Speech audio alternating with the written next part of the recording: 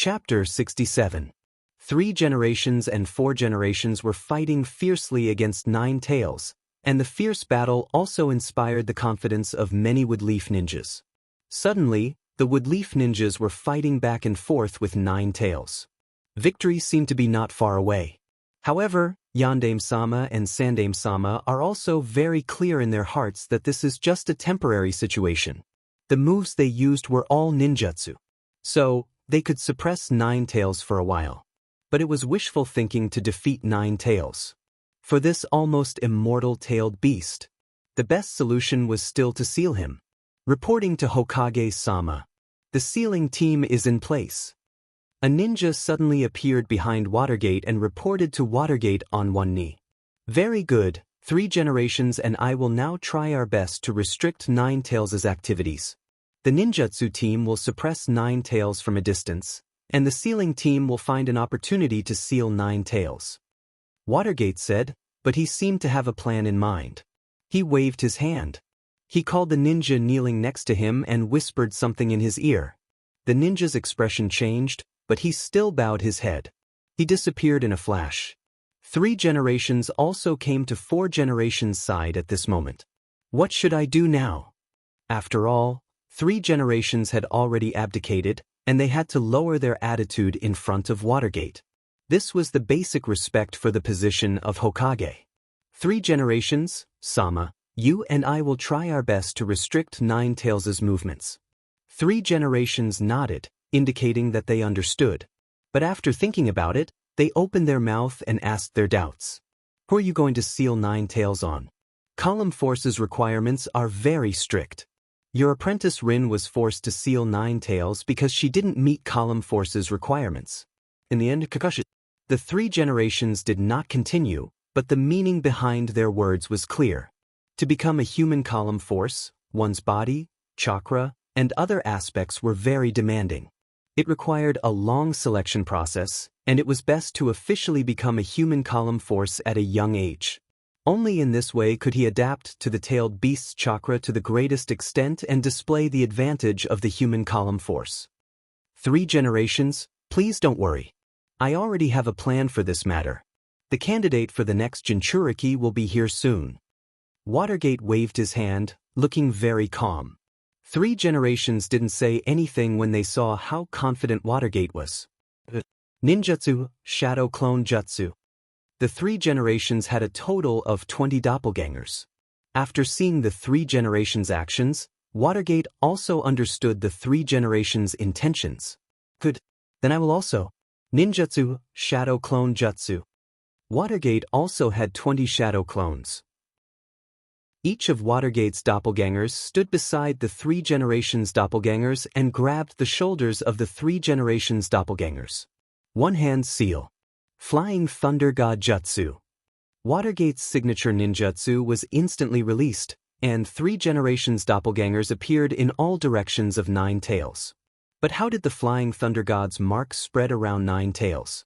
Watergate had been fighting with 9 tails for a long time before. The special Flying Thunder God's kunai were also scattered around the battlefield. At this moment, it was not a problem to take 3 generations' doppelgangers everywhere. Watergate and 3 generations' doppelgangers nodded to each other and began to stand on both sides of 9 tails' huge head. Bind! A loud shout came from the Watergate and reverberated throughout the battlefield.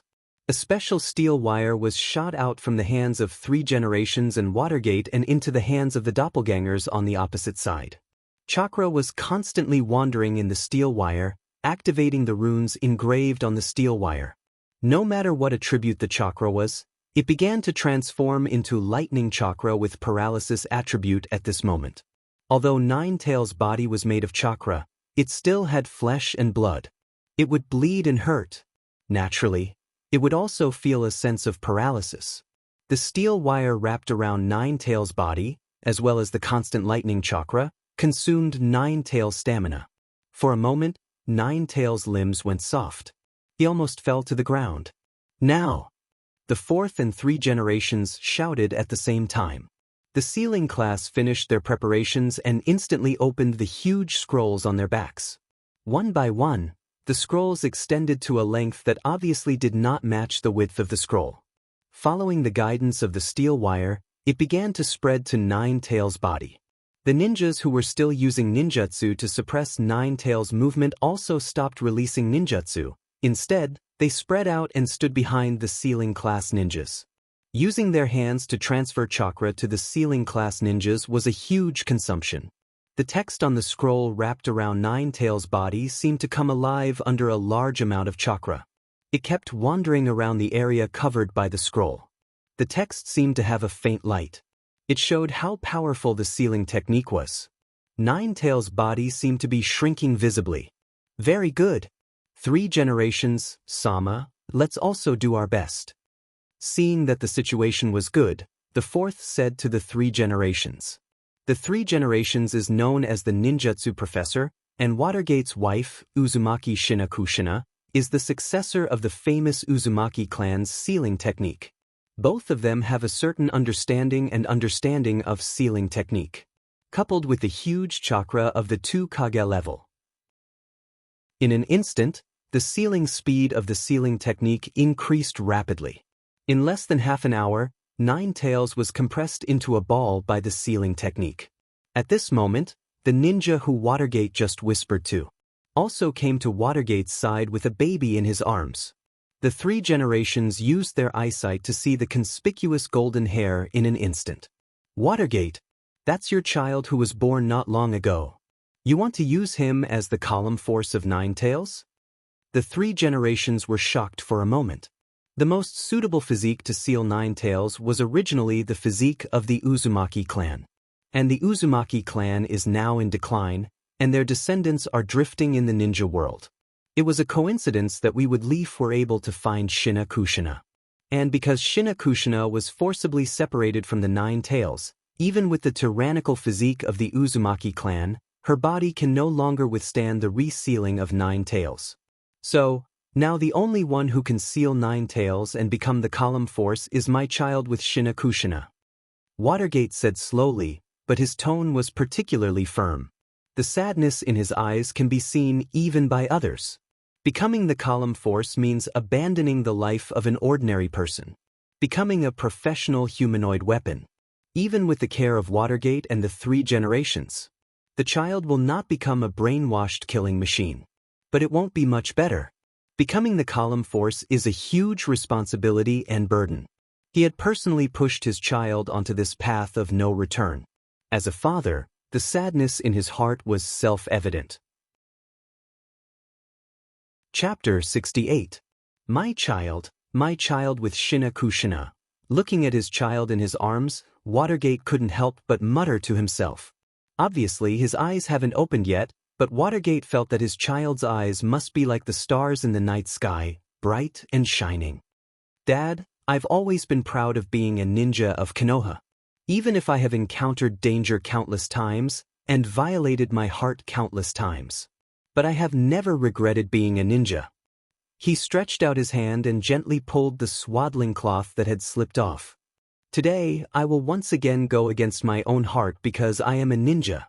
I will send my child on a road that is destined to be full of ups and downs. But Dad believes that you will be strong enough to make a world for yourself. If there is a reason, then it must be because you are the son of the 4th Hokage of Woodleaf, Watergate. You are a son of flame who has inherited the will of fire of Woodleaf. After Watergate finished this sentence, he turned his head, looking at the ninjas in the enchantment class. Start the Nine Tails sealing ceremony. A loud and clear voice instantly resounded through the sky. Every ninja in the enchantment class, as well as the ninja in the chakra class, was full of pride at this moment. This is the Nine Tails. The Nine Tails, the first of the nine-tailed beasts. Since the death of Konoha's first Hokage, no one has been able to suppress such a powerful existence. At this very moment, they were about to witness this historic moment. Even the calmest person was extremely agitated at this moment. Yes. The excited shouts of many ninjas instantly drowned out the struggling screams of Nine Tails. Everyone was so excited, because after this battle, the glory of defeating Nine Tails will accompany him for the rest of his life. But the louder the excited shouts around him, the more sad Yandame's heart was. Using his son's life in exchange for the stability of Woodleaf. As a father, how pitiful was that? Ninjutsu class.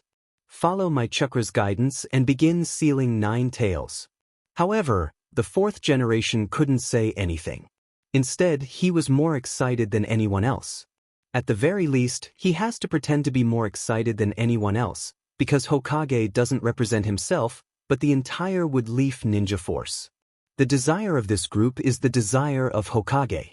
As long as they weren't mediocre people, they would be respected. They were all people who were forced by their responsibilities. Watergate increased the output of chakra and used his chakra as a marker. He guided the rest of the ninjas to seal 9 tails. Since he had decided to let his son become column force, then he naturally had to do his best to fulfill the best conditions. The seal used by Watergate was based on the inheritance of the Uzumaki clan and Watergate's design. It was a super sealing technique called the 4-symbol seal. Using the power of the 4 symbols of heaven and earth to suppress everything. Slowly, 9 tails, which was originally the size of a house, shrank even more at this moment. Just when 9 tails was almost suppressed to the extreme, Watergate once again increased the output of chakra. Now, 9 tails will turn from real to virtual and be sealed again. Hearing Watergate's words, many ninjas also desperately began to output their chakra. Father will add an even more powerful weight to you. Biting the tip of his tongue, a sweet taste instantly spread in his mouth. Watergate used his tongue to carve a seal on his upper jaw. He opened his mouth, and a blood-colored streamer instantly penetrated the sphere formed by 9 tails. This was a talisman that Watergate spent 10 years of his life to carve with his powerful chakra and deep understanding of sealing techniques. It was a gate that led to the depths of 9 tails chakra. From then on, as long as Watergate's child can cultivate to the highest level. Even if 9 tails doesn't release his chakra to support column force, Watergate's child can forcibly extract 9 tails chakra. From then on, 9 tails consciousness will become a clay bodhisattva, which can only be seen but useless. Watching the sphere slowly become transparent, as if it turned into a transparent, fiery glass. Watergate waved his hand and guided 9 tails into his child's body with chakra. Furthermore, it was sealed tightly. After doing all this, Watergate spat a mouthful of blood to the sky. He fell to the ground weak. Master said that a child of prophecy will appear in this world. When the world is about to die, the child of shinobi will save the entire shinobi world. At one time, Master thought that I was the so-called child of prophecy. But it turns out that I'm not. Because all I can do is to protect the peace of Woodleaf. I don't know who the real child of prophecy is, but he must be a member of the next generation of ninja. Master once wrote a novel. The name of the protagonist in the novel is Naruto. That's the ninja character I've always dreamed of. I hope that one day, my child can also become such a ninja. So, my child will be called Naruto from now on. After saying these words, Watergate fainted due to overexertion. Watergate! Watergate! Seeing Watergate fall to the ground, 3 generations lost their virginity for a moment. But then they began to shout Watergate's name, and turned their heads and shouted, "Medical class! Come here!" After a long time, the medical class who dared to come checked Watergate's body. They said, reporting to 3 generations, Sama, Hokage-sama's body is fine. It's just excessive consumption, and it seems that he used a secret technique, which consumed a lot of his lifespan. His body can't bear it, and he fainted under self-protection. As long as he takes good care of himself, he will naturally be fine. After listening to the report of the medical class, 3 generations instantly relaxed. But as if thinking of something, he asked, "Then, what's the situation with Shinakushina?" When the medical ninja leader heard this question, his face instantly became bitter. The situation is very bad. Originally, as a human, column force wouldn't be able to survive after his tailed beast was forcibly extracted. But Shinakushina, Sama relied on her strong vitality and our medical class's full support. For the time being, we can only hold on to a glimmer of hope. If we want to recover, maybe. Hearing the medical ninja leader's hesitant answer, 3 generations felt a little irritated. Say it.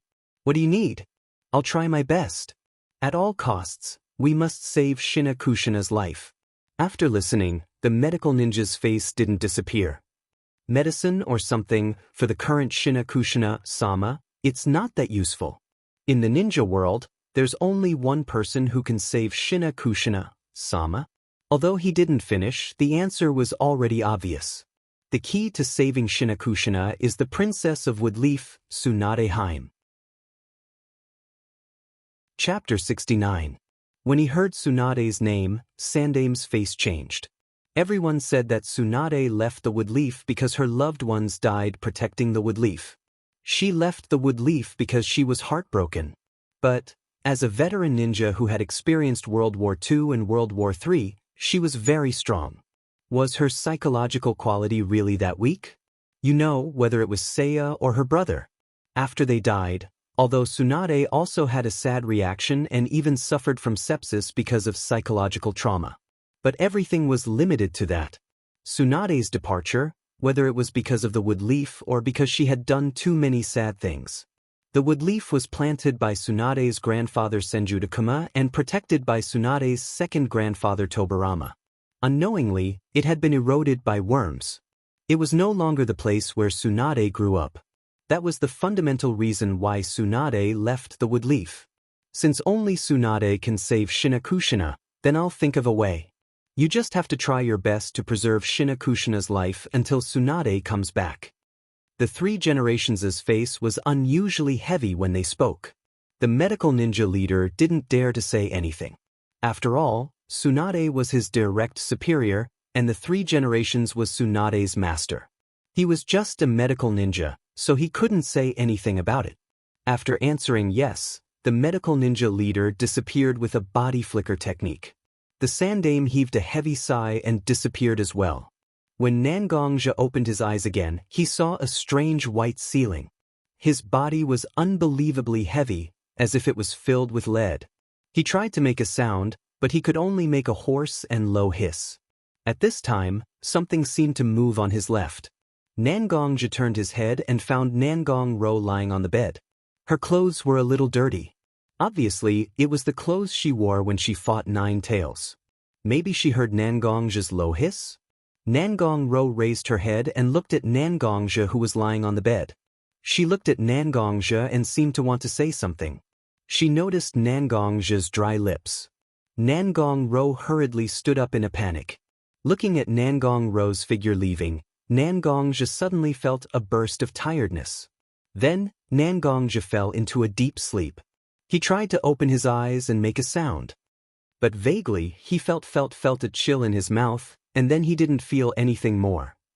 When Nangongja broke free from the darkness again and opened his eyes, Nangongja was shocked. He immediately used his greatest strength to turn his head, trying to see Nangong Ro's figure. However, the person that entered his eyes was not Nangong Ro. It was Mishiro, who came back from Yuzakura with him. Seeing Nangongja looking at her, Mishiro immediately stood up in a panic and grabbed Nangongja's hand. "Miyagi, you're awake? Do you want to drink water?" Mishiro said and was about to let go of Nangongja's hand. She went to the bedside table and picked up the full water bottle. But Nangongja tried to hold Mishiro's hand and squeezed Mishiro's little hand. "Ro," a word came out of Nangongja's mouth. Mishiro quickly reacted. Nangongja was looking for his sister. "Are you looking for Nangong Ro?" Mishiro asked tentatively. Nangongja heard Mishiro's question and shook his head vigorously. Mishiro looked at Nangongja's struggling face and didn't want to turn around to get water. Instead, he sat on the edge of Nangongja's bed and stretched out his hand to stroke Nangongja's messy hair. "It's okay, Nangong Ro just went to work." When Nine Tails attacked the village, many people were injured. In order to take care of you, Nangong Ro stayed by your bed for a day and a night. When Ling-er and I followed Kagekyure's delegation to Woodleaf Village, Nangong Ro was already very tired. I told her that I knew you, so I discussed with her to take care of you. After listening to Mishiro's words, Nangongja let go of Mishiro's hand. "Are you relieved?" Mashiro suddenly smiled. You're just like the sister complex I heard. You're so sad for your sister. Can't you pay more attention to me? Mashiro said halfway, and his beautiful mouth pouted. Obviously, he was somewhat dissatisfied. Nangongja opened his mouth and wanted to say something. But because of the injuries on his body, he couldn't say a complete word for a long time. It was always a sound that couldn't be heard clearly. Seeing Nangongja's anxious look, Mashiro stretched out his hand and gently flicked Nangongja's forehead with his finger. Fool, can't you see that I'm teasing you? Look at how anxious you are. After flicking Nangongja's forehead, Mashiro's face suddenly smiled. Just like the warm sun in winter, it was so beautiful that it made people feel intoxicated. Nangongja was a little dazed for a while. Don't think so much. Just focus on recovering. Nangong-ro and I also talked about some things about you. This can be said to be the most serious injury you've suffered since you became a ninja. So, don't think so much, just focus on recovering. I heard that 3 generations have already gone to find Tsunade-sama and want her to come back to treat the wounded. As long as Tsunade-sama comes back, you'll be able to recover faster. Hearing Mashiro's words, Nangongja also relaxed for a while. When he was in the sand battlefield, Nangongja was very clear about how magical Tsunade's medical ninjutsu was. She was obviously a ninja with hematophobia, but she could perform surgery without causing a trace of bleeding. No one would believe such a thing even if he told them about it. Mashiro also saw that Nangongja's mood was relaxed at the moment, so he stood up, picked up the kettle on the table next to him, and poured a glass of water. Gently, as if he was protecting a fragile glass. He slowly helped Nangongja from lying down, one hand on Nangongja's back. The other hand held the cup and slowly fed Nangongja water. Cough. As if he choked, Nangongja coughed slightly. Mashiro immediately patted Nangongja's back and said softly, don't worry. Let's drink slowly. Mashiro was gentle like a warm spring, wrapping Nangongja's whole body. Chapter 70. After Nangongja woke up, he began a series of rehabilitation exercises. Nangong-ro, who came to visit later, said that Tsunade-sama had been found by Jiraiya-sama. But it seems that Tsunade didn't appear in public. Except for a few seriously injured ninjas, Tsunade didn't treat anyone else.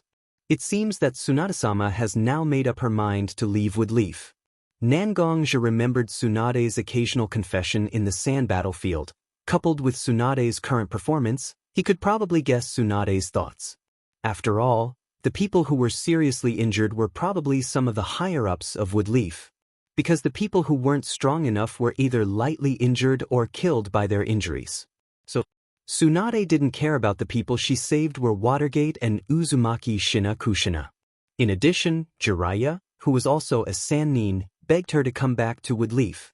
And this time, when he came back, it could be said that he had exhausted the last bit of relationship with Konoha. It would be difficult to see Tsunade again in the future. But although Nangongja thought so, there was still an unexpected situation. Because Nangongja recovered quickly, he was discharged from the hospital and returned to Woodleaf's rebuilt home. When Nine Tails attacked the village, the Hataki family's residence was almost destroyed. The remaining members of the Hataki family were all mediocre in strength. Without White Fang's protection, most of the Hataki family members didn't have the opportunity to rebuild their own courtyard. Except for Kakashi, because he was the son of White Fang and his talent was extremely high, and he was also the disciple of Woodleaf's 4th Hokage. So, he was allocated resources to rebuild his former residence.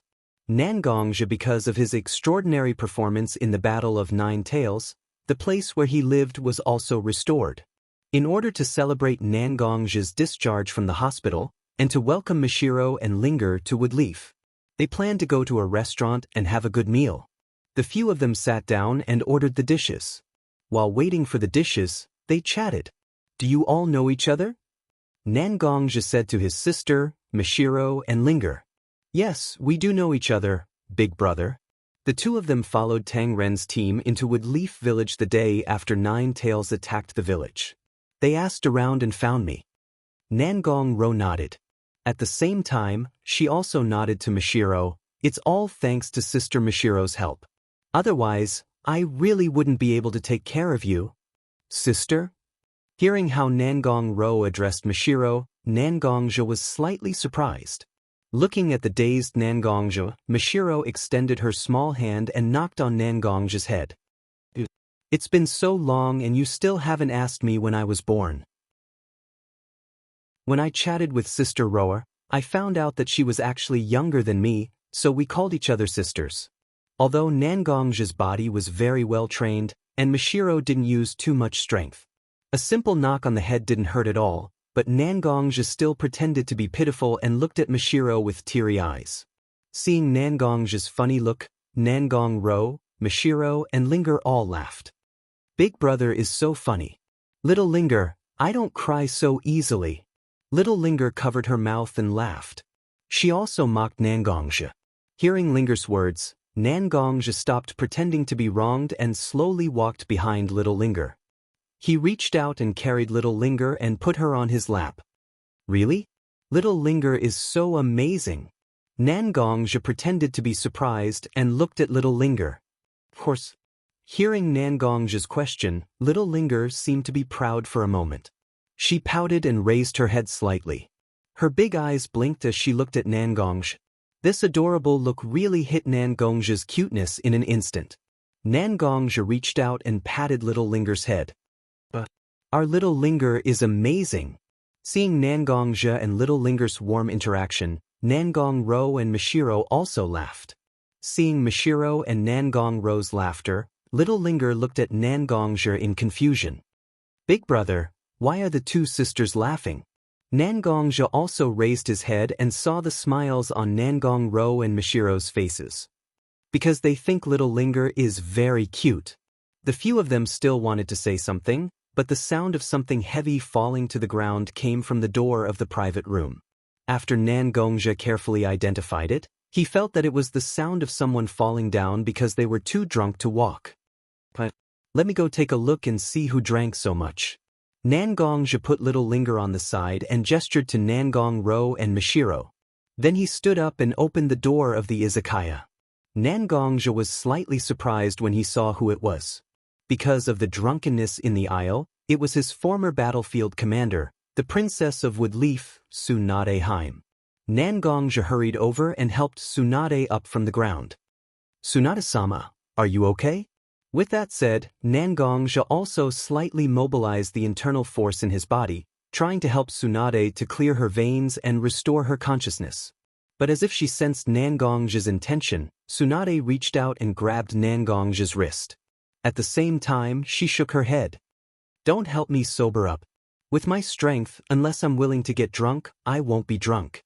Today, Jiraiya, Sensei, and I came here for a farewell meal. It's better to get drunk. Although Tsunade was drunk and couldn't even walk steadily, she spoke clearly. It was obvious that she deliberately drank so much to numb her body. Tsunade-sama, are you really going to leave Woodleaf and not come back? As soon as he said that, Nangongja secretly scolded himself for his stupidity, because Tsunade's omens had already shown her disappointment in Konoha. Not coming back. Tsunade shook her heavy head and muttered, who knows what will happen in the future? I also thought that I wouldn't come back after leaving Woodleaf last time. But Jiraiya told me that Shinakushina was seriously injured and dying. I couldn't help but come back to save her. I thought I could be ruthless and completely abandon Woodleaf, but, after all, this is the village that my grandfathers built with their own hands. Maybe Tsunade really drank too much. Nangongja shouldn't know about Shinakushina and other things. But these small things didn't matter. Nangongja could feel Tsunade's tangled emotions at this moment. Since you've decided, then do it. If you regret it, Woodleaf will always be your home, right? I'll send you back first. If you don't go back after so long, Jiraiya-sama and the 3 generations may come out to find you.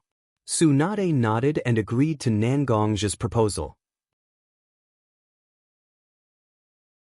Chapter 71. Under Tsunade's guidance, Nangongja found the box where Sandaime and Jiraiya were. After opening the door and explaining the situation, Nangongja left. After all, whether it's Jiraiya, Tsunade, or the 3 generations, they are all master and apprentice, and they are close to each other. There are some things that I know and I heard. It doesn't make any sense, so it's better to rot in my stomach. There will be people who will worry about it. As for me, although I'm a woodleaf ninja, even if I become the best jonin, I don't have any right to speak. This is the treatment that a ninja who was not trained by woodleaf from childhood must receive. Nangongja returned to his box and noticed Mashiro and Nangong-ro's puzzled eyes. Just now, Tsunade-sama drank too much. I have sent Tsunade-sama to Sandaime and Jiraiya-sama's side. It's okay, Nangongja said, and at the same time, he waved his hand, indicating that there is no need to talk about this topic. Nangong-ro and Mashiro also knew that since there are some things that they don't understand, it's better not to ask. Speaking of which, have you been taking care of Yandaime's wife and child during this time? Nangongja suddenly remembered Nangong-ro's work that she occasionally mentioned to him before. After all, Yandaime gave him a good impression, so Nangongja still paid some attention to him. Yes, after Tsunade-sama came back, she began to treat Shinakushina-sama, who was seriously injured when Nine Tails attacked the village. And Shinakushina-sama seemed to have premature birth because of Nine Tails' attack. The child and she are very weak. So Kiba Hospital sent several medical ninjas to accompany them, and I was one of the shifts. Nangong-ro said, seeming to remember the situation of Shinakushina and the child. Her face was also slightly strange, maybe she was worried about the two's health. But it's strange, I don't know what Yandaime-sama and Shinakushina-sama think. They want the child to follow the mother's instinct, Uzumaki. Maybe Shinakushina-sama wanted to end the Uzumaki clan's decline? Nangong-ro also immediately said something that felt strange. After all, in the ninja world, most children follow their father's surname instead of their mother's surname. However, this is family's business. Everyone couldn't say anything. It was fine if they talked about it in private, but if they really wanted to make it public, it would be a little too nosy. Follow the mothers? Then, what's the child? He wasn't interested, he didn't was s's. But when he heard that Yandaime-sama's child followed the mother's surname, he became interested. Oh. Nangong-ro thought for a while. It seems that because the name was a bit strange, she was a bit speechless for a while. But soon, she patted her head and said the child's name, Naruto. Uzumaki Naruto. This is the name of Yandaime-sama's child. Naruto? What a good name. It was fine if he did not make a sound, but once he did, he would amaze the world. Presumably, Yandaime-sama is full of expectations for his child, right? Just when Nangongja was sighing that Yandaime-sama gave his child a good name, the door of Nangongja's room was violently pushed open. Ha! Boy, you really have a good eye, it took me a long time to come up with this name. A white-haired uncle stood at the door and laughed. It's amazing! What? Yes, that's what I thought at the beginning.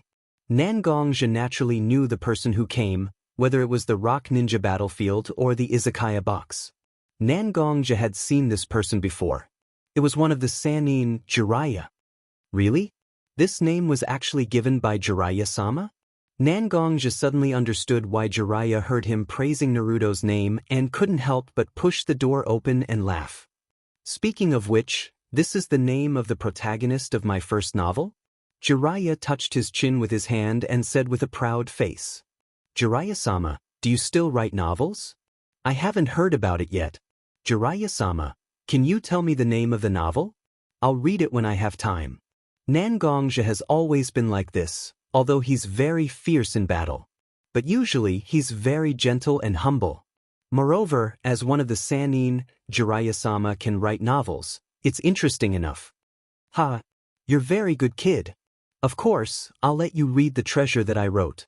Saying that, Jiraiya began to fumble in the ninja bag on his back. I can also give you an autograph. This is Jiraiya-sama's autograph. Thank me. After finding the book, Jiraiya opened the title page of the book. There was a calligraphy pen with Jiraiya's name on it. When Kakashi read my novel, he couldn't help himself. These days, he's been pestering me to write the next novel. He wants to read it as soon as possible. Jiraiya stretched out his hand and scratched his messy hair with a worried look, but what's with the proud look in his eyes? However, it was a book that could make Kakashi, who had an ice cube face, addicted. It's really something to look forward to. After taking the book from Jiraiya's hand, Nangongja was a little confused for a moment. The book had a dark red cover and the words, "Intimate Paradise," written on it. More importantly, there were several scantily clad women on the cover who were flirting with each other. Wasn't this clearly a small book? But Nangongja still endured the strange feeling in his heart, took the book from Jiraiya, and put it in the small ninja bag on his back. Thank you, Jiraiya-sama. Just now, Tsunade-sama seemed to have drunk a lot of wine. Please pay more attention to Tsunade-sama and take care of Tsunade-sama. Nangongja's words were in line with etiquette. His words already had the intention of asking the guest to leave. After all, Nangongja can say that he's holding a family banquet. Jiraiya's status is very high, and they're not very close to each other, so Nangongja was a little reluctant to let Jiraiya join in. It's okay. I'll personally send Tsunade home, but you... Speaking of this, Jiraiya suddenly looked at Nangongro and Mishiro sitting behind him, and the wretched look in his eyes was about to explode. He stepped forward and patted Nangongja's shoulder. Young people still need to control themselves. His tone was earnest, just like an elder's. However, Nangongja felt that the words that came out of his mouth were awkward no matter how he listened. Control? Is this something an elder should say? Chapter 72. After Jiraiya said that, Nangongja could only helplessly look at the two girls sitting behind him. Unlike little Linger who didn't understand. Nangongro was blushing at the moment, but Mishiro didn't know why he was so interested. Hey. Is this still the Mishiro I know? You know, people always have a side that they don't know. Nangongja remembered Jiraiya's heroic figure on the rocks battlefield, and the way he used all kinds of ninjutsu. For a while, he felt that Jiraiya's image in his mind collapsed. Among the Sannin, Orochimaru had already betrayed the village, and Tsunade was also very disappointed with Woodleaf and drank heavily. Jiraiya, the only one who still retained a great and righteous image in Nangongja's mind, was actually an old pervert who loved to write small books. Also, if he didn't hear wrong, Jiraiya seemed to have given such a book to Kakashi. So, in fact, Kakashi was also a person who was cold on the outside but passionate on the inside. Nangongja suddenly remembered that when he was in the hospital, Kakashi also came to visit Yondaime-sama and his wife. On the bench in the corridor, he was holding a book with a serious face. He even laughed from time to time. This book can't be that book, right? Sure enough, ninjas are people who can't be judged by conventional means. Even if Kakashi was an iceberg youth, was he actually a stuffy young man in his heart? I didn't expect that Woodleaf is so famous. One of the candidates for the 4th Hokage, Jiraiya-sama, is actually, how should I put it, so bold and unrestrained? Mishiro sighed for a while. When Woodleaf was running for the 4th Hokage, Jiraiya, one of the Sannin, was actually very popular. Even the members of the Fire Country's royal family supported Jiraiya. But Jiraiya took the initiative to give up. Otherwise, why would the position of 4th Hokage be given to someone like Watergate? Even with the support of the 3 generations and Watergate's contribution was great. If Jiraiya wanted to, he could immediately become Woodleaf's Hokage. We'll just treat these people as a joke. I didn't expect that Woodleaf's Sannin to be so promiscuous. Tsunade was a gambler. Orochimaru. Jiraiya. As expected, the disciples taught by the 3rd generation master were all unique. A burst of uncontrollable laughter rang out. It was actually Nangongro, who was blushing just now. Promiscuous? How did you come up with such a strange nickname? If he heard did he? So, where was her? Why did she start laughing all of a sudden? Looking at his sister's appearance, Nangongja became even stupider than Gun. However, what followed was the laughter of the 3 women. Although the process was a bit different from what Nangongja imagined, the 4 of them could eat together and laugh. Isn't that great? Looking at Nangongja, who was talking to Mishiro, and little Linger, who was stuffing all kinds of food into her mouth. For a moment, Nangongja felt that time was so wonderful. Just like that, they had a long meal in the izakaya. Time always flies and it's hard to stop it. Nangongja cultivated in Woodleaf for 3 months. After the battle with 9 tails, Nangongja couldn't fully explore the condition of his body because of excessive internal energy consumption.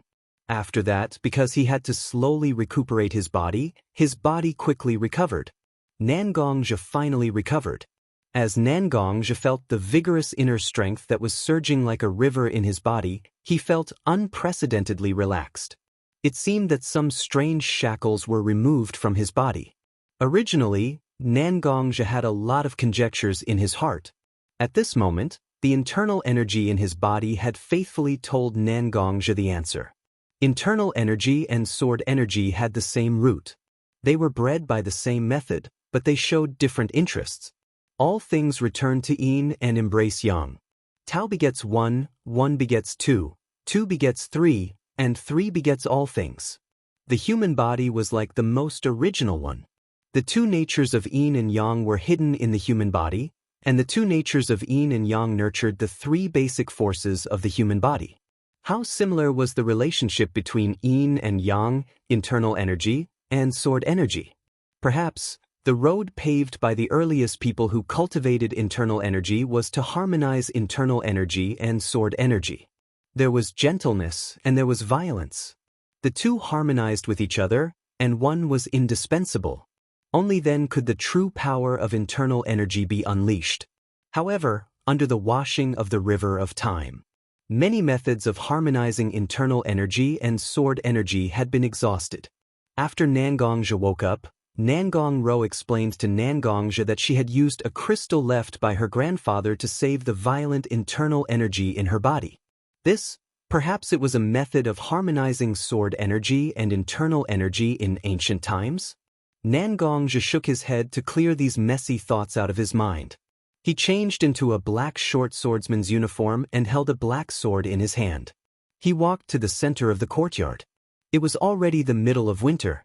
Woodleaf had also snowed a few times. Nangongja's courtyard was also filled with sparkling white snowflakes.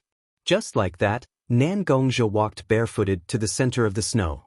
He did not use the internal energy flowing in his body. Instead, he slowly began to dance with the black sword in his hand. His swordsmanship was light and gentle. It was as if a young girl was reaching out her soft hands and gently caressing her lover. The young girl seemed to be opening her mouth to speak, but she swallowed her words. The soft silk slowly narrated on the tip of the sword. What about Nangongja? At this moment, he was thinking about Mishiro's gentleness and care for him. The more he thought about it, the gentler his swordsmanship became. Little Linger wrapped herself in a cotton-padded coat and opened the door of her room. She wanted to ventilate the room. After all, the charcoal stove in the room was warm. However, there was a strange smell. Coincidentally, she saw Nangongja practicing swordsmanship in the courtyard. Little Linger did not understand how profound Nangongja's swordsmanship was. However, the light and graceful swordsmanship was like a dance. Little Linger was mesmerized. Brother's swordsmanship is so beautiful. The little stars in her eyes were about to pop out. Nangong-ro and Mishiro heard Little Linger's exclamation and came to Little Linger's door. Mishiro did not understand. Little Linger did not understand. However, how could Nangong-ro not understand? That soft affection was slowly expressed along with the swordsmanship. So, brother's feelings for someone are so deep that it affects his swordsmanship? Nangong-ro sighed. Her eyes could not help but look at Mishiro, who was beside her. Chapter 73. Mishiro didn't notice Nangong-ro's gaze. After all, Mishiro was just an ordinary person who didn't know ninjutsu. Moreover, he was focused on Nangongja's sword dance. However, with the gentle narration of love, Nangongja's swordsmanship slowly changed. It was no longer the entanglement between lovers. Instead, it was a ball of fire that warmed and illuminated the world. Unknowingly, internal energy was slowly injected into the sword.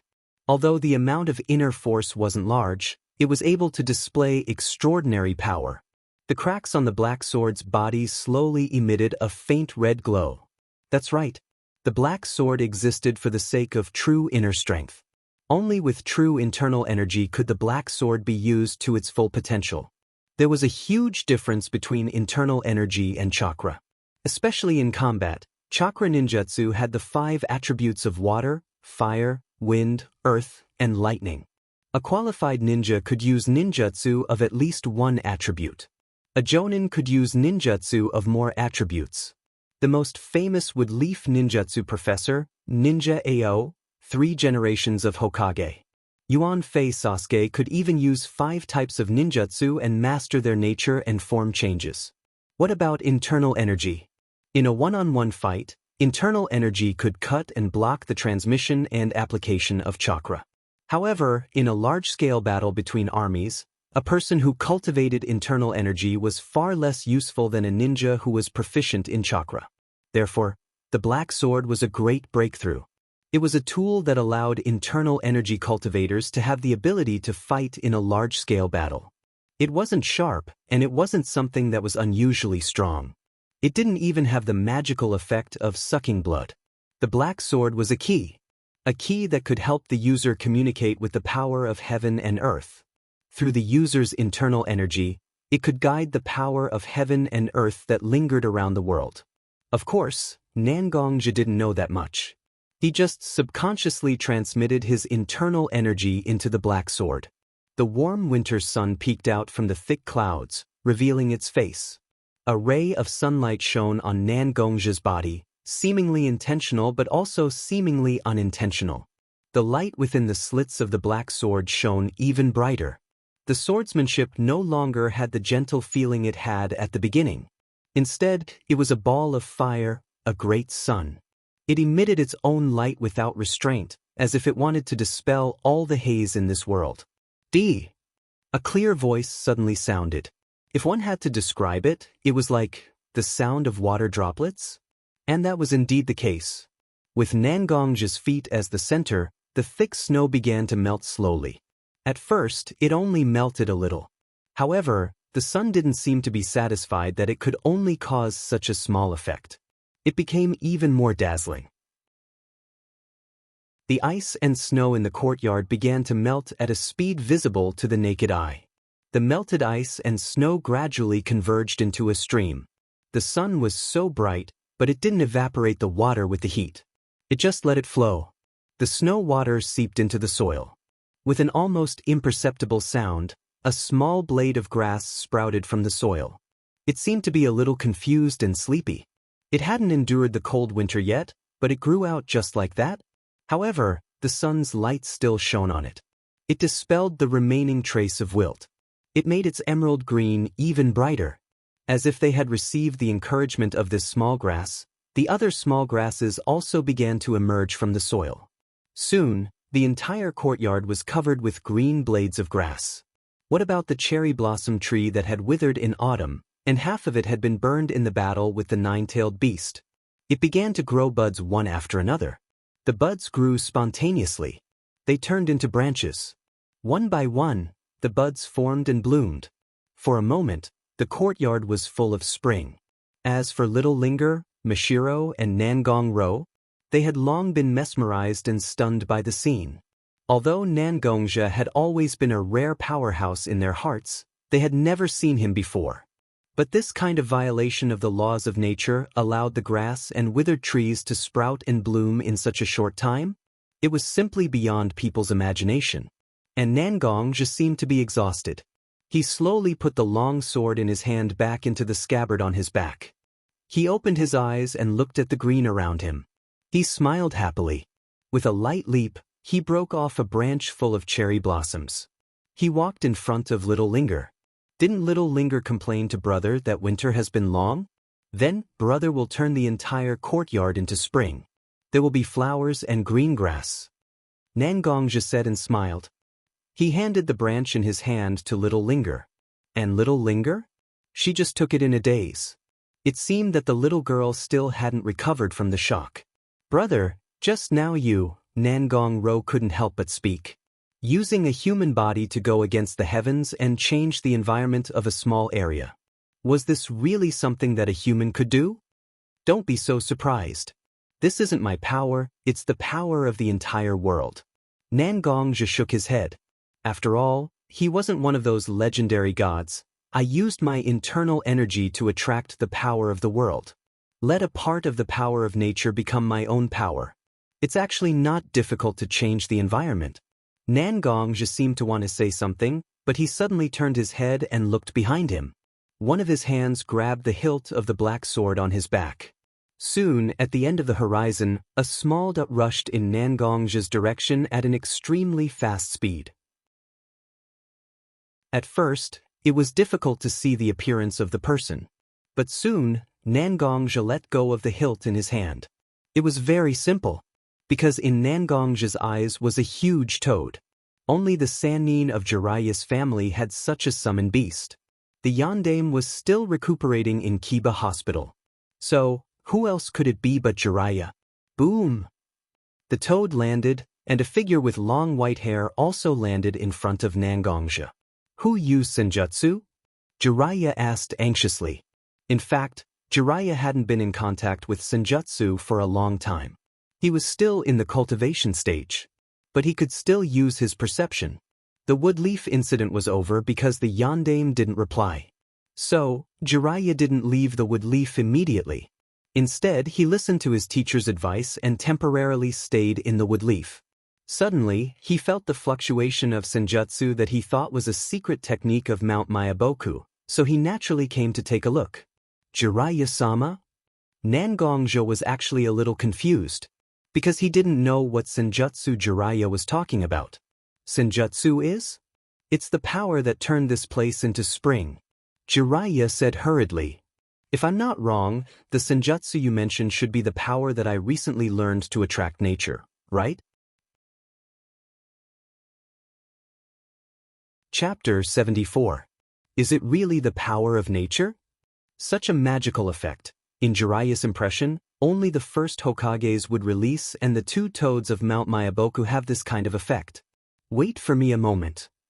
Seeing Nangongzhi's doubts, Jiraiya could only stretch out his hands. He wanted Nangongzhi to wait for a moment. Then, Jiraiya turned around and said to the giant toad standing behind him, "Don't worry. Toad Isamu, you go back to Mount Myaboku first. Inform Fukasaku Sannin and Shima Sannin. I found a ninja in Woodleaf Village who uses the power of nature. I hope to bring him to Mount Myaboku to figure out what's going on." At this time, Jiraiya didn't have the wretched appearance he showed in front of Nangongzhi. On the contrary, he was too overbearing. He didn't even consult Nangongzhi's opinion and began to make all kinds of arrangements. Jiraiya-sama. Nangongzhi patted Jiraiya's shoulder, hoping that Jiraiya would look at him. What? Jiraiya turned his head. He was halfway through his words. He already saw Nangongzhi's slightly cold eyes. Even if Nangongzhi's position in Woodleaf wasn't as high as him, he wasn't one of the leaders of Woodleaf. But it's still undeniable that Nangongzhi's power can be ranked in Woodleaf. What's more, Woodleaf experienced the Third Shinobi World War, and Nine Tails attacked the village. All kinds of talents were somewhat withered. The Sannin who could have become the new pillar of Woodleaf betrayed and left. As for Jiraiya, he was busy investigating a mysterious organization hidden in the dark. To put it bluntly, Nangongzhi was already one of the important forces guarding Woodleaf. For such a person, Jiraiya's attitude was a bit too much. Sorry, I lost my composure. Jiraiya, who understood the ins and outs, didn't put on any airs in front of Nangongzhi. Instead, he openly apologized. It's mainly because nature's chakra is too important for us ninjas. Everyone knows that the first Hokage of Woodleaf Village, the Shinobi no Kami, Senju Dakuma. The reason why he was able to conquer the world and subdue the nine-tailed beasts was because of his legendary Mokutan ninjutsu. But today, there is no one who can use the wood escape technique. The first Hokage can be said to be the only ninja in the known history who can use Mokutan. Even Senju Dakuma, the younger brother of the first Hokage, can't use this magical technique. We've never been able to explain what's going on, but my sensei, the third Hokage of Konoha, is the direct disciple of the first and second Hokage, and there are various signs of him using would release against the first Hokage. The most important element to use Mokutan is nature's chakra. Nangongja was a little confused when he heard this. About the power of the first Hokage, as long as one lives in the shinobi world, almost everyone has heard about it. But according to Jiraiya, controlling nature's chakra can use Mokutan. This is obviously not the case, because at this moment, Nangongja can control and draw on some nature's chakra. But he can only draw on the grass that already exists, and the dead tree that still has a trace of vitality. Compared with the first Hokage's method of creating a forest out of thin air, and every branch can absorb and suppress chakra's chakra, it's really a far cry, isn't it? Jiraiya-sama. I can use nature's chakra only because I draw on a small amount of nature's chakra with my own strength. There is no such thing as the miracle of Mokutan. I don't practice chakra like most ninjas, so did you misunderstand something? Although Jiraiya is still a little impatient, after understanding how important Nangongja is, he still listened to Nangongja's doubts. Indeed, it's not that you can use nature's chakra to use Mokutan, because the first Hokage has completely retained nature's chakra in his body, absorbing and assimilating nature's chakra. There is no barrier between nature's chakra and nature's chakra. The summoned beasts of the Sannin are all from ancient races. It was Master who specially searched for us. It was because of the desire to reproduce Mokutan that we signed a summon contract with these 3 summon beast clans. However, after Orochimaru's test, we found that it's impossible to integrate nature's chakra with nature's chakra like the first Hokage. Any attempt to completely integrate oneself into nature's chakra will only result in failure. You'll only turn yourself into a frog, a python, or even a slug. Nangongja didn't ask why Jiraiya knows that failure will lead to such a tragic end. Because as long as it involves the first Hokage's Mokutan, Woodleaf's plan, and Orochimaru, it won't be anything positive, will it? So, you're looking for a new way to integrate nature's chakra into your body? Nangongja finally understood the plan of Jiraiya or Woodleaf Hokage. Nangongja, do you know how important Mokutan is to Woodleaf? Woodleaf now has a senju with half or even 1/3 of the power of the first Hokage. Woodleaf will not be just one of the 5 great shinobi villages in the world, Jiraiya said, and a fire seemed to burn in his eyes. A pair of big hands grabbed Nangongja's shoulders. The huge force almost made Nangongja grimace. This is the seemingly amiable, and sometimes even perverted Jiraiya? At this moment, in Nangongja's eyes, Jiraiya was more like a person who was blinded by religious fanaticism. Is this the reason why you want to take me to the place called Mount Mayaboku? Nangongja didn't show any emotion, but Nangong-ro, Mashiro, and Little Linger were standing in the room looking at Nangongja with a worried face. Such a scene was too stressful for the girls. That's one of the Sannin, Jiraiya. His every move can almost represent the attitude of the entire Woodleaf. And Nangongja? For those who are interested in Mokutan, he's just a precious living material. Even if Nangongja is really exhausted? Anyway, he's not a ninja trained by Woodleaf, so there's no need to worry. Although Woodleaf is now green and yellow. But what if they can find the secret of Mokutan from Nangongja? Make Mokutan a regular jutsu of Woodleaf? That's really exciting. Chapter 75. Just when Nangongja wanted to say something to Jiraiya, Jiraiya suddenly turned around and quickly made hand seals, summoning Gamadame who had just disappeared. Jiraiya-sama, Fukasaku Sannin and Shima Sannin have agreed to your request. Although this Nangong Jonin didn't sign a contract with Mount Mayaboku, because it involves Senjutsu, the 2 Sannin have made special permission to reverse summon Nangongja Jonin to Mount Mayaboku. Gamadame seemed to be a straightforward person, and he didn't say much and immediately reported the decision of the 2 Sannin to Jiraiya. When Jiraiya heard the news, he nodded and looked at Nangongja. I'm sorry, Nangong-jun. Because Senjutsu and natural energy have a wide range of effects.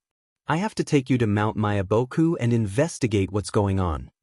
Jiraiya seemed to be a little apologetic and said, but Please rest assured that it will never endanger your life and the normal lives of your family and friends. I promise you with my title as a Sannin." At this time, Jiraiya seemed to have calmed down, and he didn't look like a fanatic anymore. Nangongja wanted to believe Jiraiya's words. After all, Jiraiya has already promised Nangongja with his title. But Nangongja couldn't help but speculate in his heart. Is this a disguised threat? If I refuse, does it mean that whether it's Nangong Ro, Mashiro, or Little Linger, they will tremble under the threat of Woodleaf? Don't say that Nangongja's thoughts are too extreme. As long as people who have really seen the various dark sides of the major ninja villages, they will have such thoughts. White Fang's example was right in front of his eyes. In that case, I'll leave it to Jiraiya-sama. Nangongja could only nod, indicating that he agreed with Jiraiya's proposal. That's good, I'll start preparing the reverse summoning technique now. Hearing Nangongja's agreement, Jiraiya immediately looked happy. Immediately, he put the huge scroll on his back on the ground and unfolded it. His fingertips fluttered, and he quickly printed hand seals. Ninjutsu, reverse summoning technique. He pressed his bloody hand to the ground, and a spell spread on the ground. When the spell ended, a burst of brilliance also rose from the spell. So, Jiraiya didn't say anything and pointed. He pointed to the formation array to do so. His meaning to wanted to step. Just to step into the array. And little to s's to twos to. To him to, and linger, and stood. As to say to jo to say something. As to. But Nangongja immediately shook his head and stopped Nangong Ro from saying what she wanted to say. There were some things that once said, there was no room for negotiation. Don't worry, Jiraiya-sama is one of Woodleaf's Sannin. Such a person can be trusted if he swears by his own name. I'll be there soon, take care of Mashiro and Little Linger. Although Nangongja said so, his eyes flickered on his face that Jiraiya couldn't see. Nangong Ro and Nangongja have been together for a long time. Nangongja's little tricks were naturally familiar to her. However, it was precisely because of this that she couldn't do anything unusual.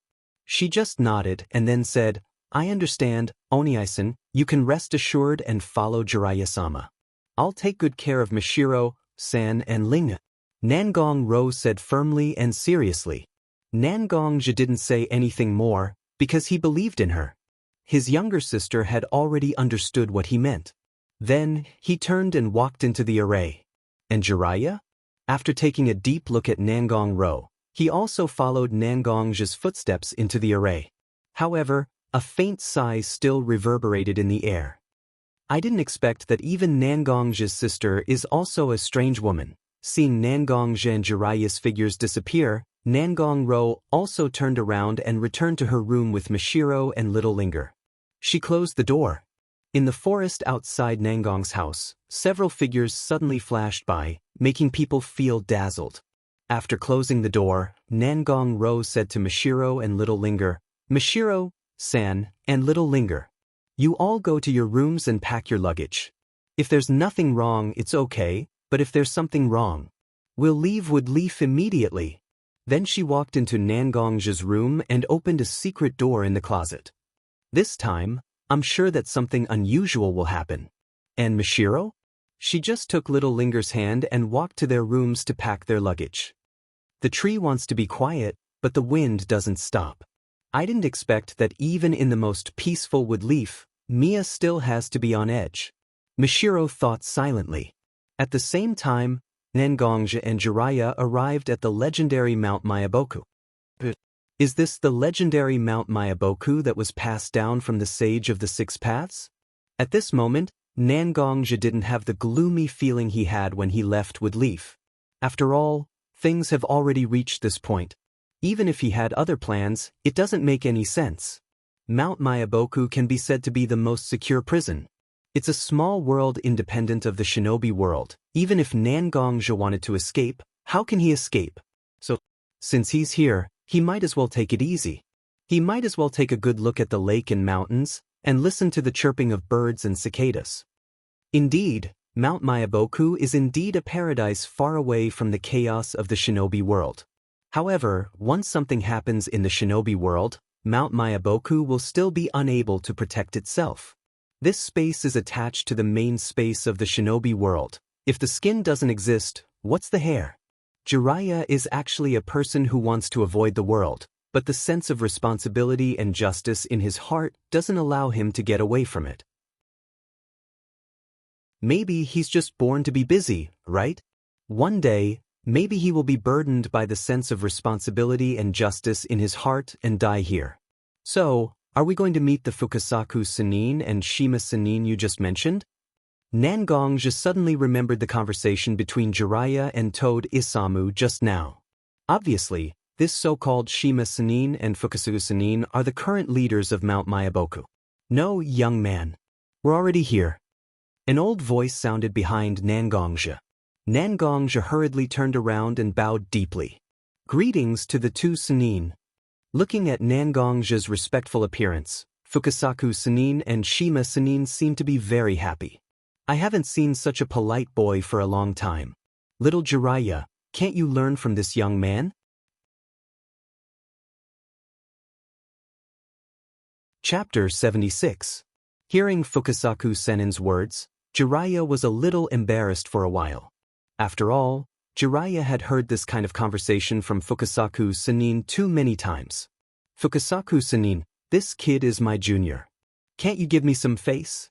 Although Jiraiya knew that he couldn't stop Fukasaku Sannin from mocking him, he couldn't help but say this. What about Fukasaku Sannin?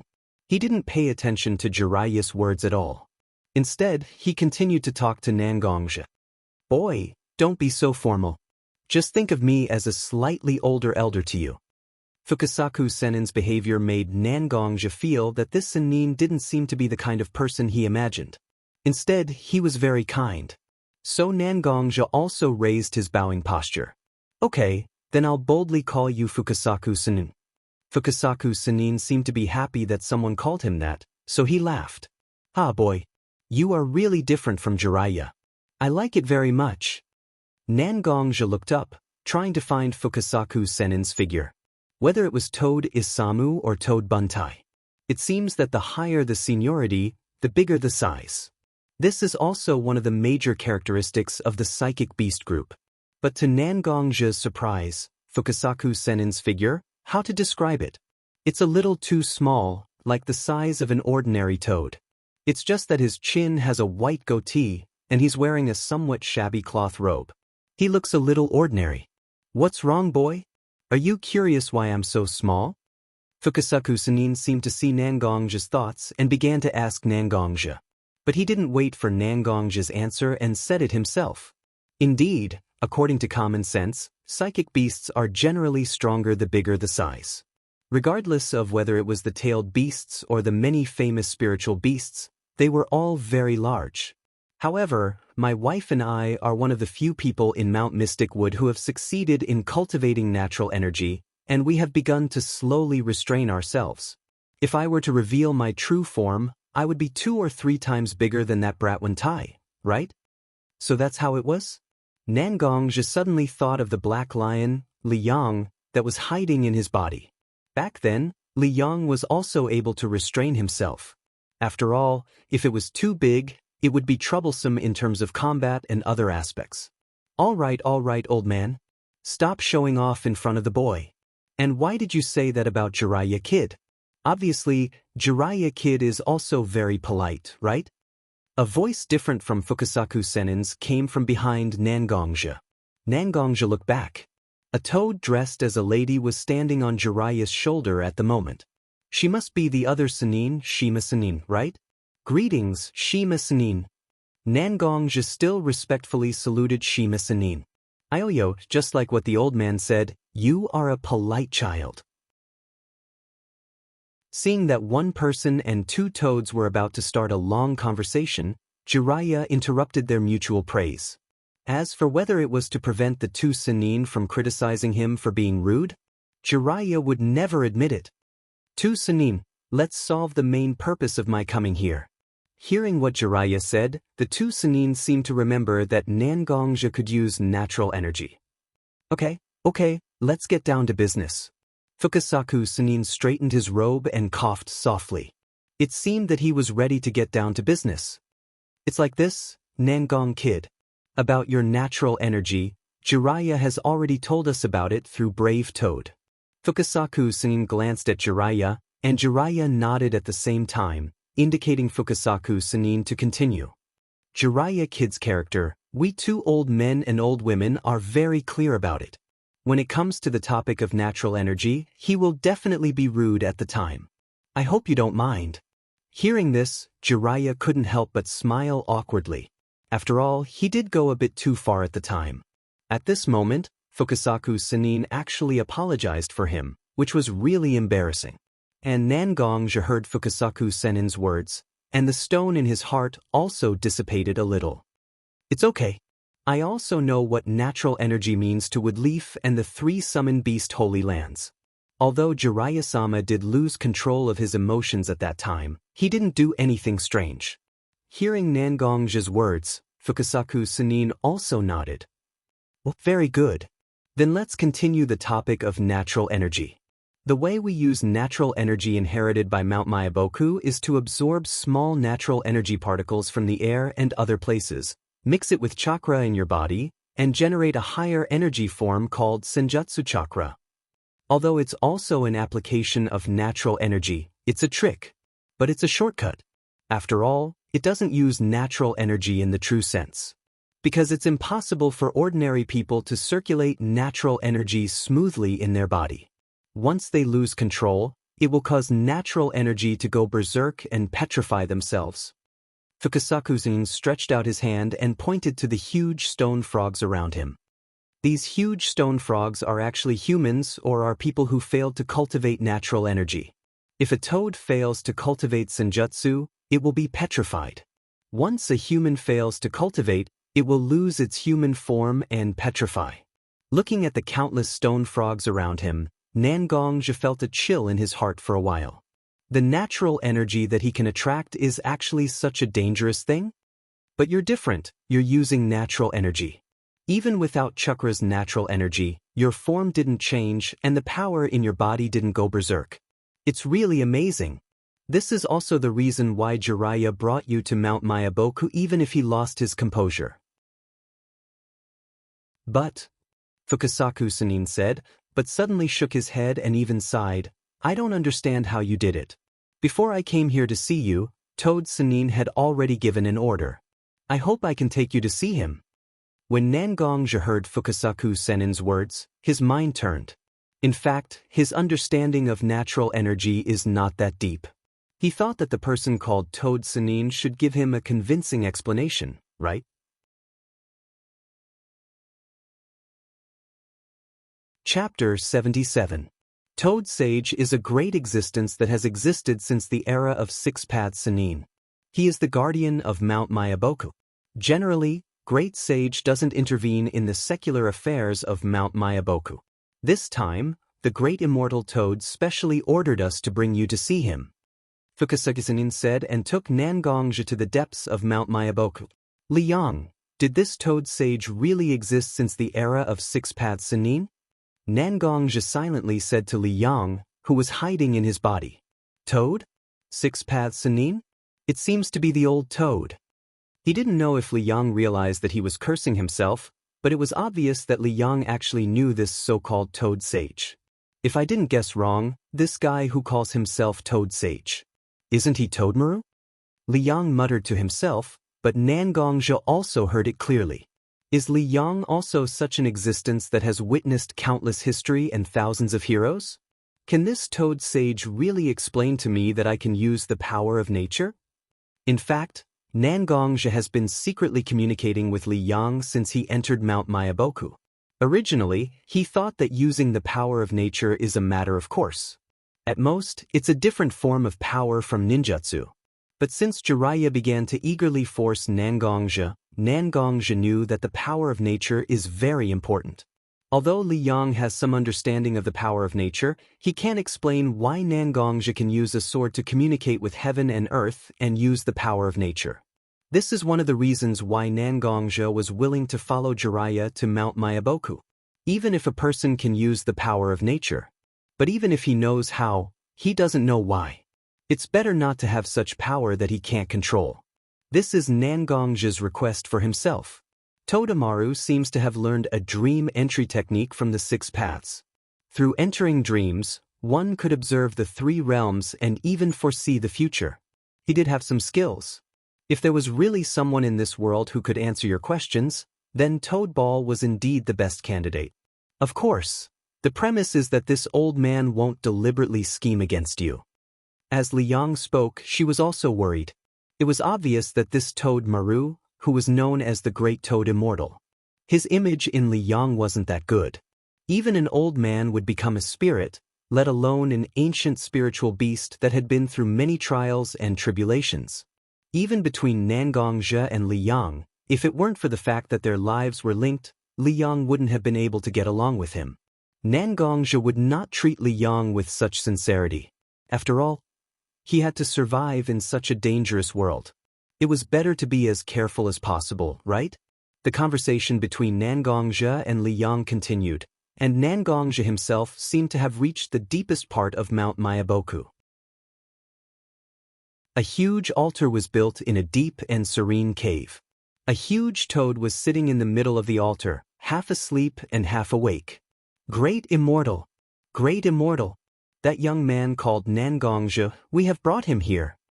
Fukasaku jumped a few times and arrived beside Great Immortal Toad's ear. He shouted strenuously. Great Immortal Toad seemed to have woken up because of Fukasaku's shout. A faint groan could be heard, and Immortal Toad's eyes opened a slit. Its dim yellow eyes seemed to have a bit of confusion from just waking up, as well as a kind of turbidity due to old age. Then Gong? The Great Immortal Toad muttered softly. After a while, it seemed to remember the name Nangong. Is it the person who cultivated internal energy and can use natural energy? It's been a long time. I haven't seen such a person. As Great Immortal Toad said this, his eyes began to look at Nangongzhe's figure, and he became silent. After a long silence, Nangongzhe felt that he couldn't leave in silence. Thus, he slightly bowed and said, Woodleaf Jonin, Nangongzhe. Greetings, Great Immortal Toad. Hearing Nangongzhe's words, Great Immortal Toad wanted to say something. However, he suddenly swallowed the words that were about to come out of his mouth. You seem to have an old friend in your left arm? Sure enough, Great Immortal Toad's eyesight was extremely shocking. However, in such a short period of time, he discovered that there was another soul residing in Nangongzhe's left arm. Boy, let me out.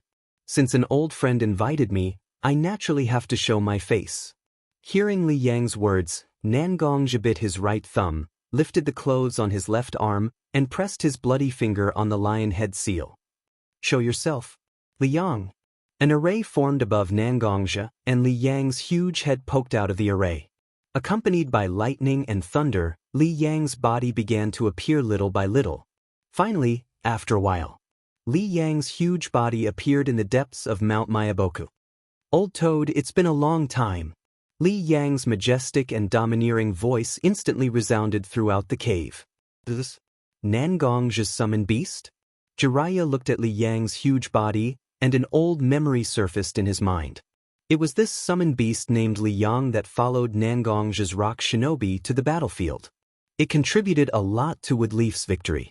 Although Jiraiya knew that this summoned beast was not ordinary, he really didn't expect that this black lion was actually from the same generation as Great Immortal Toad. It's you. The Great Immortal Toad seemed to have seen Li Yang's figure. In an instant, his slightly opened eyes suddenly widened. The dim, sleepy, and dirty eyes all disappeared for a while. You madman are still alive? Li Yang heard Great Immortal Toad call him a madman, and for a while he seemed to have heard a joke. He laughed, and at the same time, lightning surged. Li Yang's figure shrank little by little. This figure was the one Nangongzhe saw in his mind. A man wearing a black cloak. Everyone says that I'm a madman, but in such a world. If I'm not a madman, how can I be free? Li Yang said with a smile. But whether it was Great Immortal Toad, Shima Fukasaku, or even Jiraiya, they were all shocked by such a mighty man. What kind of courage did he have to say such words?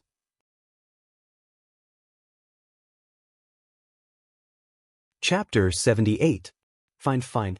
I already know what kind of character you have. Saying such words, this is the proud black lion I know. Although Toad Sage was shocked by Li Yang's words for a while, he quickly returned to normal.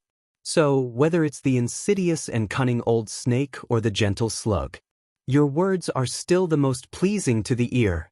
It's been a long time, old Toad. Li Yang maintained her human form and stood beside Immortal Toad. But this scene is very strange. After all, although Li Yang's human form is very tall and burly, standing in front of Toad Sage, he's not even as big as Toad Sage's claw. It's really funny, isn't it? Toad Sage also looked at Nangongzhi at this moment. I have been wondering, although you can communicate with natural energy. But as long as you come in contact with natural energy, it will inevitably affect the shape of your body. But you didn't change at all. It seems that Black Lion has put a lot of effort in this regard. Nangongzhi heard these words and was a little confused. After all, Li Yang never told him that he helped him control the flow of natural energy into his body. But Li Yang shook his head at this moment. He signaled Nangongzhi not to talk more. It seems that he didn't want Toad Sage to know the details of this matter. I don't know, Toad Sage. Can you explain to me why I can communicate with natural energy? Whether it's Jiraiya-sama or Fukasaku-shima. It's very clear that natural energy is a great and dangerous power. Nangongzhi's words entered Immortal Toad's ears without missing a single word. Toad Sage was also very clear about Nangongzhi's concerns about natural energy. A huge force was like a bomb that could explode at any time if one didn't understand it well enough. That's true. After Li Yang lost contact with him, this method of cultivating inner strength with natural energy appeared. Great Immortal Toad said slowly, but from time to time he would glance at Li Yang who was standing by his feet. Inner strength has a huge flaw. I'm sure you, Nangong, are the clearest about this. That is the danger of becoming a demon. In the long history of the world, there have been countless people who turned into devils after cultivating their inner strength. Among them, there are also quite a number of people who have almost become heavenly demons who have slaughtered the world. However, those who have fallen into the demonic path are actually squandering their potential and life without any scruples. When the power of the bedevilment declines, they will die from exhaustion of their life force. There has never been a lack of geniuses in the world. There was once a brilliant inner strength cultivator who, for some reason, managed to retain a part of his mind after he turned into a demon. As his life force continued to decline, he searched for many ways to save himself. Of course, it was because he had entered the demonic path. His temperament has also become extremely irritable, resulting in many killings. And he forced his way into the slug's wet bone forest. The great Immortal Toad paused for a moment as he spoke. His eyes were filled with helplessness and resentment.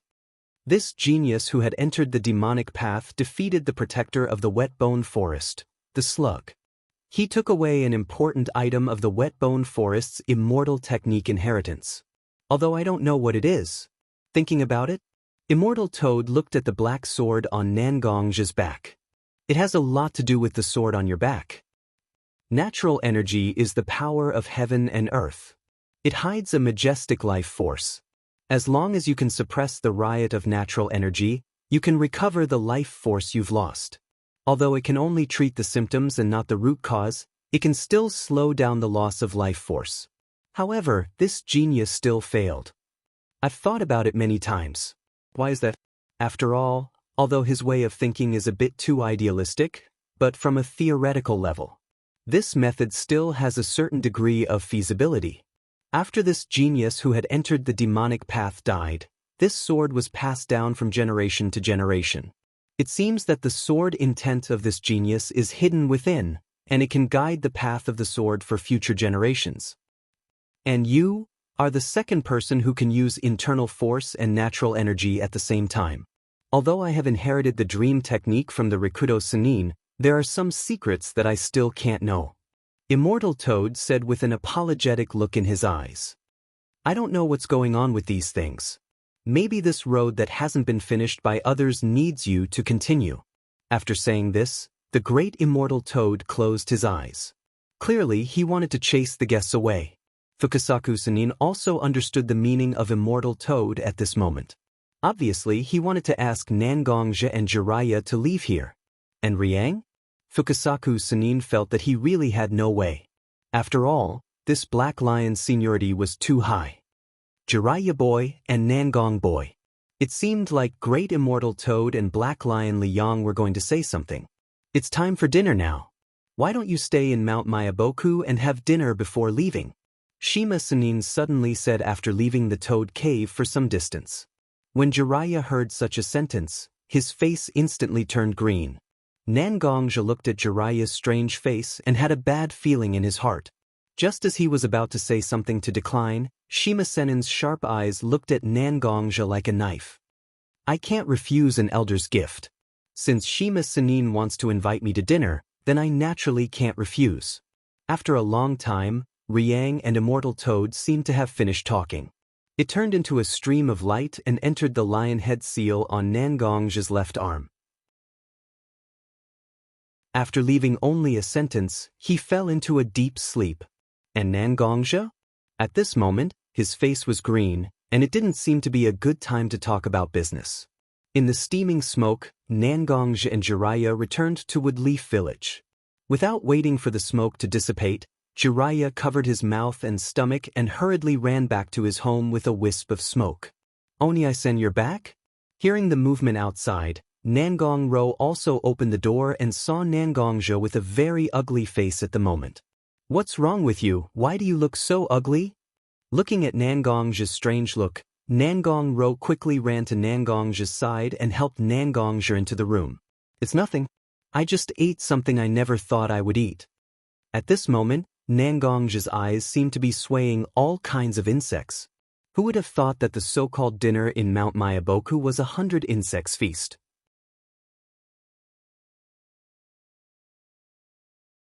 Chapter 79.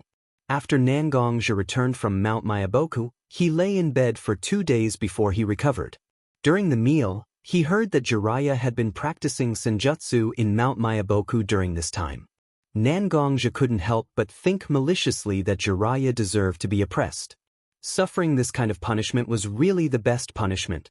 During this period, Nangong-ro also asked several times.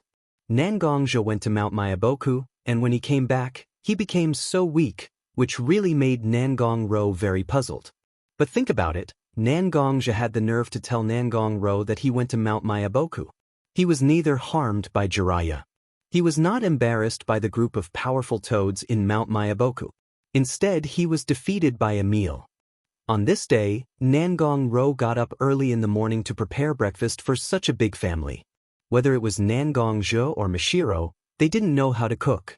As for little Linger, Nangong-ro felt that she was not so incompetent that she needed a child to help her cook. She rubbed her sleepy eyes and wore a set of loose pajamas. Just like that, Nangong-ro walked barefoot to the kitchen. After all, this house was built by Woodleaf Village to compensate Nangong's family for the loss, and the design was very novel. Even the kitchen was an open style popular in Woodleaf in recent years. Sitting in the living room, she could also see the situation in the kitchen. Just when Nangong-ro was about to wash her face with the water in the kitchen, she began to prepare to cook. A sound of knife cutting echoed in Nangong-ro's ears. Clang, clang, clang. Obviously, it was the sound of cutting vegetables. The sound of the kitchen knife and the kitchen board was endless. It was as if they were playing a cheerful concert. Looking at the hazy familiar figure in front of her, Nangong-ro quickly rubbed her eyes, trying to take a closer look at the person in front of her. Brother? Nangong-ro probed. Her disbelief was self-evident. Ruru, you're awake? Nangongja stopped what he was doing and turned around to look at his sister, who was standing behind him in a daze. Nangongja's slightly long hair was wrapped in a headscarf. Under the cover of a ray of sunlight outside the window, Nangongja no longer had the indifferent feeling of estrangement that he always had. On the contrary, it made people feel very comfortable. At this moment, Nangongja was no longer the king of hell who dominated the battlefield. Instead, he was more like the ignorant person who struggled to survive in the small town with Nangong-ro. I'm not awake yet. I'll go back and sleep first, then we'll talk about other things. Although Nangong Ro kept denying what she saw, the slight smile on her face betrayed Nangong Ro's mood. Alright, stop playing tricks with me. Looking at Nangong Ro's expression, Nangongja felt very amused. He stretched out his slightly wet finger and knocked Nangong Ro's head. I haven't cooked with you for a long time. Do you have to be so surprised? Come on. Although I'm good at cutting vegetables, you're still the one who's cooking, right? If I cook, Little Linger will definitely throw a tantrum again. Little Linger didn't have any bad habits. Most of the time she was very cute. But when it came to food, she had a strict requirement. As long as the situation permitted, she would never compromise as long as she could eat better food. Originally, Nangongja and Mashiro could rely on their ordinary cooking skills to barely feed Little Linger's picky stomach along the way. But ever since Little Linger arrived at Woodleaf and tasted Nangong Ro's cooking, she was no longer willing to eat Nangongja or Mashiro's cooking. Nangong Ro seemed to be enjoying it, and she took on the task of cooking. Nangong Ro stretched out her hand and wiped away the slight traces of water left by Nangongja. Brother is so childish. You only know how to act spoiled with me like this. When Nangong Ro said this, she raised her head proudly.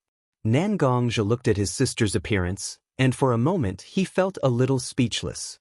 He really wanted to find a mirror and put it in front of his sister, to let her see who was the one acting spoiled now. Yes.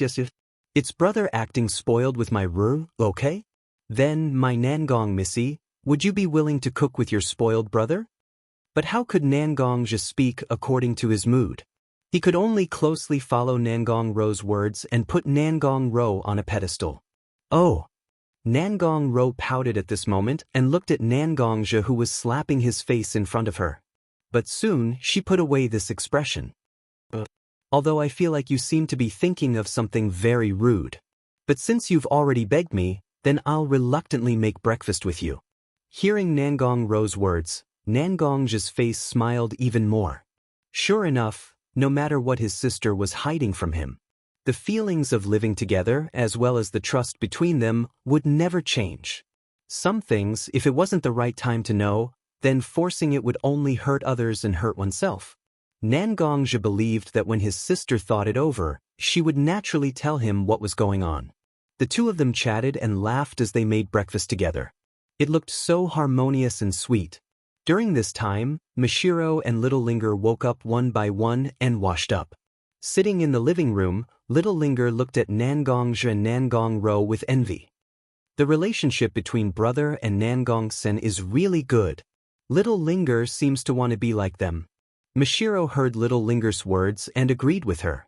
After all, the two of them did have a good relationship. There was a faint trace of worry in her heart, but Mashiro didn't say it out loud. After all, it wasn't to the point of being out of control. This was almost the most peaceful day since Nangongja returned to Woodleaf. Whether it was fighting with Nine Tails or being seriously injured and in a coma. Whether it was cultivating the internal force to attract natural energy, or being forced to follow Jiraiya to the dangerous Mount Mayaboku. Indeed, Nangongja had to deal with one thing after another. He was completely exhausted. With such a good opportunity, he could relax. The tense nerves in his mind were slightly relaxed. It was really great. The sun outside the window seemed to take care of Nangongja's good mood, slowly sprinkling the Woodleaf land.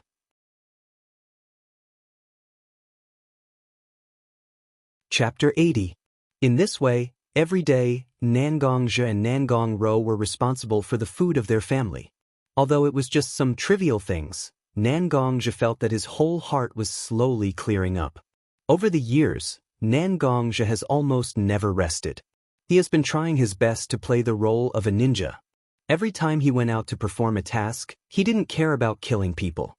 It seems that killing people has become a normal part of his life. Every person who was killed by Nangongja slowly turned into a wisp of evil, lingering in Nangongja's heart. Nangongja even thought that his life was almost like this, constantly killing people, constantly in order to keep Nangong Ro away from all the cruel killings. But Nangongja didn't think that there was anything wrong with this, because Nangong Ro was worth everything he had to protect.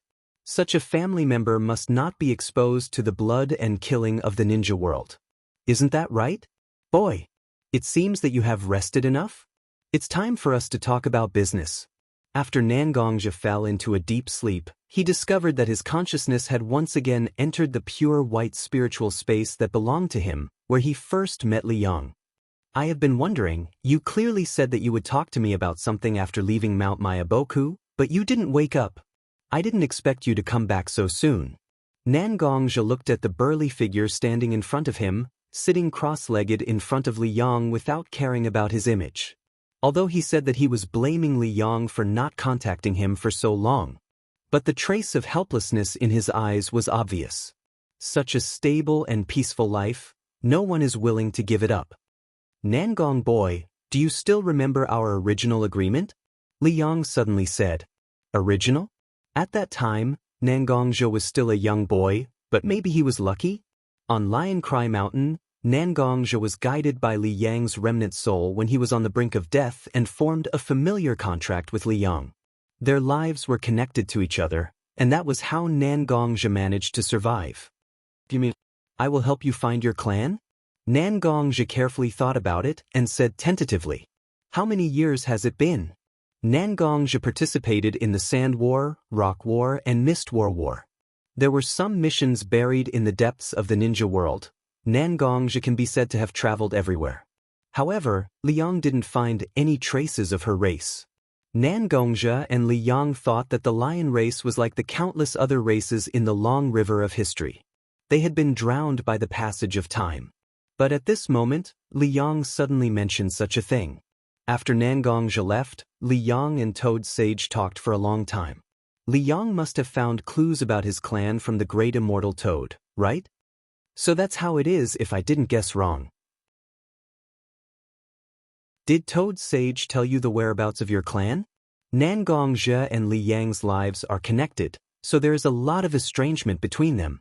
Nangongja voiced out his conjecture. Sure enough, Nangong boy, your brain works fast.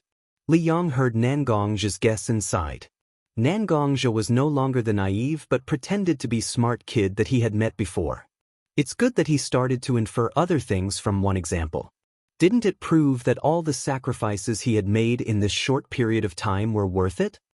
Although that old Toad's dream technique has various flaws, some things are still worth looking at. My Lion Clan's information was indeed obtained from that old Toad. But to be honest, I really went a bit overboard back then. As a result, the three spiritual beast clans, the Toad, the Snake, and the Slug don't have a particularly friendly relationship with me and even the Lion Clan. So, let's be honest. I don't really trust what the old Toad told me. Although I didn't contact you these days. But I didn't fall into a deep sleep without doing anything.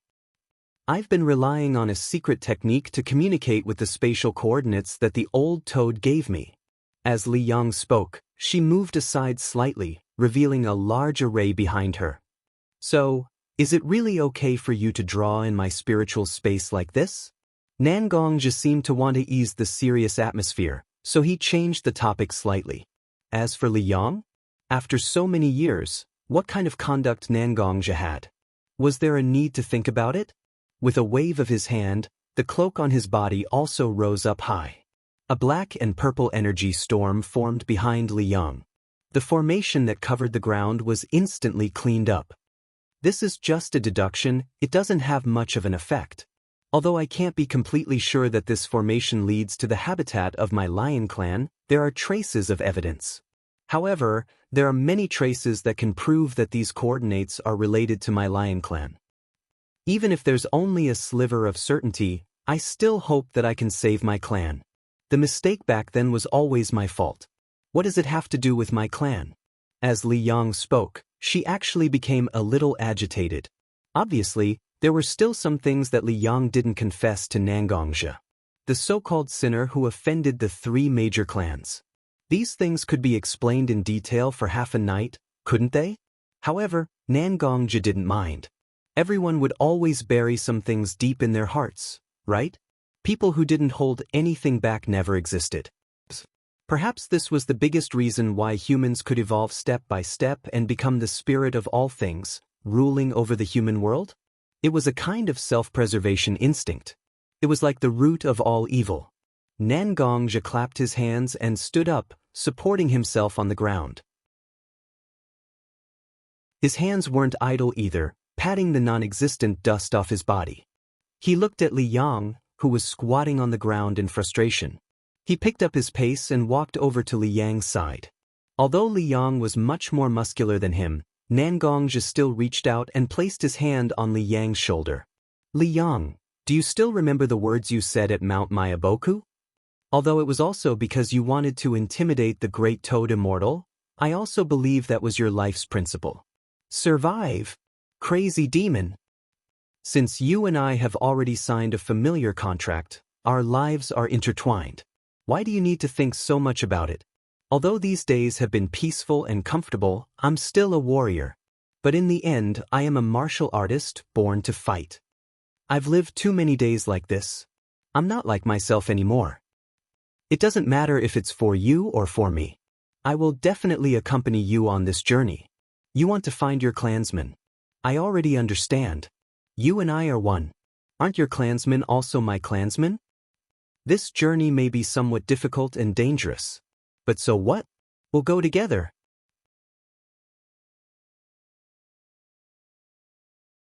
Chapter 81. Boy, hearing Nangongzhi's words, Li Yang fell into a deep melancholy for a while. Although you and I have known each other for only a short time in my long life, you still understand me.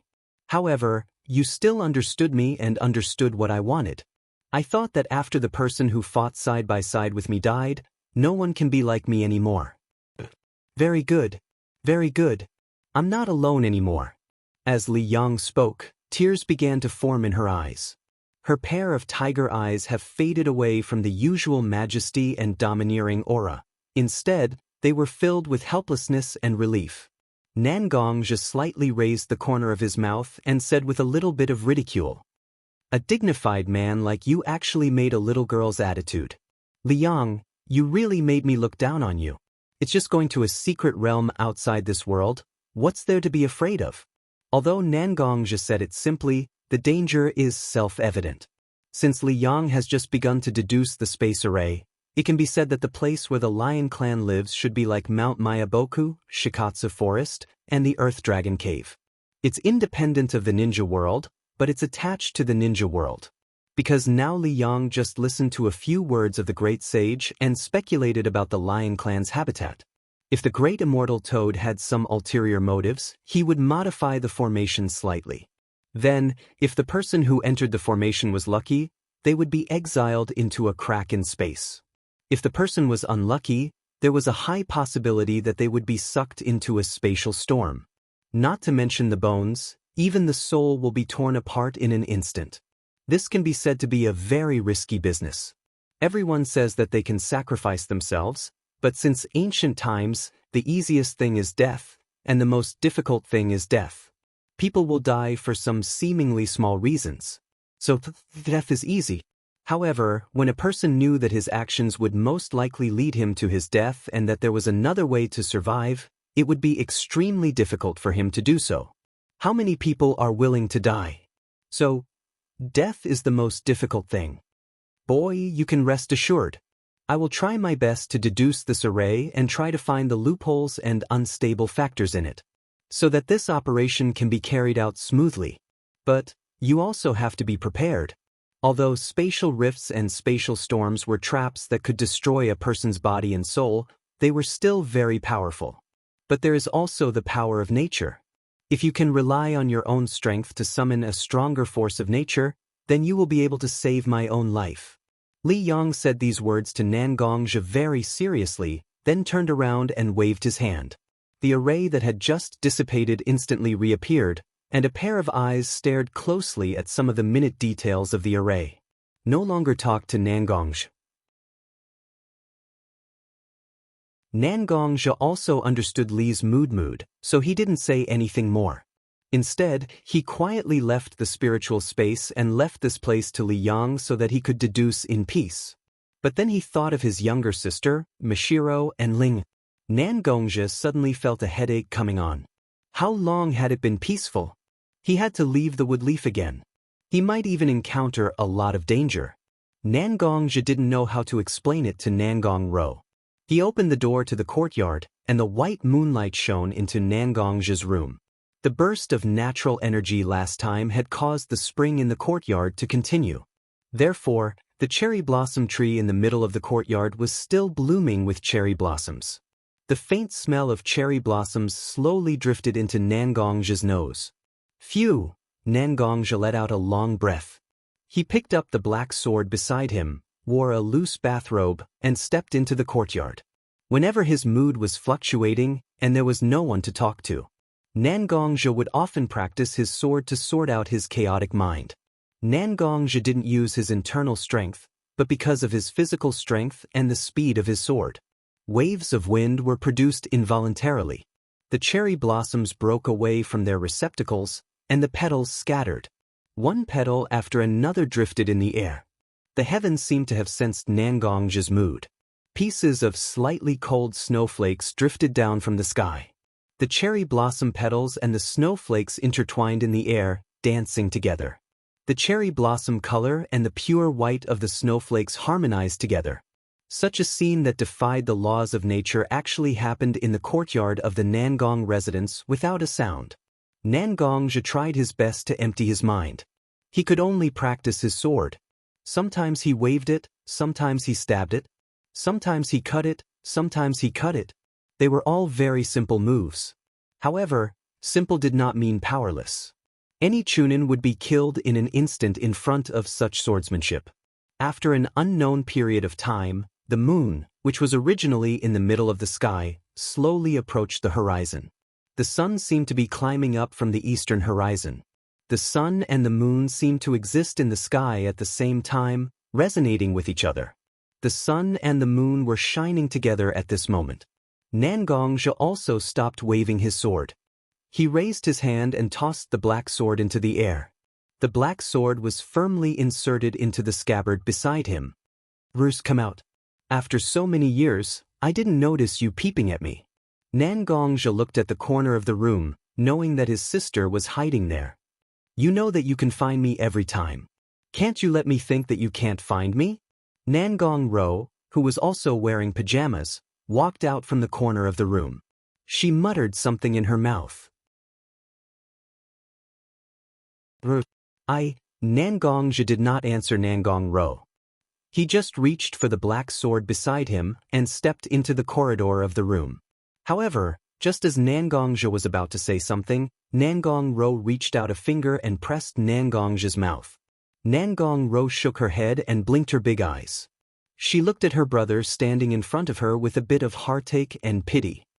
"After so many years, brother, you have sacrificed a lot for me to live a good life. Although I don't know everything, I know at least 70 to 80% of it. These days, brother, although you have been happily accompanying me, Sister Mishiro, and little Linger to live a normal life. But I know that, brother, you don't belong here. You still yearn for a life full of possibilities, a life full of passion. So, this home will always be here, waiting for you. When you are tired, you can come here and have a good rest." After Nangong-ro finished speaking, she pulled Nangongzhi and walked into the room. "It snowed last night, and it seems a lot colder outside. Let's go make breakfast for Sister Mishiro and little Linger, shall we?" After hearing his sister's words, Nangongzhi could only nod and smile. "Okay, let's go make breakfast."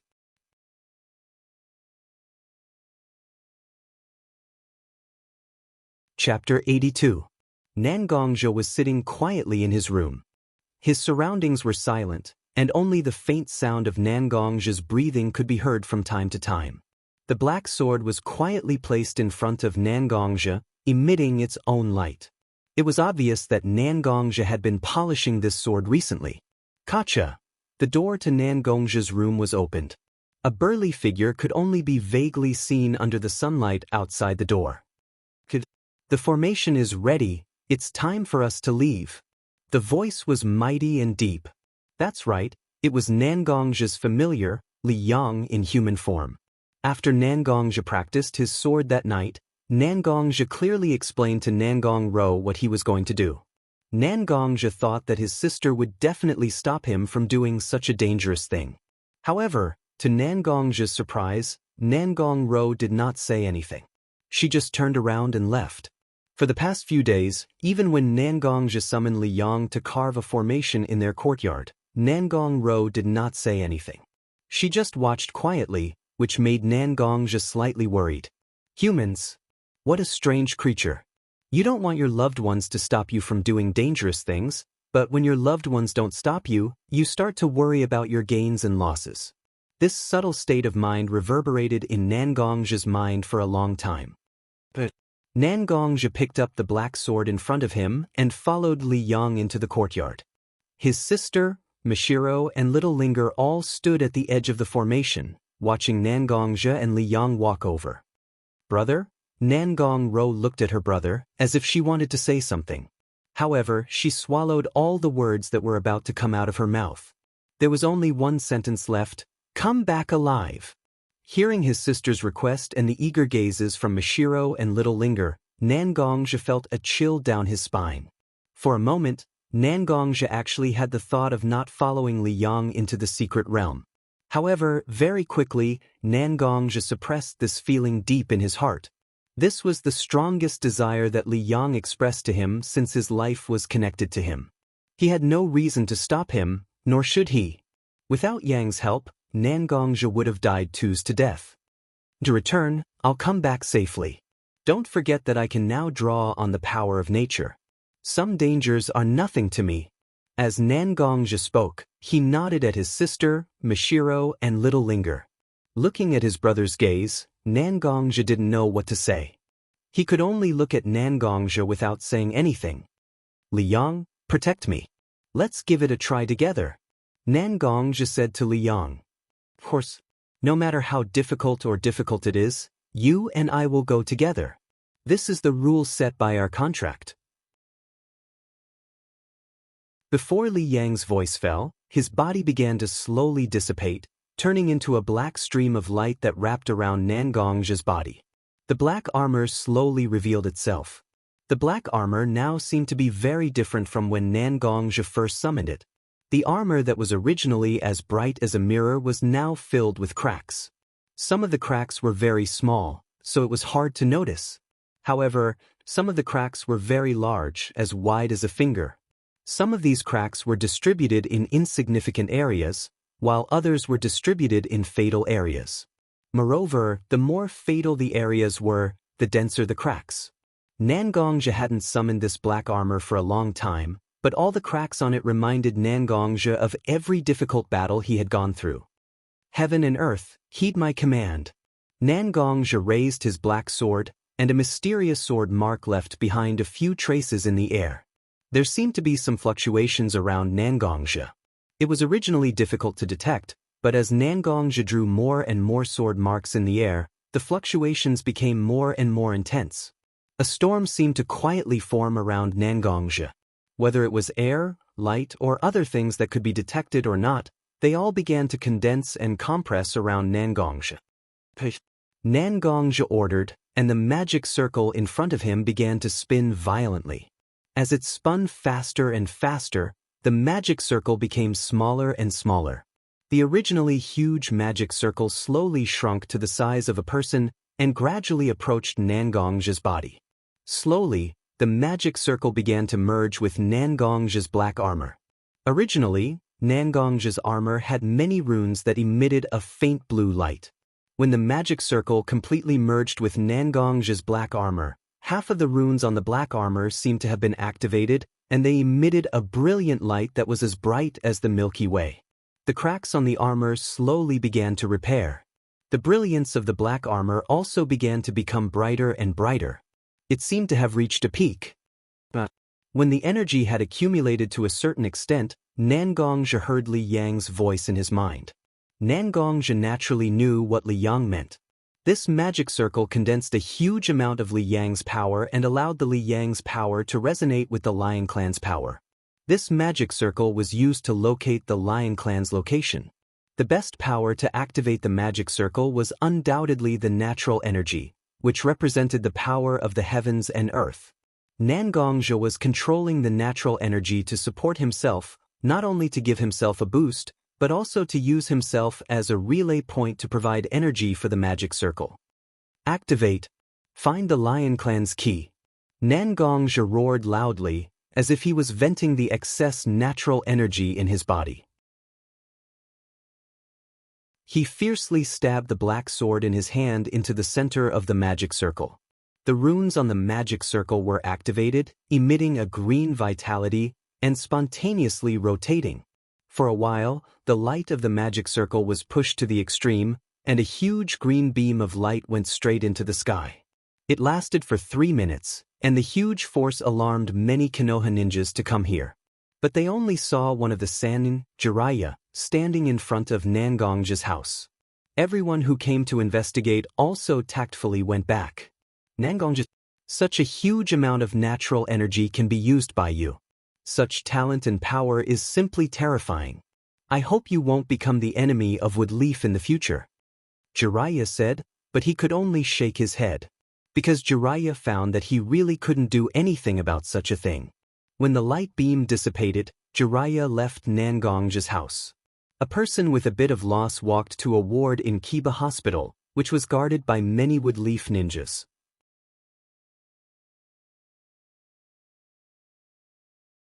Chapter 83. The intense light made Nangongja dizzy and blurry for a while. When Nangongja could see the scene in front of him again, Nangongja found himself in a world that had transcended his own reality. It was a world that was completely different from Lu Li's. How to say it? It was like the points, lines, surfaces, and bodies of the world he had been living in. And all kinds of colors were no longer familiar to him. Looking around, Nangongja realized that it was different from the pure whiteness of his spiritual space. Instead, it seemed that all kinds of colors began to mix together. If he looked carefully in one direction, he would find that all the colors that he knew, or even those that he didn't know, were emerging from time to time. And around his body, there were also strands of transparent energy ribbons, fluttering and dancing. Liang, is this outside the space? Nangongja murmured, as if he was talking to Liang, who was attached to his body and turned into a black armor, but it also seemed like he was talking to himself. No. To be precise, where we are now is in the gap between our shinobi world and other small worlds attached to it. It's like a thin film of a big soap bubble combined with a small soap bubble. If we really reach the outside of the space, then our body, our soul, and everything that can represent our existence will be shattered in less than an instant. Li Yang said very indifferently, as if she had been in such a gap in space more than once. Since you have been studying the formation for so long, how are we going to find the small world where the Lion Clan lives?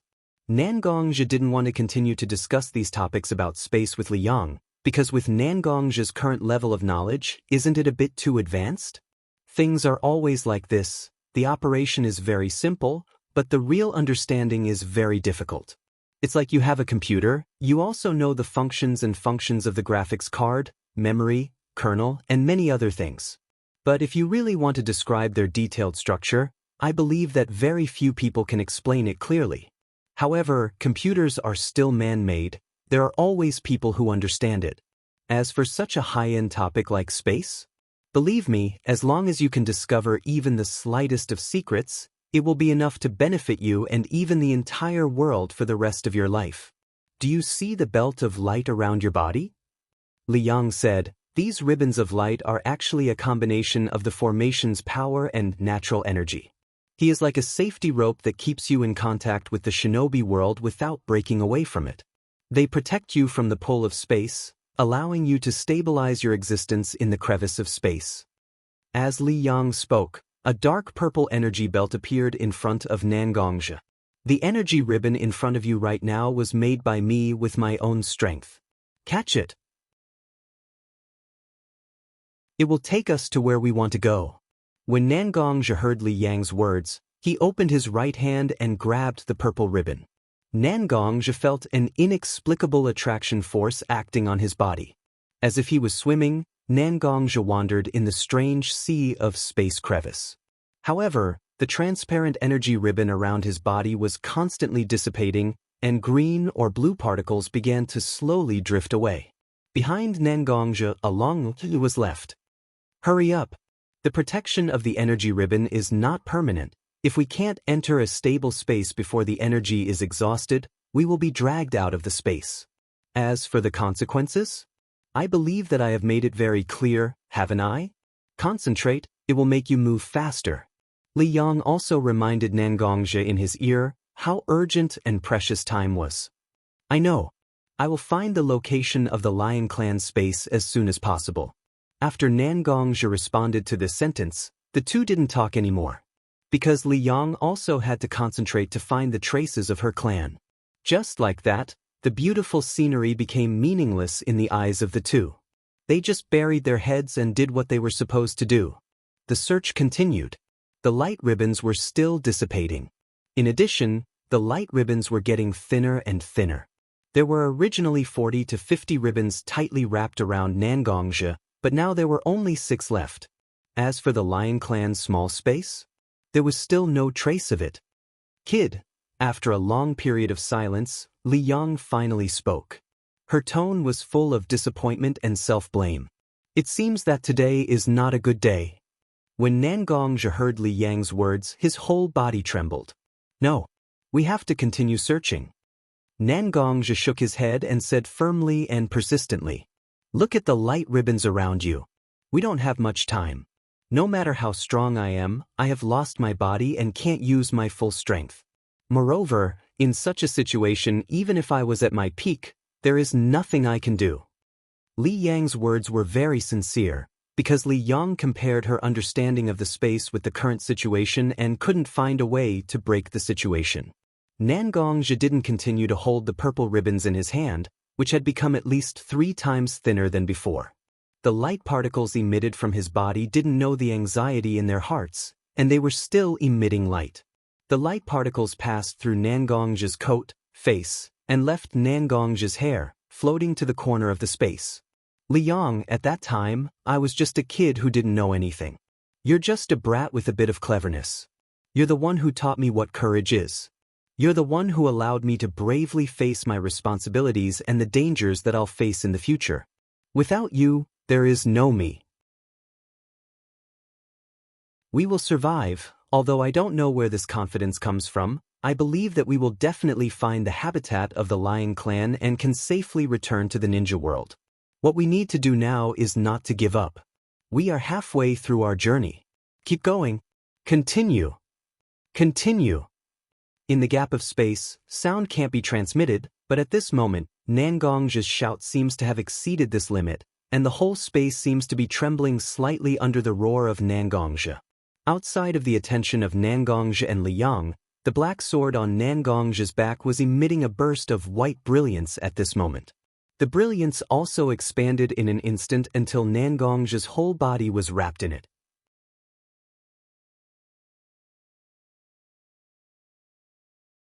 Chapter 84.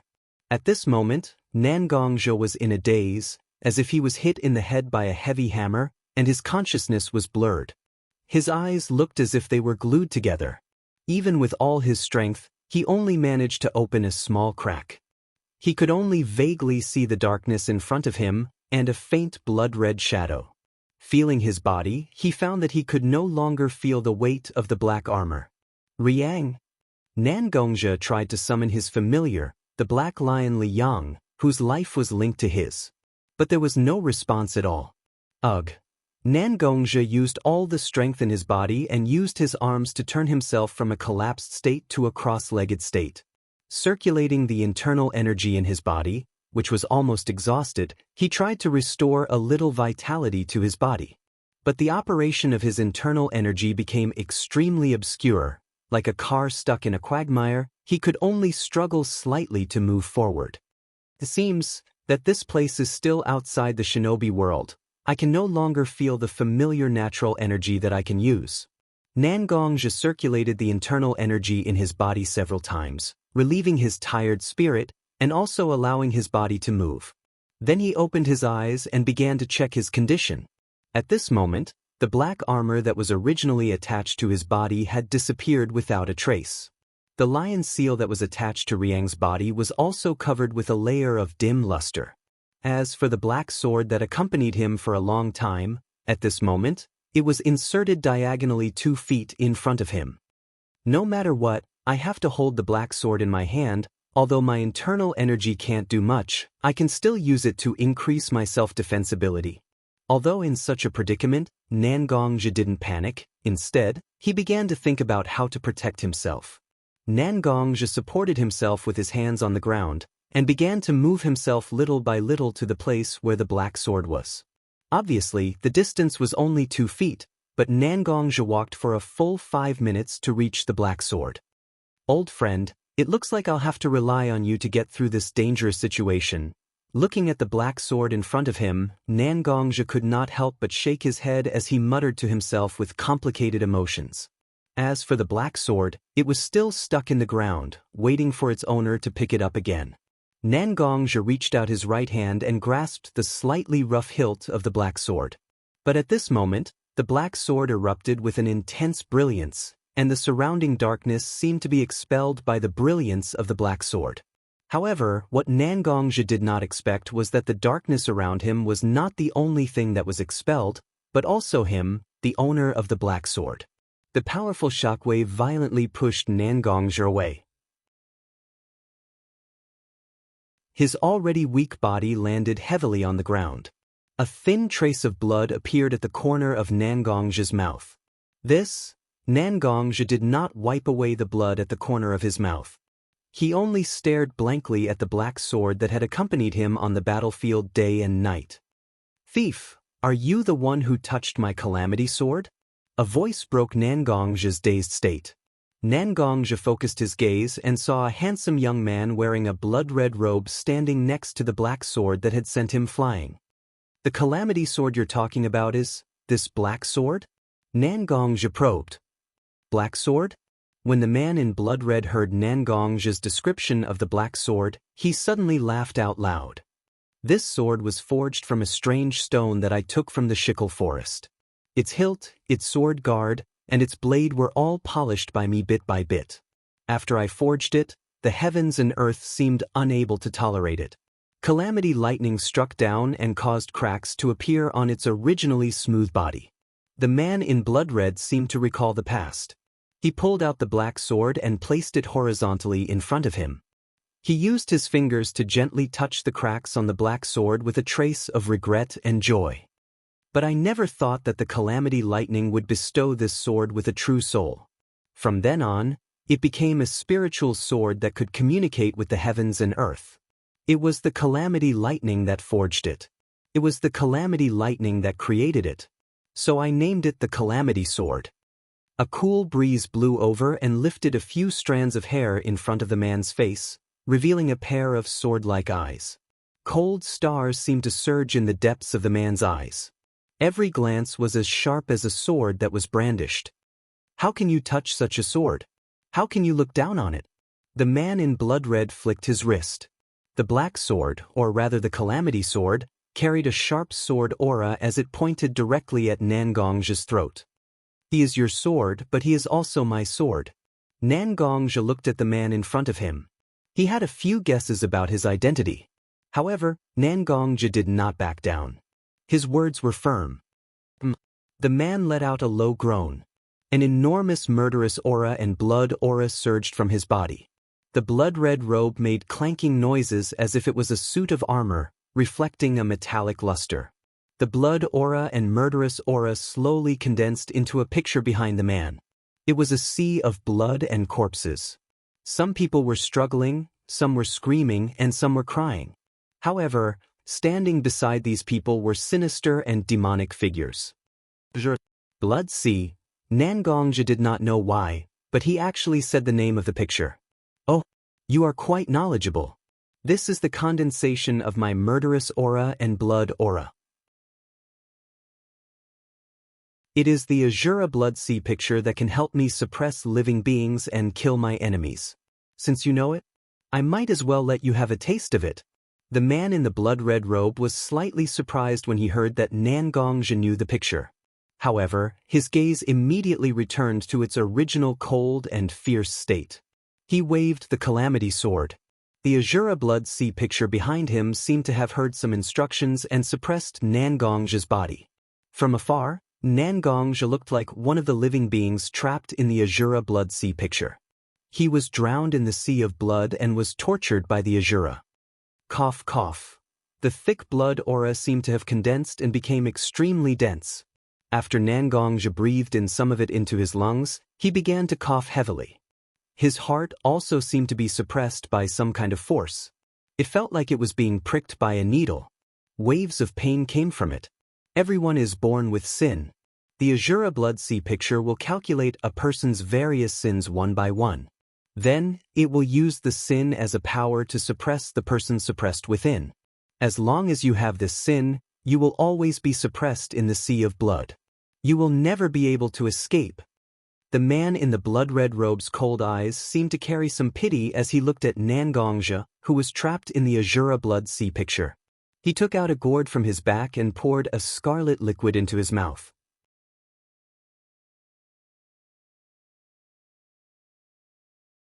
Chapter 85. As the blood energy surged into Nangong's body, Nangong's consciousness began to blur. His entire body became extremely sleepy. Just a little bit more and Nangong would fall into a deep sleep. But just as Nangong was about to lose consciousness, a hand grabbed onto Nangong's ankle. In an instant, Nangong's sleepy consciousness became clear. He was surrounded by a blood-red ocean. That's right, it was an ocean.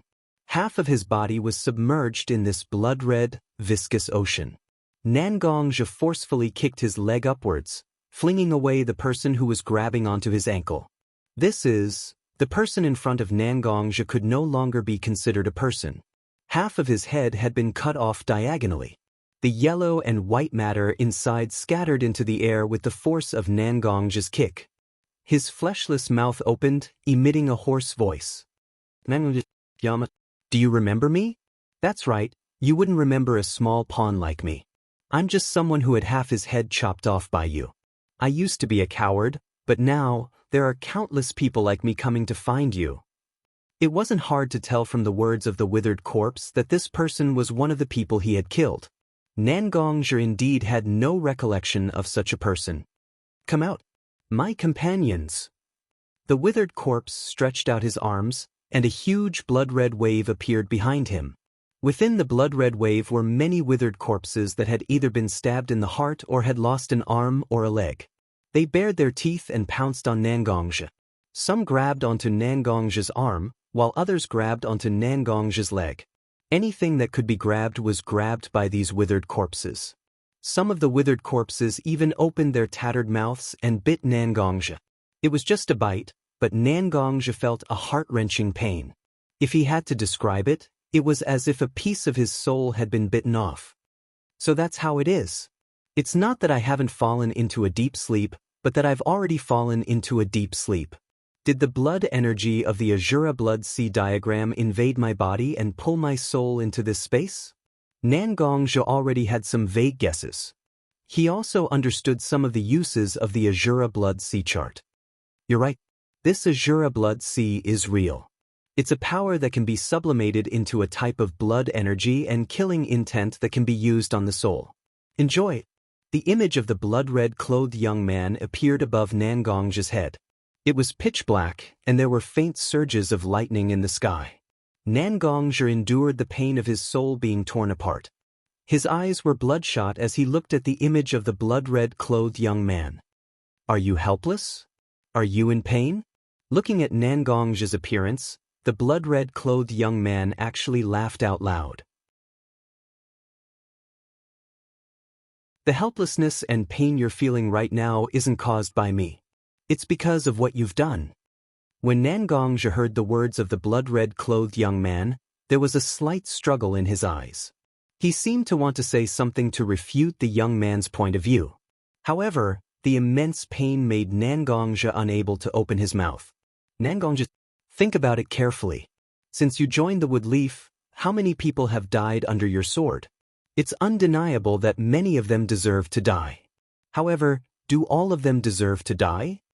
The blood-red-clothed young man's huge figure in the pitch-black skies suddenly became small. He landed on the huge blood-red wave in front of Xianxia. The blood-red-clothed young man rolled up his sleeves and reached out his hand to pull out a small figure from the blood-red wave. I didn't expect this. You didn't even let go of such a small baby?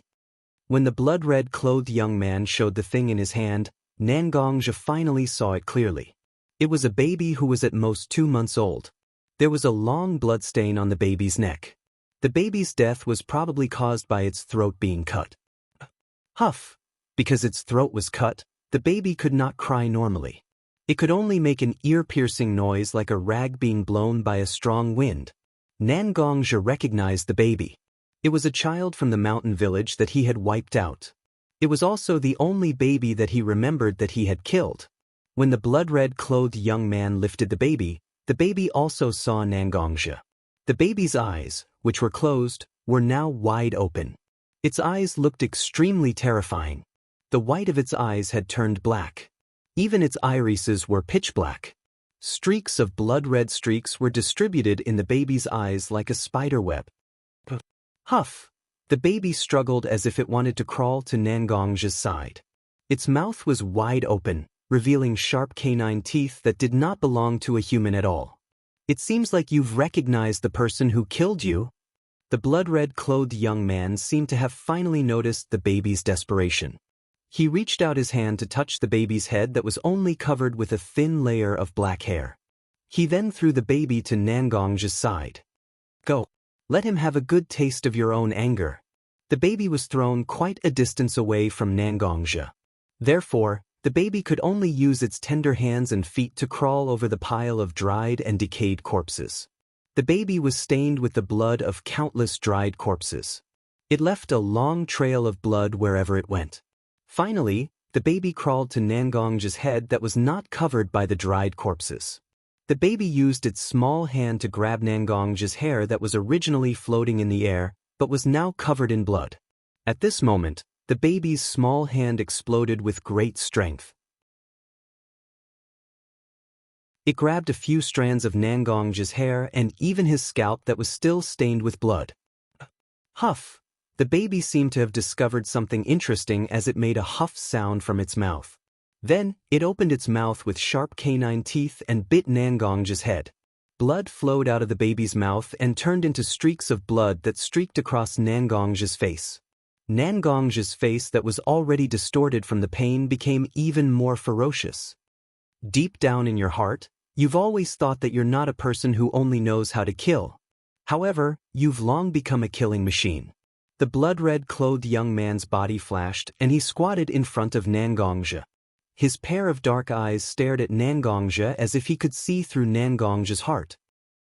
Look at the mountains of corpses and seas of blood that you've killed. Can you still shamelessly say that you're still a person? The blood-red-clothed young man's lips curled into a charming yet cruel smile.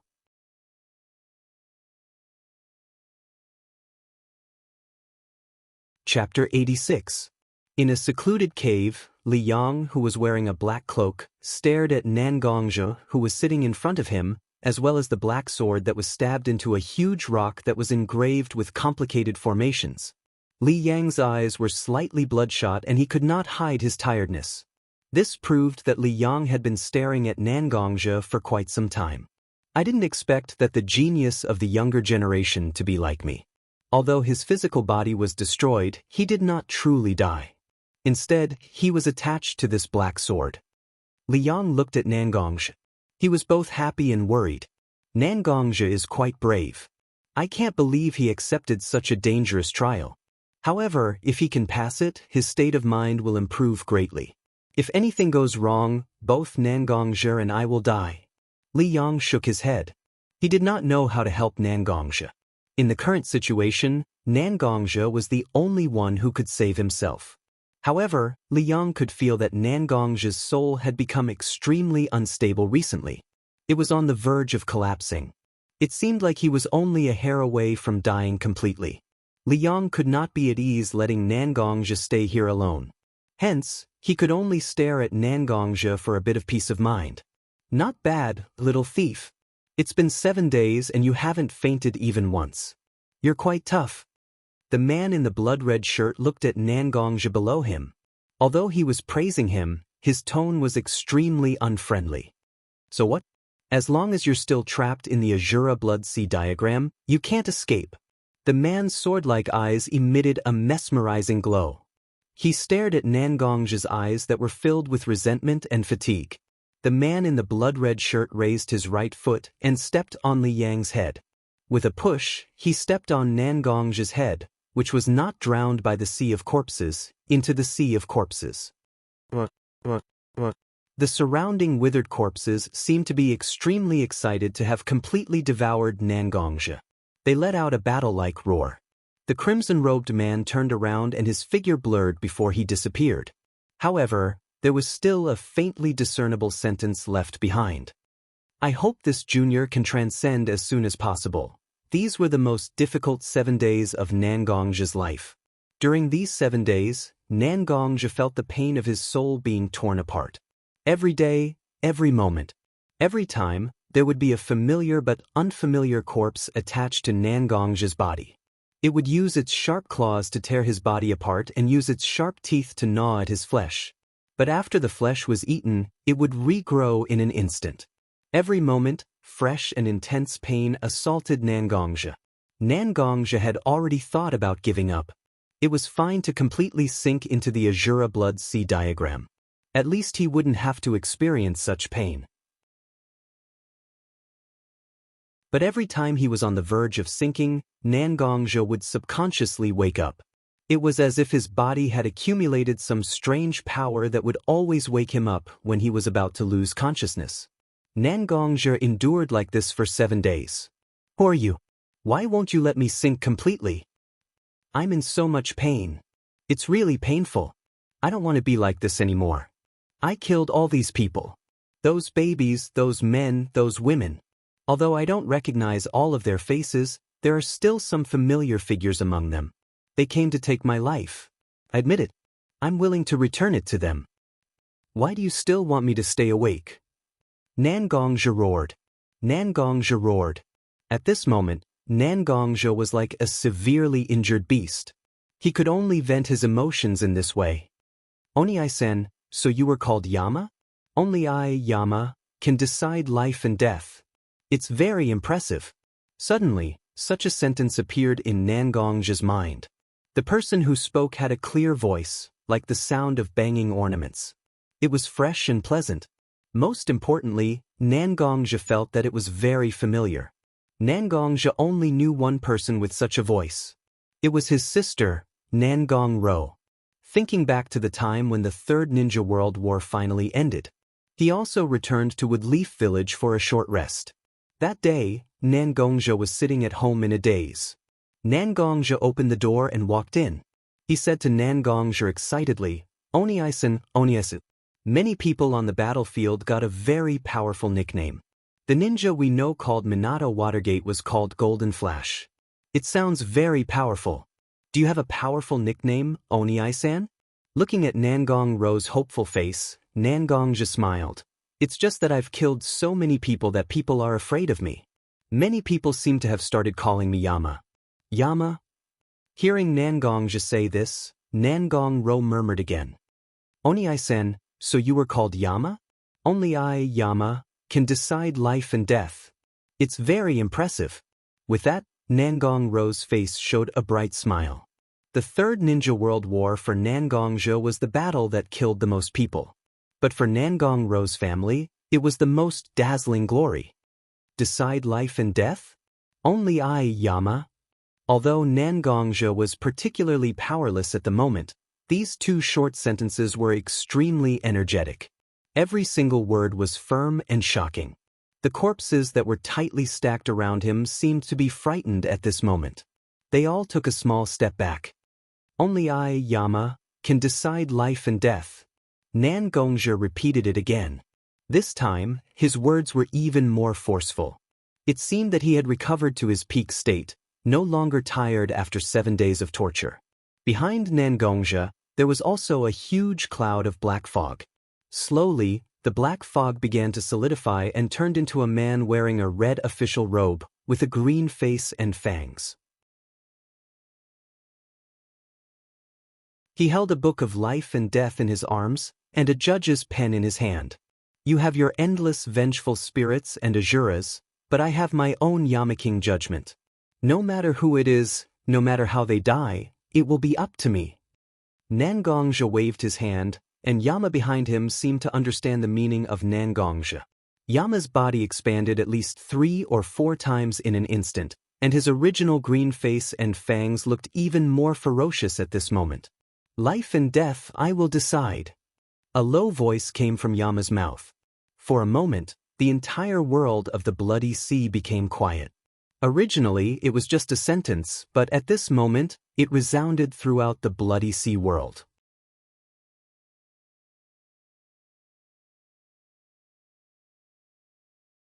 Chapter 87. Nangongzhi's Yama avatar was glaring at him with a ferocious expression. However, his furious eyes revealed an extreme calmness. You killed 162 people in your lifetime, 76 of which were women and children. I hereby sentence you to eternal hell. Looking at one of the souls in the corpse, Yama opened the book of life and death in his arms. After carefully counting the sins of the soul, he drew a line on the book of life and death with the judge's pen in his hand. A medium-sized black hole opened right under the corpse's feet, and waves of wails came out from the black hole. The corpse seemed to have lost its ability to speak. It could only roar and struggle. It hoped to escape the black hole's gravitational pull, but it was all in vain. It could only fall. After the withered corpse fell into the black hole, the aura of the king of hell behind Nangongzhi seemed to have risen slightly. Yama let out a satisfied grunt. After that, Yama's figure became slightly blurry, and countless human-sized avatars of Yama split off from Yama's main body, standing in front of the deceased souls. I hereby sentence you to reincarnation. I hereby sentence you to eternal hell. I hereby sentence you to 10 years in prison. Voices of judgment rang out in the Azura Blood Sea diagram. Every soul was judged based on what they had done in life. The mountain of corpses and the sea of blood shrunk at a speed visible to the naked eye under Yama's judgment. Finally, when all the souls were sentenced by Yama behind Nangongzhi, the thick blood and murderous aura became extremely weak. As expected, Lord Liyang said you would be able to form your own force through the Azura Blood Sea diagram. Lord Liyang's judgment is more accurate. The crimson-robed man who had pushed Nangongzhi into the sea of blood with a cold expression was now clapping his hands with a smile on his face as he looked at Nangongzhi, who was standing on the spot and digesting the power of his Yama avatar. If I'm not mistaken, you're the one who broke into the Shikol forest and stole their legacy item, right? Nangongzhi looked at the blood-robed man and said quietly. His eyes were filled with 30% respect and 70% vigilance. It was enough to show that Nangongzhi was afraid of the man in the blood-red shirt. I didn't expect you to know something about me. Hearing Nangongzhi's words, the man in the blood-red shirt was a little surprised, but his eyes were still calm. Everyone said that it was because I was possessed by the devil that I barged into the Shikatsu forest and stole their sacred item. However, how many people know that this so-called inheritance belonging to the slug originally belonged to us, the inheritors of inner strength? After hearing the man's words, Nangongzhi's mind was in a mess. The inherited holy relic belongs to us? Not bad. The man in the blood-red shirt nodded and proved his words. As everyone knows, inner strength and chakra belong to different cultivation systems. Chakra can't be used with inner strength. So why is this sacred item passed down from the Shikol forest so perfectly used by us, the cultivators of inner strength? Naturally, it's because it originally belonged to us. Back then, when I heard the news, I barged into the Shikol forest and stole it. I forged this Heaven's Calamity sword and left a trace of hope for my inner strength. The man in the blood-red shirt's explanation was very clear. However, Nangongzhi did not want to believe him completely. Anyone who was possessed by the devil had a strange way of thinking. This person could forcefully resist the chaotic thoughts of the devil, but it did not mean that he was not affected at all. Kid, you're really cautious. Fine. I can understand if you don't believe me completely. the man in the blood-red shirt said with a smile. However, the smile on his face slowly disappeared. Although you passed the first trial, I still don't fully agree that you can be the owner of the Heaven's Calamity Sword. After hearing what the man in the blood-red shirt said, Nangong's heart skipped a beat. All of a sudden he leaped. The man in the blood-red shirt appeared where Nangongja was originally standing. The Heaven's Calamity Sword was stabbed into the ground. If Nangongja did not dodge just now, he would have been injured. Here! The man in the blood-red shirt waved his hand and threw a wooden sword in Nangongja's direction. Since you're a swordsman, how can you not use a sword? The wooden sword flew towards Nangongja with a strong gust of wind. Nangongja reached out his right hand and grabbed the wooden sword's hilt. However, the huge force forced Nangongja to turn his body to remove the force from the wooden sword.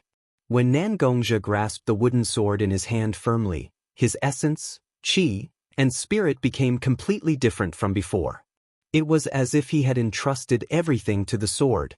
The art of sacrificing mind? Not bad. The man in the blood-red shirt saw Nangongja's state and smiled slightly.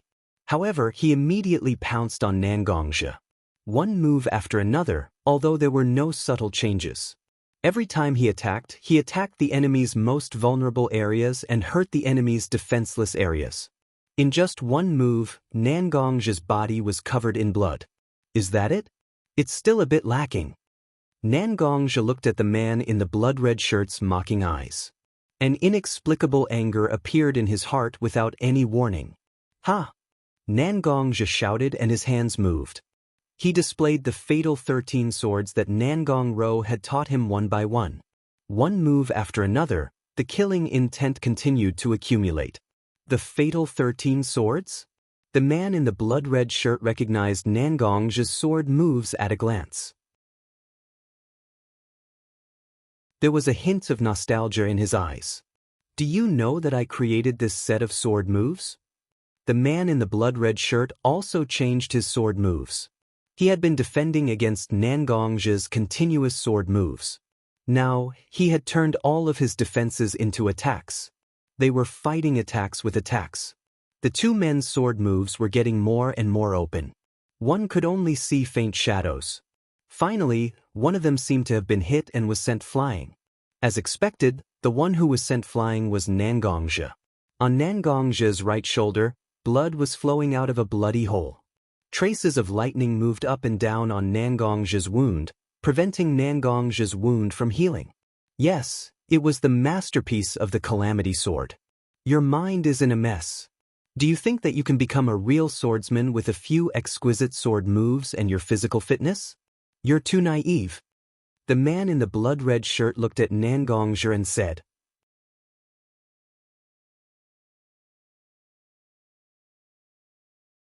Chapter 88. Nangongja clenched the wooden sword in his hand tightly. Due to the numerous clashes with the disaster sword, the wooden sword was already full of scars, and there were deep cracks in several places. However, Nangongja did not know how to refute the man's words. Whether it was strength, speed, or sword moves, the man in the blood-red robe was almost crushing him. Just now, Nangongja also felt an inexplicable sense of impatience. Since Nangongja started fighting people, his opponents were basically ninjas, or ninjas who were proficient in some sword techniques. It was almost unprecedented for Nangongja to fight with a pure martial artist. This time, Nangongja had always been on the losing side in the battle between the man in crimson clothes. Although he did not feel anything, the subconscious self-esteem hidden in his heart made Nangongja's heart uneasy. Huff! Nangongja exhaled a long breath, and Nangongja's restless heart and impatience seemed to have slowed down a little. Whether it was the Azura Blood Sea diagram or the spatial crack before, they were all different. In fact, they had already consumed a lot of Nangongja's energy. Under such circumstances, it was normal for Nangongja's mental state to be a little unstable. After Nangongja exhaled, he stabbed the man in the blood-red robe with his sword. This attack was no longer as hurried as it had been at the beginning. The effect was also much better. When the sword was 3 inches away from the man in the blood-red robe's chest, the man in the blood-red robe used the disaster sword to block Nangongja's sword. This sword strike is not bad. Let's continue, let's continue. Let me see what kind of master my disaster sword has chosen for me. The man in the blood-red robe was not angry because he almost got hit. Instead, he looked very happy and interested. Since you're back to normal, I'll be a little more serious, right? The crimson-robed man's eyes turned cold. His eyes were filled with sharp sword energy. When Nangongzhi met the man's gaze, he felt a stinging pain in his eyes. The Azura Blood Sea isn't just for suppressing. Learn it well. As the man spoke, the Azura Blood Sea diagram that had just appeared behind him transformed into a bloody mist. It wrapped around the Tribulation Sword in his hand. The man forcefully swung the Tribulation Sword in his hand, and a crescent-shaped blood-red sword chi attacked Nangongzhi. From time to time, shrill cries could be heard coming from the blood-red sword energy. One after another, ghosts were moving about on the blood-red crescent-shaped sword. As long as one came into direct contact with this blood blade, it was very likely that one would be devoured by the malicious spirit hidden within before being harmed by the sword chi. Then I have to thank you for teaching me how to use it. The crimson-robed man's actions had inspired Nangongzhi to a certain extent. Nangongzhi's thoughts followed Nangongzhi's thoughts, and the appearance of Yama that had just formed appeared behind him. Nangongzhi nodded at Yama behind him. Yama seemed to understand Nangongzhi's intention. Ha! Yama, with a green face and fangs, let out a low roar. He turned into a black thunderbolt and wrapped around the broken wooden sword in Nangongzhi's hand. This was originally an ordinary wooden sword. However, at this moment, after Yama's black thunderbolt transformed into Yama, it emitted a shocking aura. Break! Nangongzhi turned around and faced the blood-red sword chi that was following him. It was only 2 to 3 meters away from his roommate. He held the wooden sword slightly and charged it for a short period of time. Nangongzhi used the wooden sword wrapped in black thunderbolts to slash at the blood-red sword chi. The black and red sword chi collided and entangled with each other. In the end, after a loud explosion, there was no trace of them anymore. The crimson-robed man's figure gradually appeared in the smoke of the explosion. The catastrophe sword in his hand was still wrapped in blood-red clouds, but it was obvious that it had become much fainter.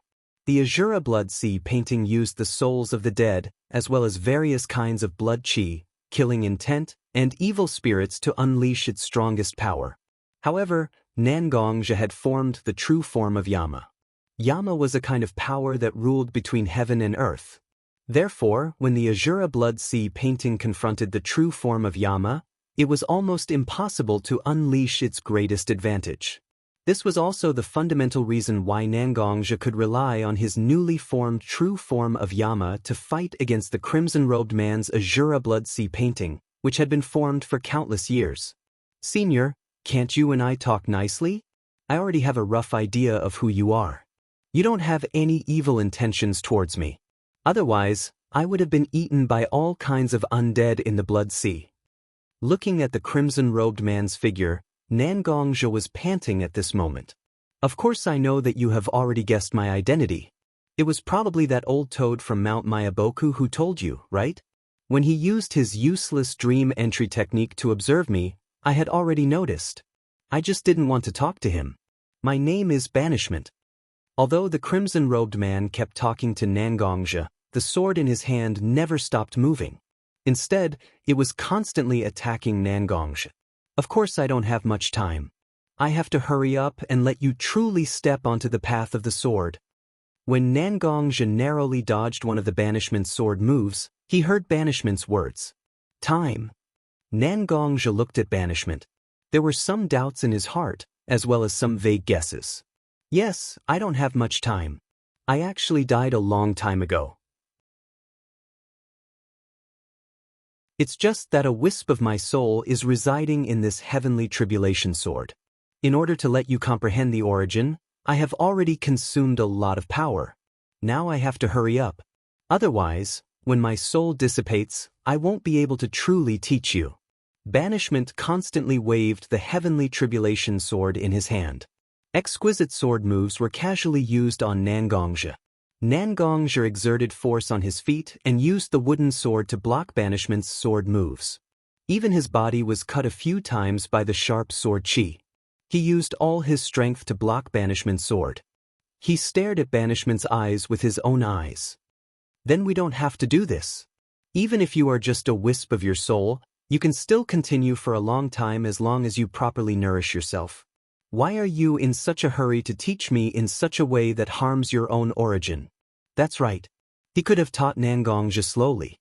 However, Banishment still used such an extreme method, which really made Nangongzhi confused.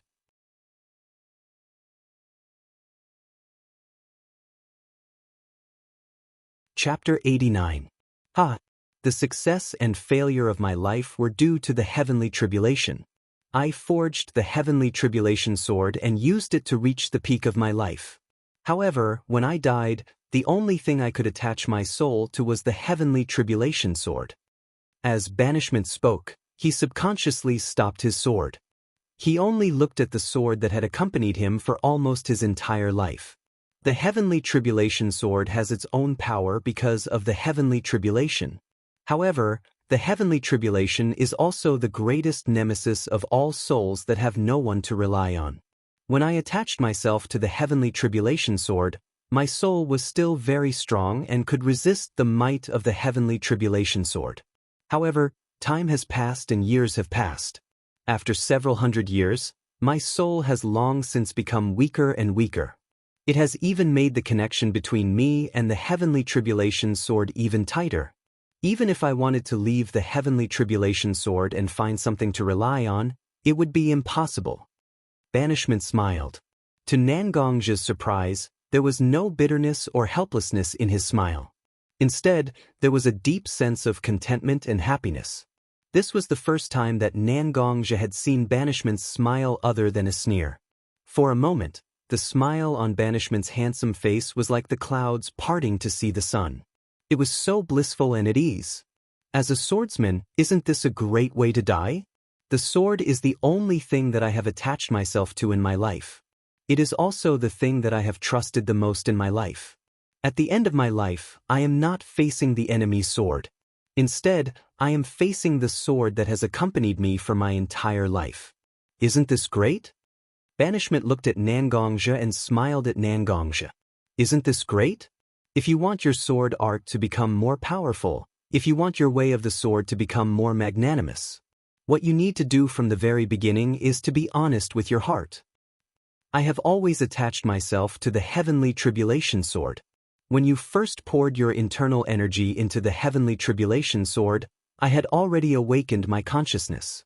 I have seen your battle with the white-haired kid from Woodleaf. I have also experienced the baptism of the aura of the ninja that you called Woodleaf White Fang with you. I have fought the bandits of Lion Mountain with you. I have also faced the smoke of the Ninja World War with you. I have seen you save innocent people. I have seen you kill unarmed civilians. If there is someone who truly understands you, perhaps I am the most qualified, right? When a person ends another person's life, what they reveal is their true self. Some people are happy, some are crazy. Li kept talking, and every word struck Nangongzhi's heart. Nangongzhi had never thought that there would be a person silently watching over him in every battle he fought. It must be known that even Li Yang's aura is sleeping in her body most of the time. In an extremely special situation, or when Nangongzhi takes the initiative to call her, Li Yang doesn't care much about the outside world. Suddenly, knowing that Banishment has been paying attention to him, Nangongzhi was a little surprised. There is also a strange feeling lingering in his heart, and he doesn't know how to express it. But when you kill people, you don't have such negative feelings. Banishment ignored the changes in Nangongzhi's heart and just said, when you end every life, no matter whether the person is good or bad, you will bury a deep feeling of pity in your heart. This is also why the Azura Blood Sea chart has a situation like the 10,000 ghosts gnawing on your body. Because in the depths of your heart, you have a sense of guilt towards each and every one of them. This is very good. Only in this way will you not lose yourself. Back then, I was also a person who was possessed by the devil. I didn't lose my consciousness. The most important thing is this pity. This is the first time banishment mentioned that he was possessed by the devil. It is also the reason why Nangongzhi knew that banishment can resist the madness of being possessed by the devil. But do I really have this kind of pity that can resist the madness of the devil? Nangongzhi asked banishment and himself. The feeling of pity will never become small. It is like a seed that slowly takes root in your body. One day, it will grow into a towering tree. Banishment shook his head and said, "Your current inner strength hasn't transformed to its strongest state yet. This is because you haven't completely merged the sword energy and inner strength in your body. Only a small amount of sword energy is attached to the inner strength in your body. You still need to become stronger, because the chaotic world is about to begin." After listening to banishment's words, Nangongzhi was shocked. Especially the word chaotic world, Nangongzhi had an unusual feeling in his heart. Chaotic world? Banishment nodded. Yes, whether it is me, the three holy lands, or even Liang. We all have a premonition that the world is about to face a challenge. This is a perception that all people who have surpassed a certain level of strength will get. This is also the reason why I was willing to stay in the Heaven's Disaster Sword for countless years. This world needs people to save it, not one person. It is the gathering of all the forces in the world. Only then will it be possible. Nangongzhi heard banishment's words.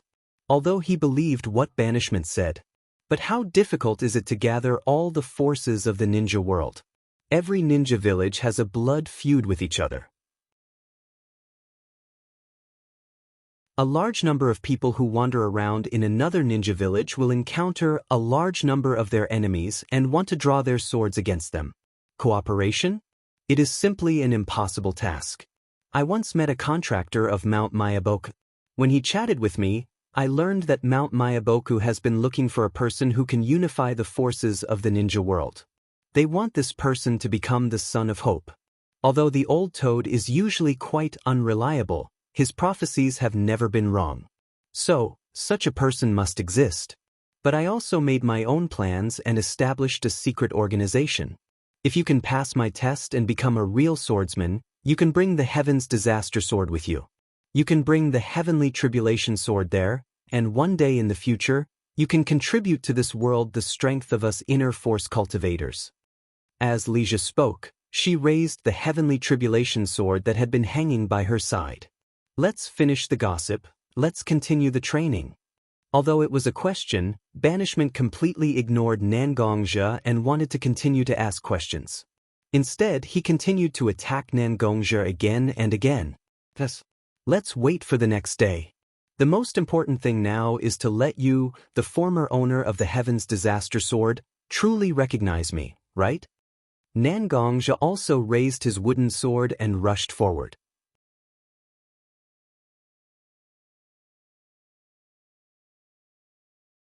Chapter 90. Flap. Nangongzhi, who had been sitting for a long time, suddenly trembled. Dust began to fall from his body. The surrounding air suddenly became a lot more polluted. Crack, crack. Nangongzhi tried to move his body, and every joint of his body let out popping sounds. I don't know how long I've been in the banishment seniors training.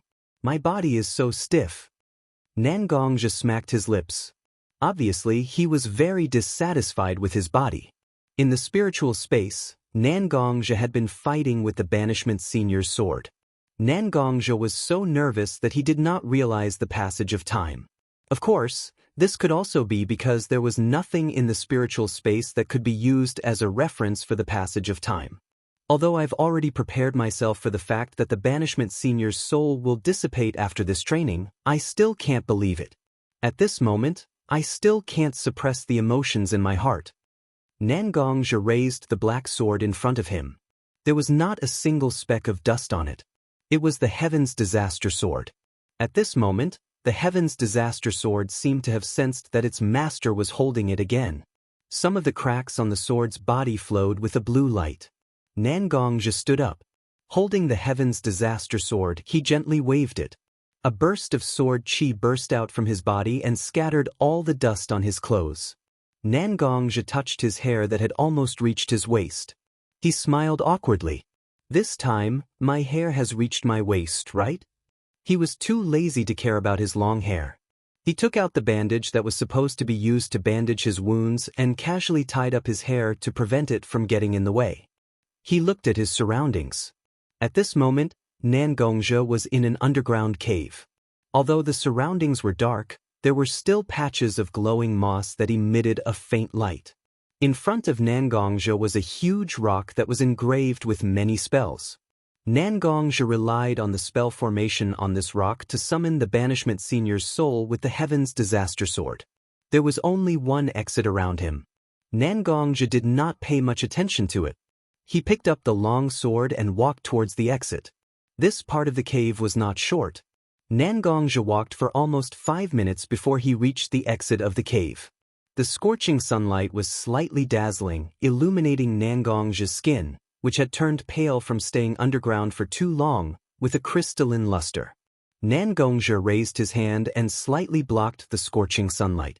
At the same time, he discovered a small lion cub to the side of the cave exit that he had just exited. This small cub was only the length of his forearm.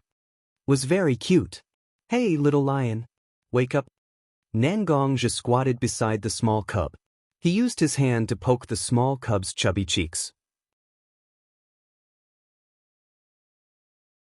Originally, the small cub seemed to be sleeping very soundly. There was even a large snot bubble floating above its cute little nose. When Nangongzhe poked the small cub's face, the small cub slowly woke up. It used its small paws to rub its sleepy eyes. The small cub muttered, "Sister Mashiro, did you come to see the dirty big brother who has been in the cave for a long time?" Dirty? Nangongzhe was stunned. Although he was not a germaphobe, did being dirty have anything to do with it? It seemed that Nangongzhe had selectively forgotten that he had shaken off the dust on the ground when he woke up. "Look carefully." Nangongzhe looked at the small cub and said with a smile, "Oh my God, who are you? Why are you smiling so wretchedly? Do you know where this is? Don't you know who I am?" The small cub immediately put on an aggressive posture and looked at Nangongzhe arrogantly. He seemed to think that his posture was very mighty and domineering. He roared at Nangongzhe as if he was showing off his prowess. "I really don't know where this is, and I really don't know who you are." Looking at the small cub, Nangongzhe seemed to have a bad taste. He also put on an overbearing attitude and looked at the little lion in front of him that was only the length of his forearm with his nostrils. "This is the secret place of the Lion Clan. There are countless strong people here. I am one of the best among them, Master Li Yang." Before the small cub finished speaking, Nangongzhe heard Li Yang's name and couldn't help but interrupt. "Hey, can't you hear me out?" Little Lion rolled his eyes and looked at Nangongzhe, who was standing in front of him and could only look up at him. "I am the godson of Master Li Yang. Lionheart King, Arthur. Tremble under the glory of this great master." After Arthur finished his words, he instantly felt that his momentum had reached its peak. Didn't he see that the ugly human standing in front of him with his nostrils was now scared to death? Even his face had turned red from fright, and his shoulders and other parts of his body were trembling from fright. "Sight, this great uncle is really powerful. When will I let my godfather, Ryasama, take me to the ninja world and let those stupid humans see the glory of the Lionheart King? The revival of the Lion Clan will be realized in my hands." Ha! Looking at Li Yang, who seemed to be wantonly in front of him, Nangongzhe was really holding back his laughter. He didn't want to leave any psychological shadow on this small cub because of his excessive laughter. He didn't know what color his face would become because he was trying his best to hold back his laughter. "Little Arthur, go inform Li Yang that I've come out of seclusion." Nangongzhe finally suppressed his instinct to laugh and said to Arthur, "What little Arthur? I am the Lionheart King Arthur. You want to see Master Li Yang? Why don't you look at yourself?" Arthur didn't finish his words. He looked at Nangongzhe standing in front of him and suddenly felt that this person was somewhat familiar. Just like the person sitting in the cave. The small cub seemed to have become a little flustered at this moment. After running around for a long time, he finally calmed down a little bit. Looking at Nangongzhe in front of him. "Master Li Yang's contractor? Although it was a question, the small cub already had a plan in his heart. Okay, go and find Liang. Nangongzhi smiled and looked at the very anxious small cub in front of him. He didn't mind the small cub's attitude just now. After all, although the small cub seemed to be overbearing just now. But it was still very cute, wasn't it? Nangongzhi-sama, I will go and find Master Liang. The little lion lowered its head towards Nangongzhi as a form of greeting before running off without a trace.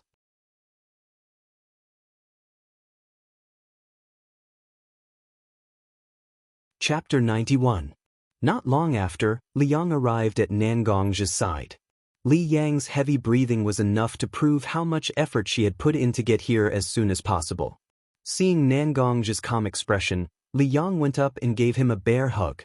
The huge force made Nangongzhi a little breathless. He patted Li Yang's shoulder, indicating for her to let him go. Li Yang instantly understood.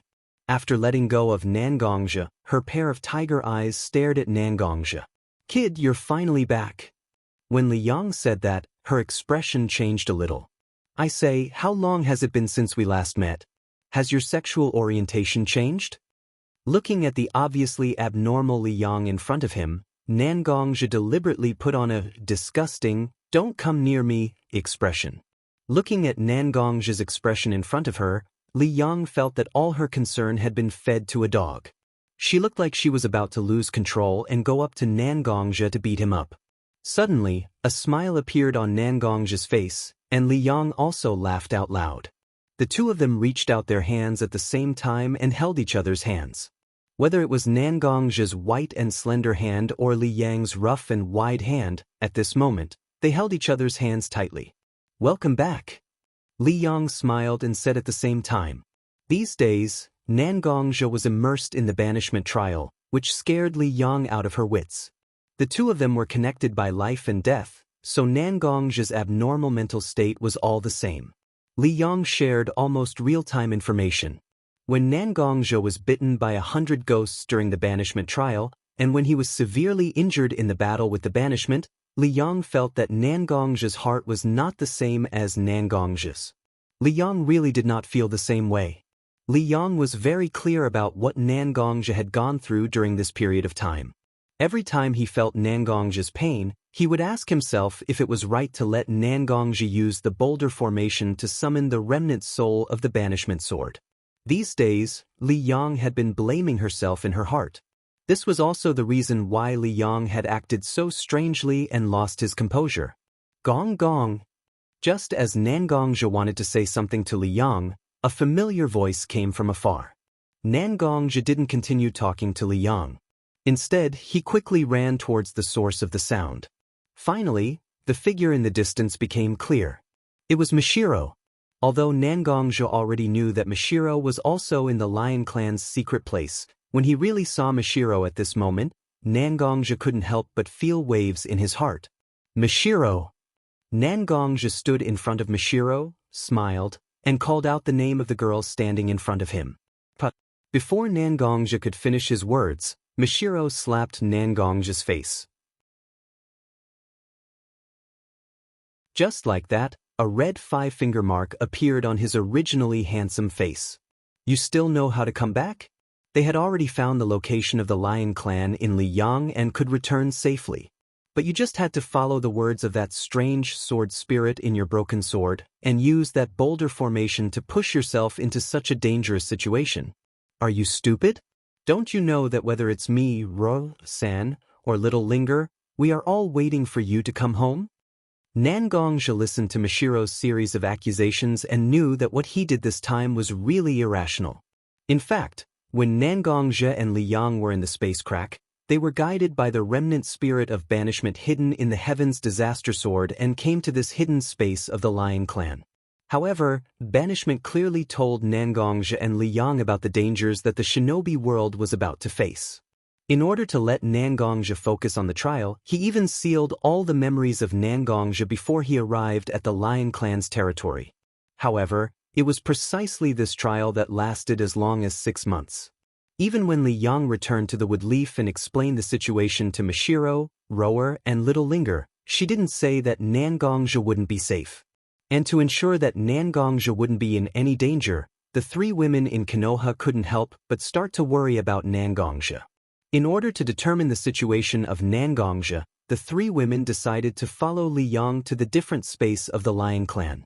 But Li Yang finally persuaded Nangong Ro, who was still working in the woodleaf, and little Linger, who was too young, stayed in the woodleaf. But it was precisely Mashiro, who usually had the most gentle temperament and seemed to be the most aloof, who was unusually persistent this time. With no other choice, Li Yang could only bring Mashiro here.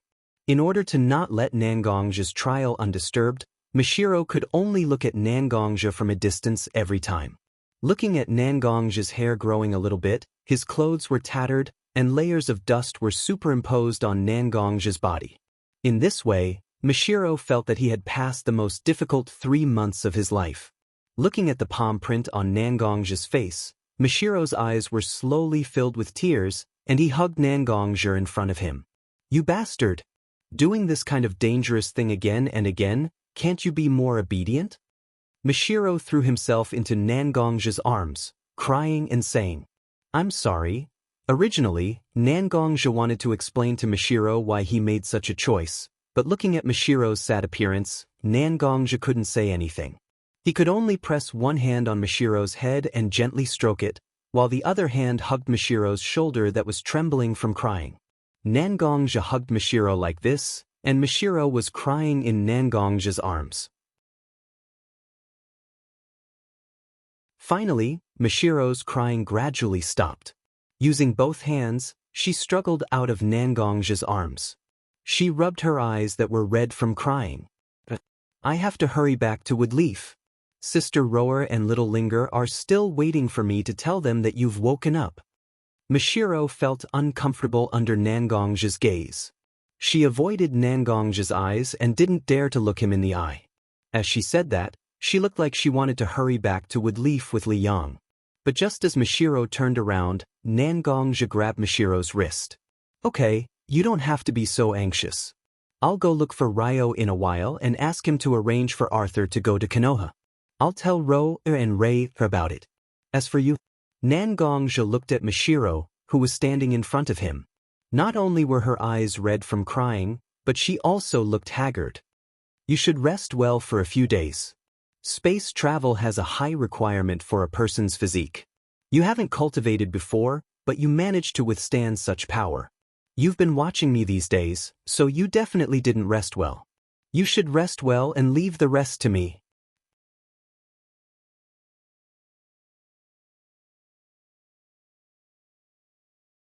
Chapter 92.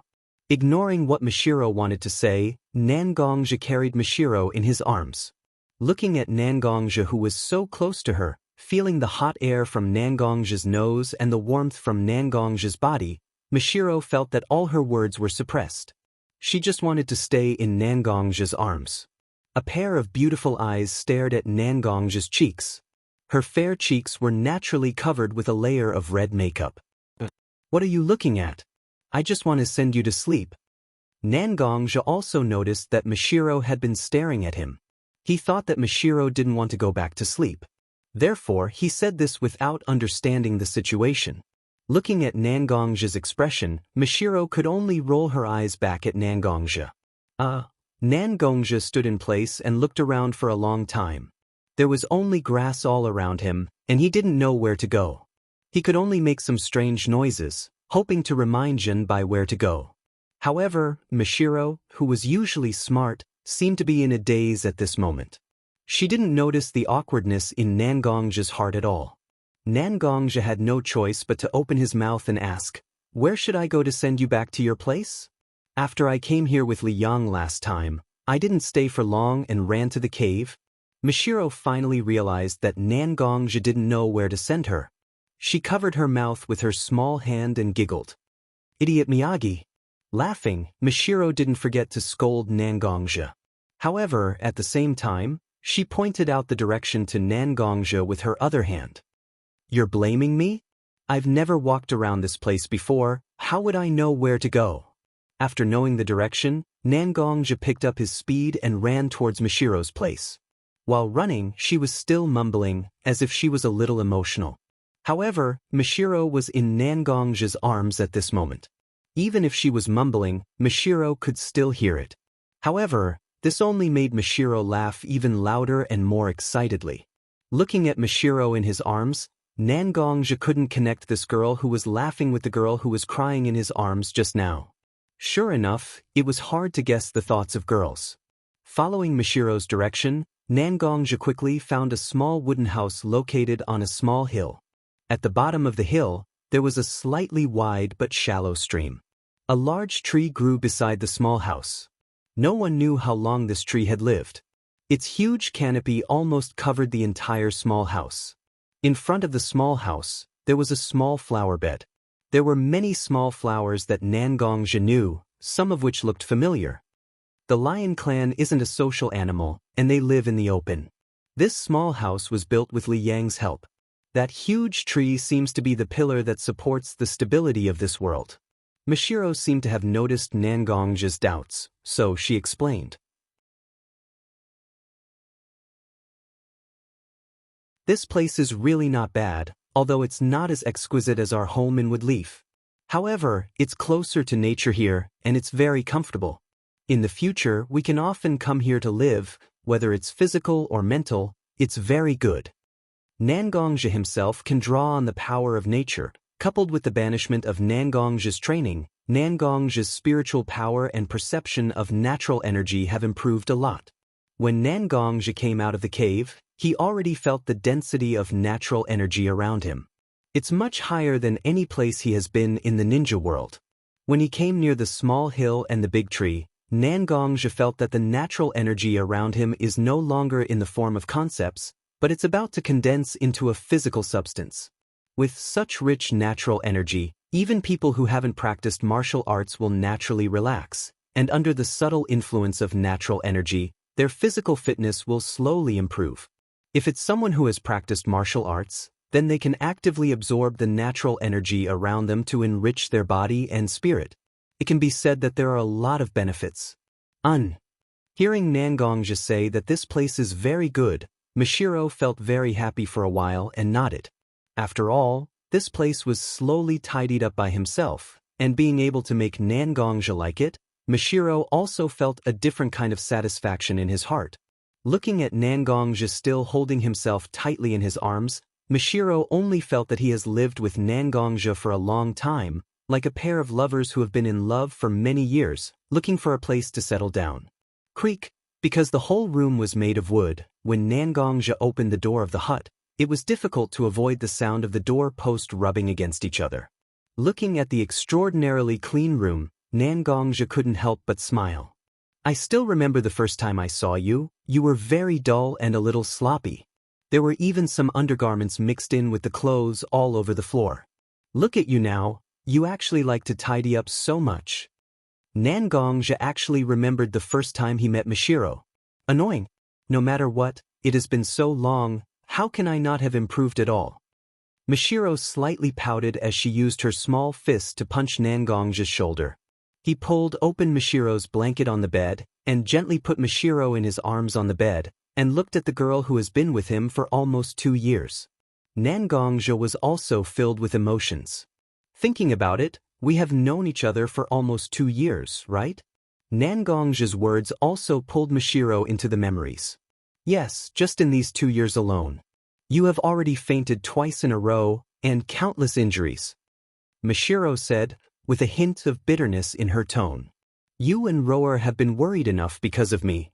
In the end, it is because I am not strong enough. If I was strong enough to kill gods, then how would I be able to do it? Why would I make you worry about me like this every day? Nangongja said, but Mishiro had already begun to shake her head. She pressed her hand on Nangongja's cheek. Gong to me. You are still the most powerful hero this world has given me. You have protected me time and time again. You are very strong, not only because of your swordsmanship, but also because of your inner strength. It is also because of your gentleness and compassion.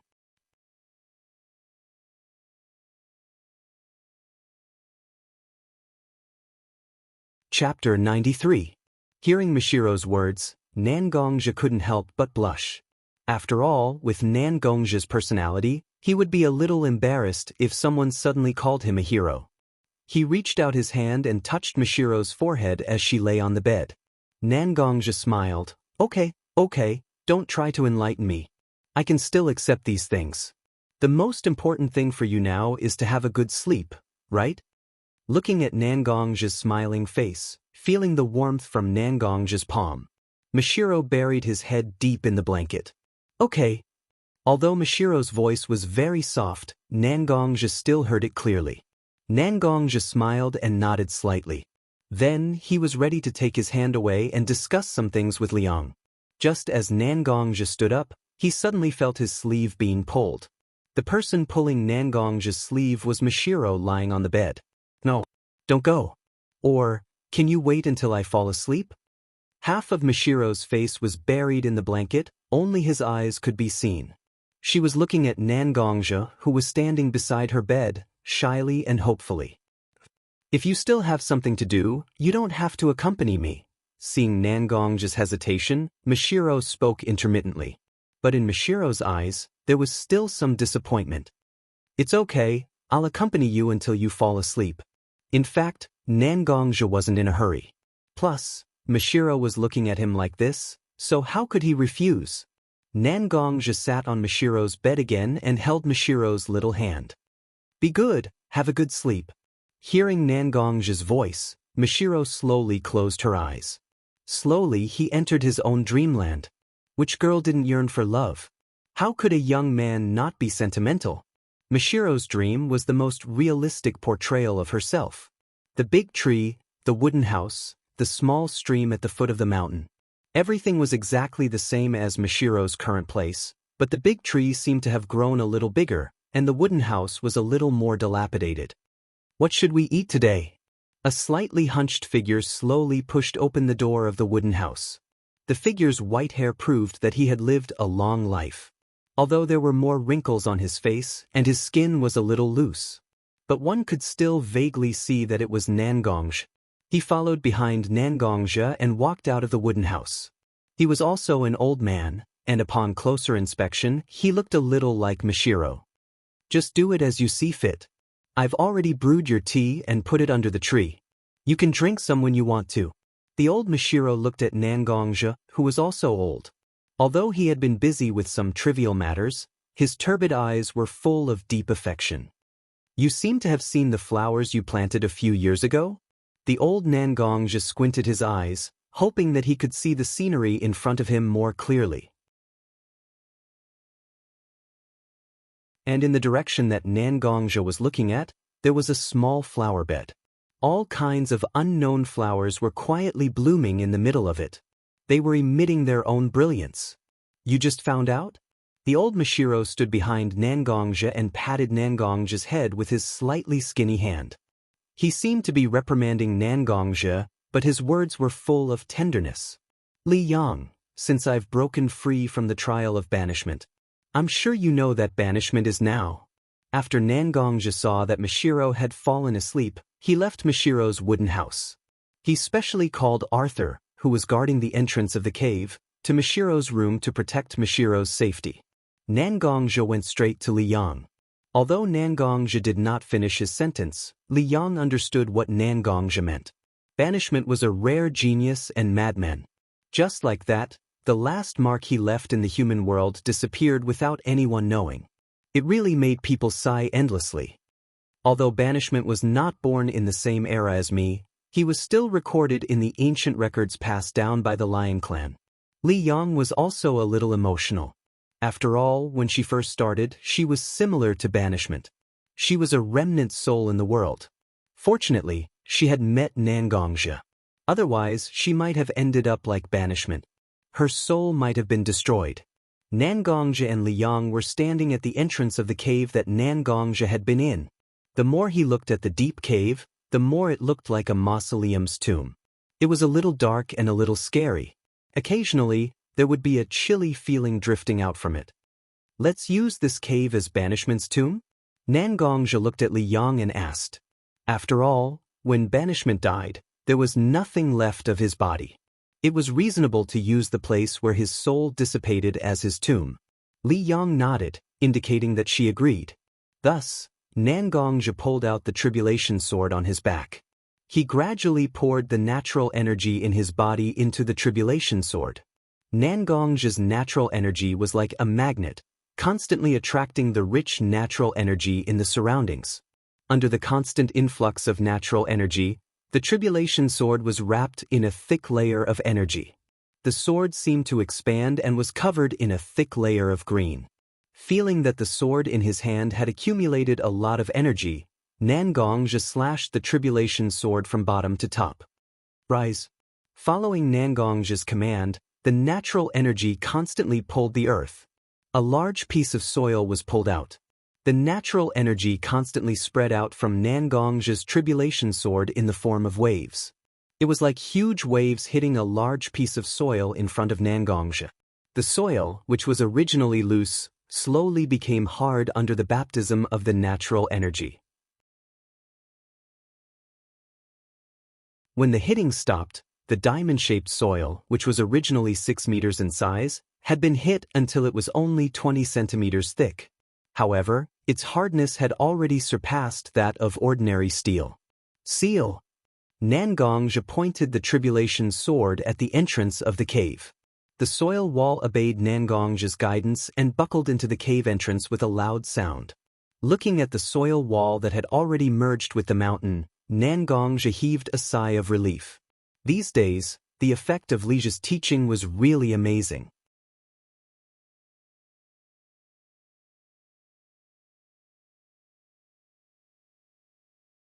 Chapter 94. Nangongzhi let out a long sigh of relief as he looked at the dirt wall in front of him that had already merged with the mountain wall. After all, he had gathered the dust hidden in the air and condensed it into such a large piece of dirt. At the same time, he had also used the power of nature to temper it. This was indeed a very taxing task. However, this was also the first time Nangongzhi had used the power of nature after a long period of seclusion. Regardless of whether it was the process or the final result, it made Nangongzhi feel that he had benefited greatly from the various trials that Lija had undergone during this period of time. Nangongzhi touched the small, palm-sized green jade gourd behind his waist. He began to miss the banishment that had tormented him so much during the trials. You once said that you only loved 2 things in your life. One was swords and the other was wine. That's why you gave this green jade gourd to me. However, I'm a person who doesn't drink wine.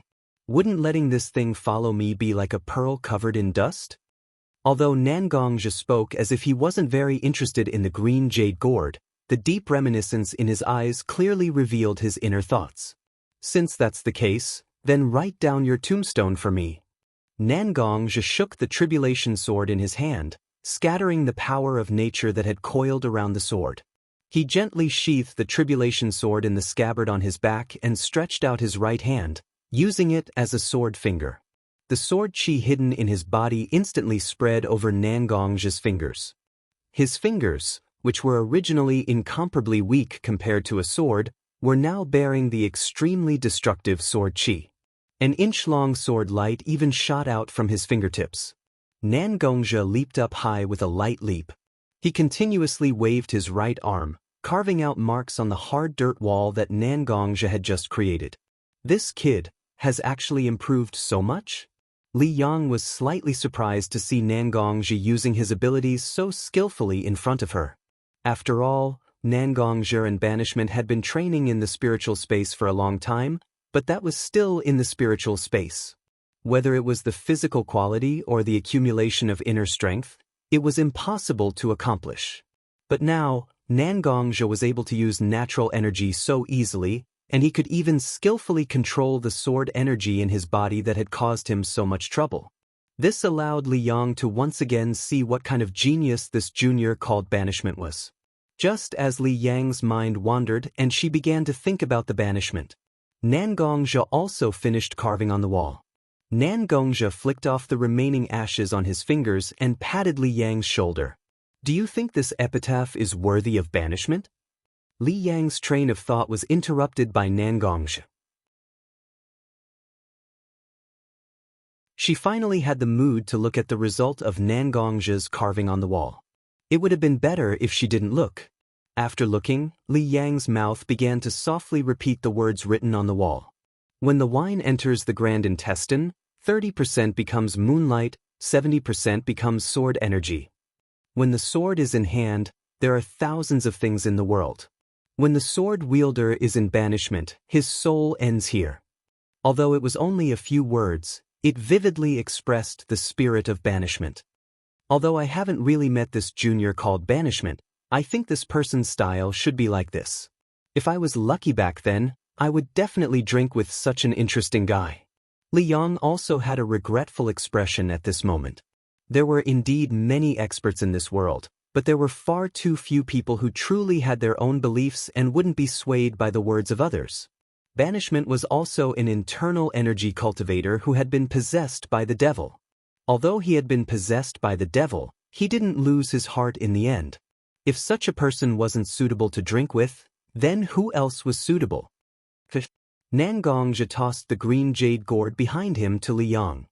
This is banishment's wine gourd. Back then he found an extremely powerful boundary master to engrave a spatial restriction on the wine gourd, causing the space inside to become extremely large. In the last few years before banishment left the world, he brewed an entire gourd of wine himself, hoping that after he disappeared from the world, there would still be people who would drink this wine and remember him. In the end, he told me that this wine gourd was placed under that huge rock. Before I left, I took it with me. Since you want to drink with him, then that's fine too. But don't finish it. I also have a share of this wine. Although Nangongjia's last sentence sounded a little stingy, Li Yang actually knew very well in his heart. This kid didn't know how to drink at all. When he said that he wanted him to keep the wine, it was nothing more than a way to remember banishment. Of course. Since there's such a good wine before me, how can I not drink to my heart's content? Li Yang placed the small green jade gourd against his big mouth and slowly poured out the wine inside. The bright red wine glowed like a blood-red amber under the sunlight. It reminded Nangongja of the time when banishment drank to his heart's content in front of him. He actually stretched out his hand and said to Li Yang, "Give it to me.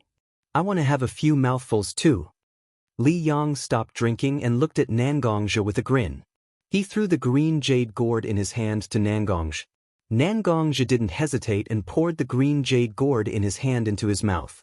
The wine also entered Nangongja's mouth. It didn't have the pungent and choking feeling of other wines that Nangongja had seen before. Instead, it was extremely smooth. Traces of coolness emanated from the wine and quickly spread throughout his mouth. Nangongja drank the wine one mouthful after another. The corners of his eyes involuntarily became a little teary. Banishment wasn't a person who was particularly good at communicating with others. However, Nangongja was completely conquered by banishment's charm in this short period of time. Therefore, the various emotions hidden in the depths of his heart, under the stimulation of the wine, they were slowly revealed. He sealed the wine gourd in his hand and hung it behind his waist again. Nangongja stood in front of the tombstone that he wrote for banishment. I don't know what kind of person I will become after this. Will I be loyal to Woodleaf or will I wander the world? Will I be a good person or a bad person? Now, I don't understand at all. Especially after staying in Woodleaf for so many years, I became more and more confused about this world. But it was you who made me feel that this world isn't just filled with deceit and benefits. There were more pure feelings, and they would never be worn away. If this world can still be saved, I'm willing to do everything I can. In an instant, the figures of everyone he knew appeared in front of Nangongja. After all, there are more and more things in this world that I cherish.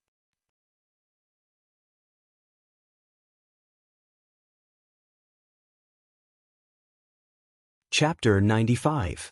Just like that, the legendary banishment that had been passed down in people's mouths and recorded in ancient books.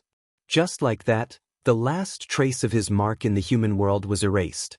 A young swordsman carrying the long sword that was treasured by the banishment once again walked the world. Perhaps everyone was like this? Whether it was the legendary banishment or Senju Takuma, who was known as the god of shinobi, or even the sage of the six paths. In the end, his entire life had become a fragment of some people's memories. Or perhaps, they had buried their experiences deeply in a pile of old books. When Mishiro woke up, Nangongja was no longer by his side. He must have gone to find Liang. Although I've always understood you, and I know you have more important things to do. But, if you can be like in my dream and accompany me to grow old, how good would that be? Mishiro muttered to himself, but he also remembered what he had just done. That short, ordinary dream that he yearned for. But in the end, Mishiro could only shake his head. These are things I shouldn't have thought about. As for why he shouldn't have, Mishiro was very clear. He never truly belonged to himself, so how could these beautiful things happen to him? The door of the hut was knocked a few times. Before Mishiro could speak, Nangongja's voice came from outside the door. Mishiro, are you awake? I saw that you lit up the light in the room. If you're well rested, let's prepare and go back to the woodleaf. Hearing Nangongja's words, Mishiro hurriedly patted his face with his hands to wake himself up. He immediately said, I'm awake. I'm already awake. Let's go. You don't have to pack anything. Rower has been waiting for you for a long time. It's better if we go back quickly. As she spoke, Mishiro also walked to the door of her room. She opened the door and saw Nangongja standing at the door. Are you okay? Nangongja suddenly asked. Your eyes look red. Haven't you rested enough? If you still want to sleep for a while, that's fine too. We don't lack the time. After hearing Nangongja's question, Mishiro was a little confused. Did his eyes turn red? She quickly walked into the room and looked at her face in the mirror. It was indeed a little red and swollen. Looking at the pillow on the bed in the room, it was also wet. Could it be that when he was dreaming, he actually cried out? Mishiro asked himself, but he couldn't come up with an answer for a long time.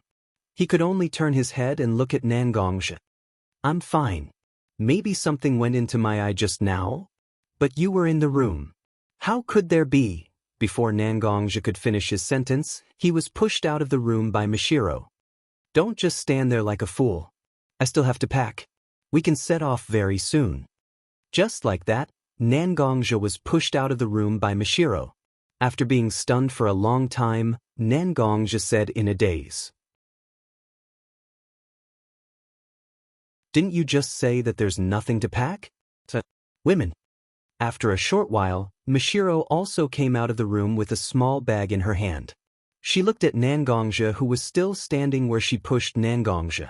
She tiptoed and knocked on Nangongja's head. Let's go. Fool, how much longer do you want to wait for Rower, Mimi? Touching the place where he was hit, Nangongja was still puzzled as to why this lass had hit him so hard. He could only go along with Mishiro's words. Okay, let's go. Nangongja rolled up his left sleeve, revealing the lion head seal inside. Rio, let's go. He muttered in his heart, and a ball of light rose from his east. It rushed towards Nangongja's place. The lion cub, Arthur, who was guarding the entrance of Nangongja's cave, was also wrapped in the brilliance. Most of the lions here have already seen through the world. They don't want to wade in the muddy waters of the ninja world. It's just that I'm really worried about this little guy. I might as well take him with me.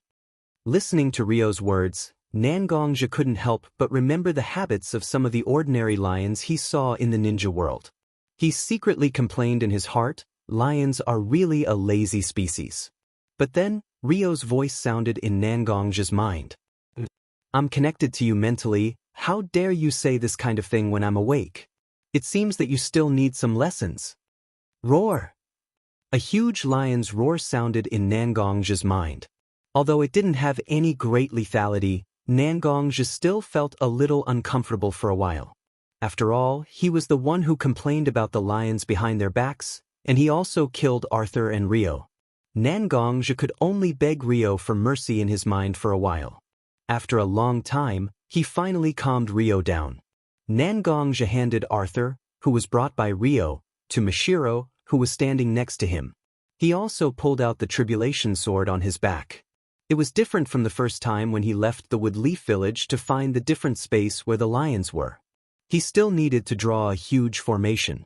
This time, Nangongzhi returned to the Woodleaf village because he had a clear space coordinate. Nangongzhi drew the tribulation sword in the void, and countless natural energy gathered in the place where Nangongzhi's sword was drawn. After a while, a huge wormhole appeared in front of Nangongzhi. "Let's go!" Nangongzhi stretched out his hand in front of Mishiro. It seemed that he wanted to take Mishiro's hand and walk into the wormhole together. Although this wasn't the first time Mishiro traveled through a wormhole, the deep wormhole still made Mishiro slightly afraid. But when Nangongzhi stretched out his hand in front of Mishiro, and Mishiro also held Nangongzhi's hand, all the uneasiness and fear in her heart were dispelled at this moment.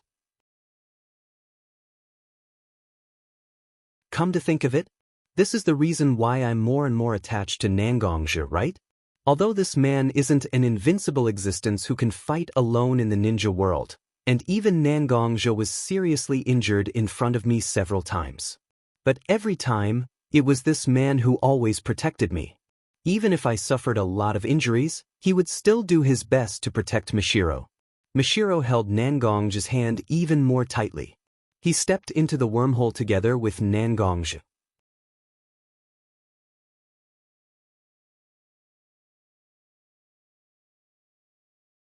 Chapter 96. In the wormhole, after a short period of darkness, the colorful world once again appeared in front of Nangongzhi. It was so beautiful that it reminded Nangongzhi of the fear he felt when he was drifting in the crevice of space. He didn't have the heart to look at the beautiful scenery around him. He only activated the internal force in his body and attracted the surrounding natural energy to gather and condense on Mishiro's body. A thin layer of green light covered Mishiro's body. Mishiro also noticed Nangongzhi's actions. Small dimples appeared on Mishiro's cheeks. Although Nangongzhi was nervously looking at the crevice of space at this moment, he was afraid that an accident would happen. Fortunately, there were no accidents during this space travel. Nangongzhi and Mishiro safely arrived at Woodleaf village. The crevice of space instantly tore open and Nangongzhi and Mishiro's figures appeared from within. Their hands were tightly intertwined at this moment. Nangongzhi and Little Linger noticed the abnormality in the courtyard, so they walked out of the room together. "Sister Mishiro, why you back? Brother?" Nangongzhi walked out from the corner of the house and only saw Mishiro's figure at first.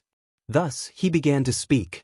However, the moment Nangongzhi's figure entered his sight, he was stunned. Nangongzhi used her small hands to cover her mouth, afraid that she would cry out.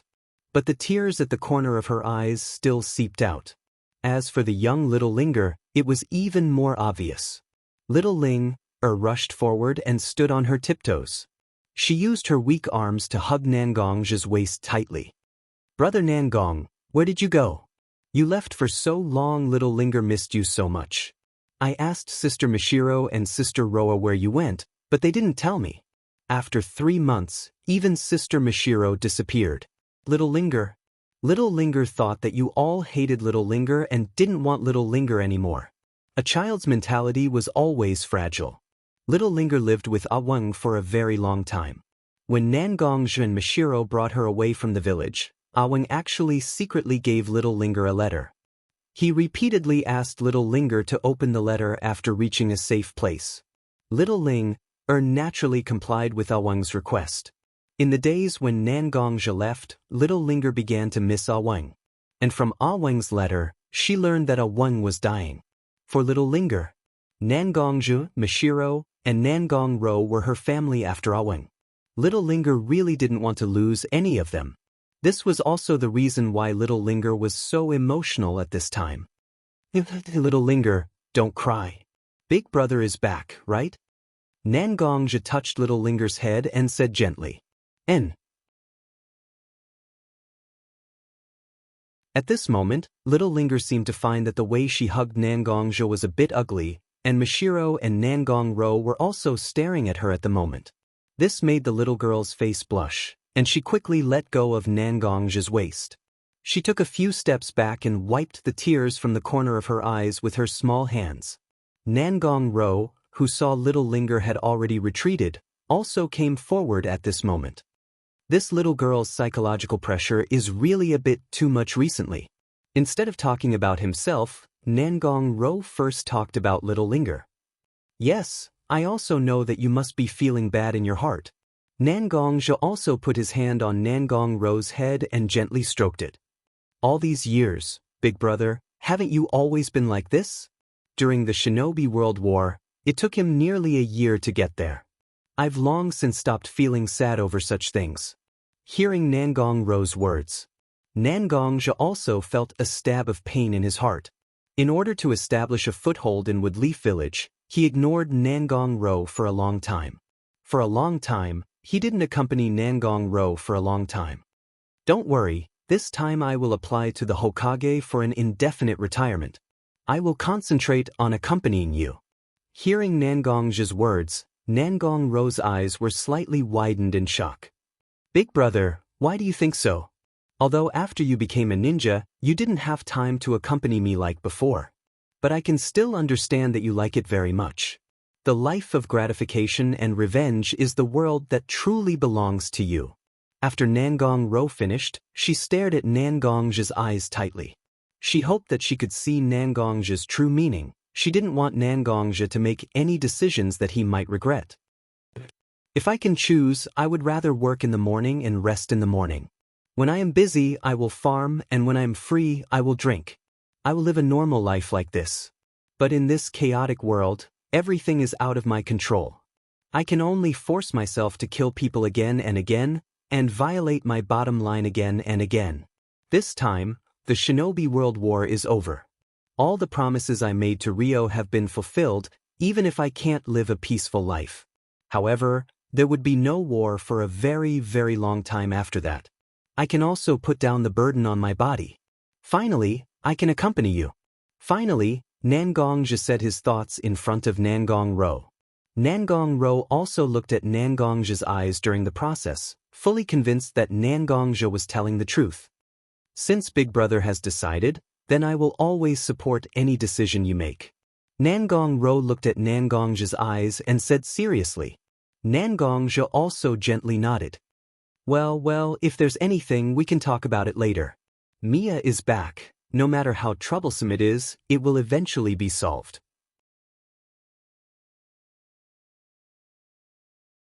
Roa, Mimi has to take care of Kiba Hospital's work and worry about Mia's safety. It must be very hard. Why don't we have a good rest first? Mishiro saw that the atmosphere between them was very sad, so he took the opportunity to change the topic. He wanted to let them not be obsessed with those troublesome things. Nangong Zhe also understood Mishiro's meaning and nodded. Mishiro is right, everything has been solved. No matter how troublesome it is in the future, we will share it together. Don't think too much about it today. Let's celebrate and have a meal together that we haven't had for a long time. Nangong Ro also nodded and followed Mishiro and Little Linger into the house's kitchen. Not long after, the smell of food floated out of the house. But Nangong Zhe was sitting in the living room, his brows slightly knitted together. He was playing with his wood leaf forehead protector in his hand.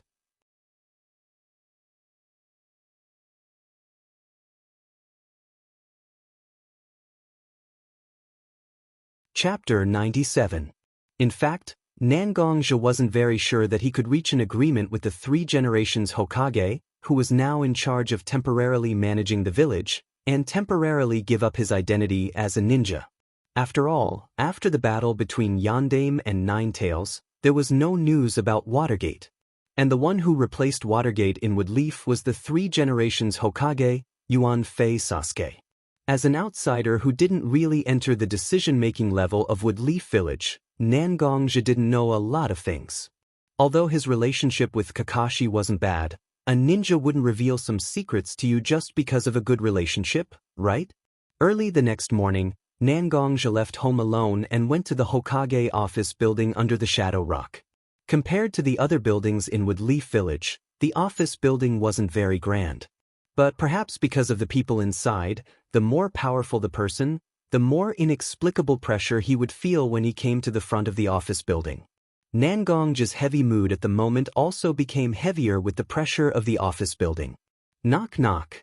Nangongzhi walked to the door of the office building, hesitated for a long time, then stretched out his hand and gently knocked on the ordinary wooden door. It turned out to be Nangong Jiaonan.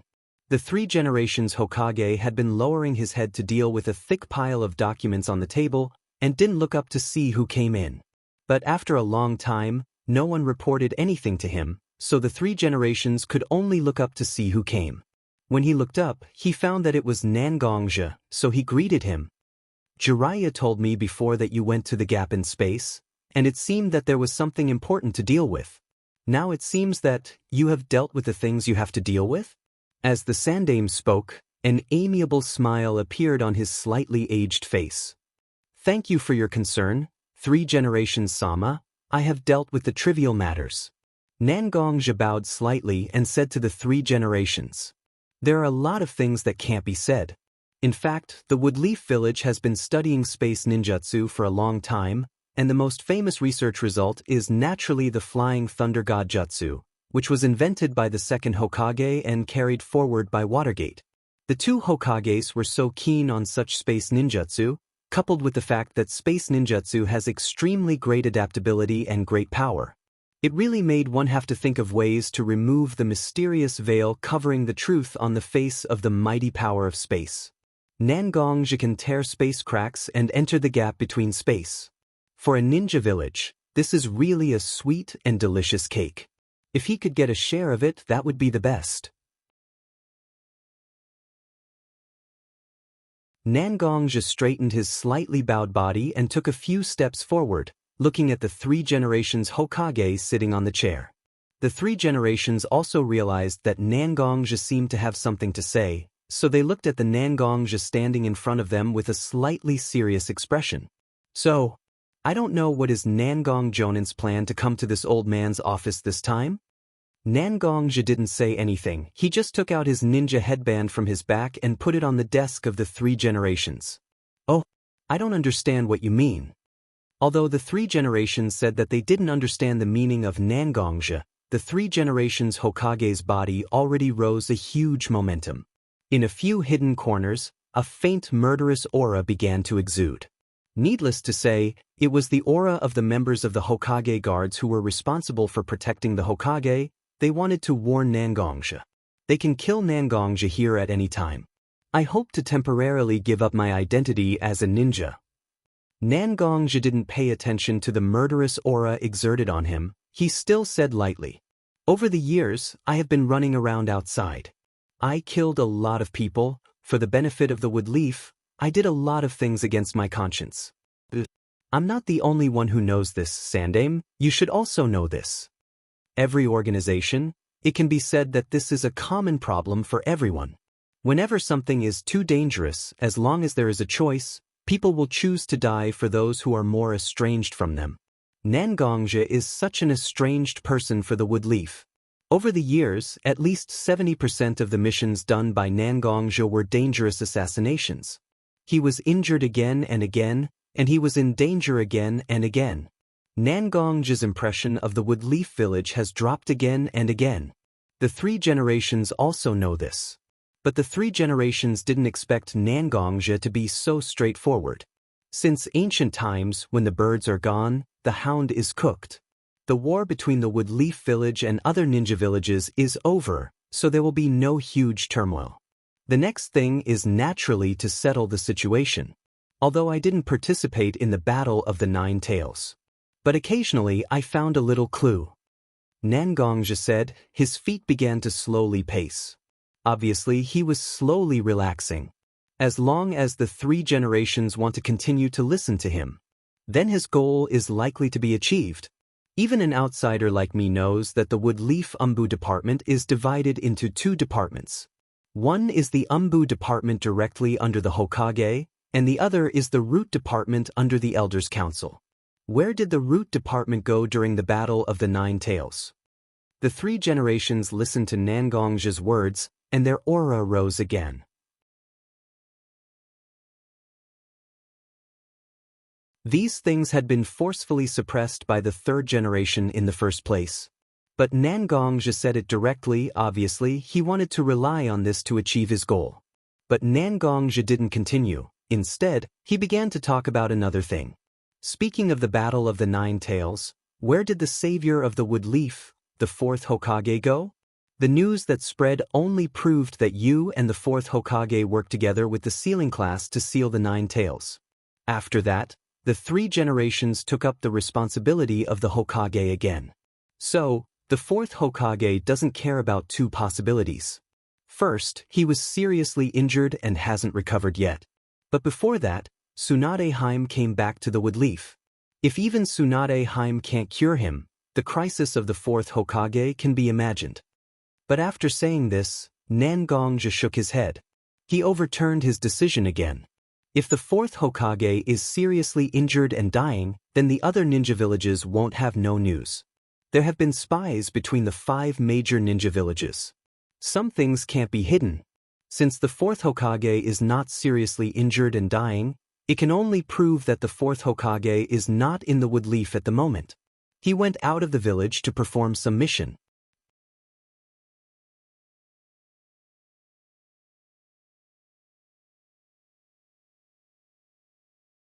Chapter 98.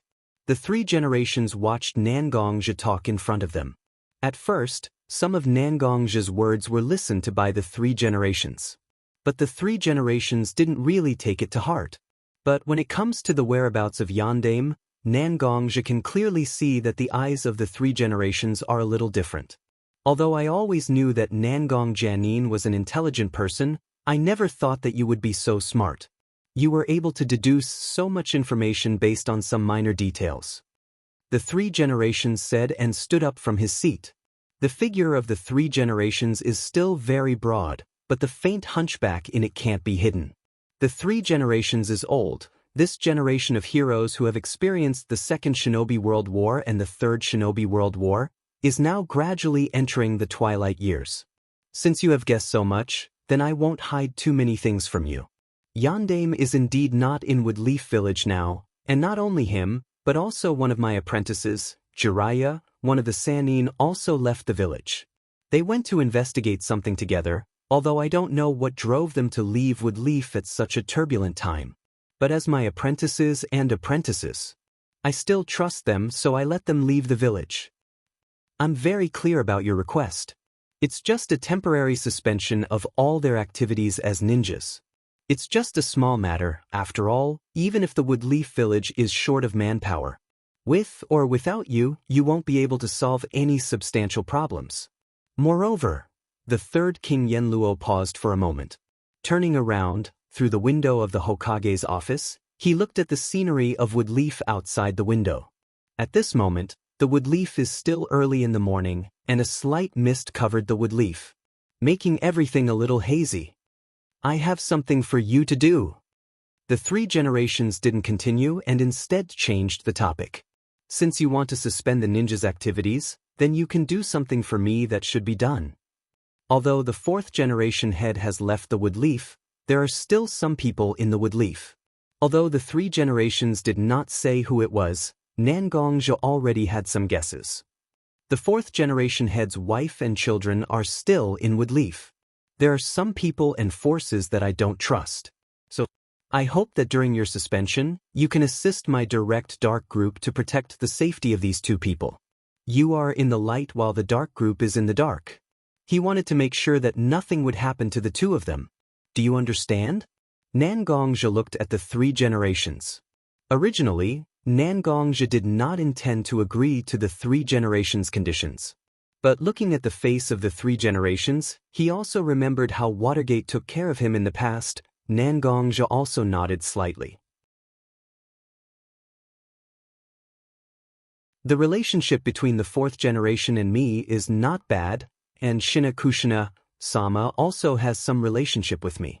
Since you want me to protect the 2 of them, then I will naturally not shirk my responsibility. The 3 generations supported Nangongja's words, and his heart was also relieved. Since the 9 tails attacked the village, under the huge pool of Woodleaf, there began to be undercurrents. He will also be constantly involved in it, whether it is Naruto Komatsu or Shinakushina. He may not have much time to protect them in all aspects in the future. It is actually a good idea to let Nangongja, an outsider, Take care of them. The 3 generations walked in front of Nangongzhi, reached out and picked up the forehead protector that Nangongzhi just put on the table.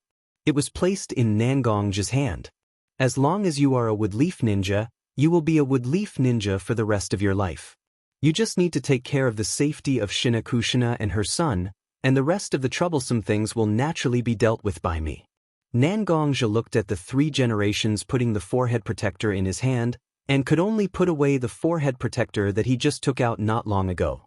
He slightly bowed and walked out of the office of the 3 generations.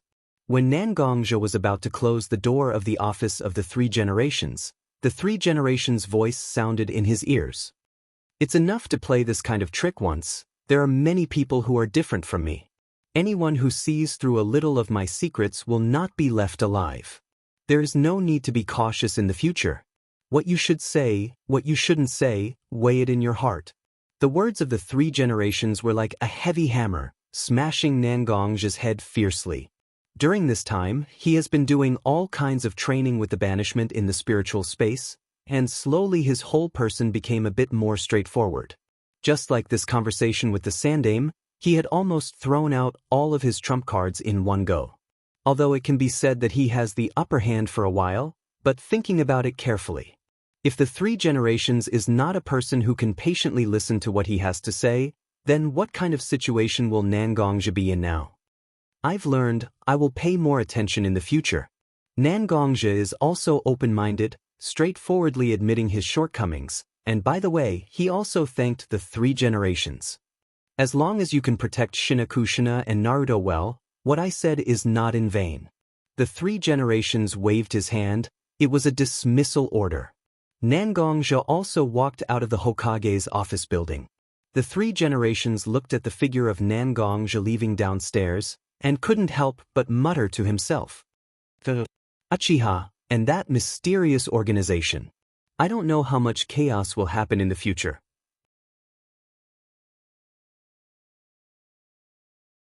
I'm old. I can only try my best to ensure that the woodleaf won't be destroyed in these waves when I'm still alive, but if I'm not here anymore, I can only rely on Watergate, Jiraiya, and other juniors. This chaotic world, when will it truly end? The question of the 3 generations, he didn't know whether it was for himself, for the woodleaf, for the next generation of ninjas, or for this world. The complex mood of the 3 generations, Nangongzhi can't understand. Nangongzhi's mood at the moment is really good. Before coming to the 3 generations, he had already planned to hand over some information about the realm and more, but he didn't expect it to be so smooth. Although it didn't achieve the greatest effect he had expected, it was still not bad. Nangongzhi felt very satisfied at the moment, and even his steps were a little cheerful. He only felt the wind under his feet, and he wanted to go home and tell Nangongzhi the good news. But the undercurrent of the woodleaf is aimed at everyone who lives in the woodleaf. Nangongzhi wants to get out. Can he really do it?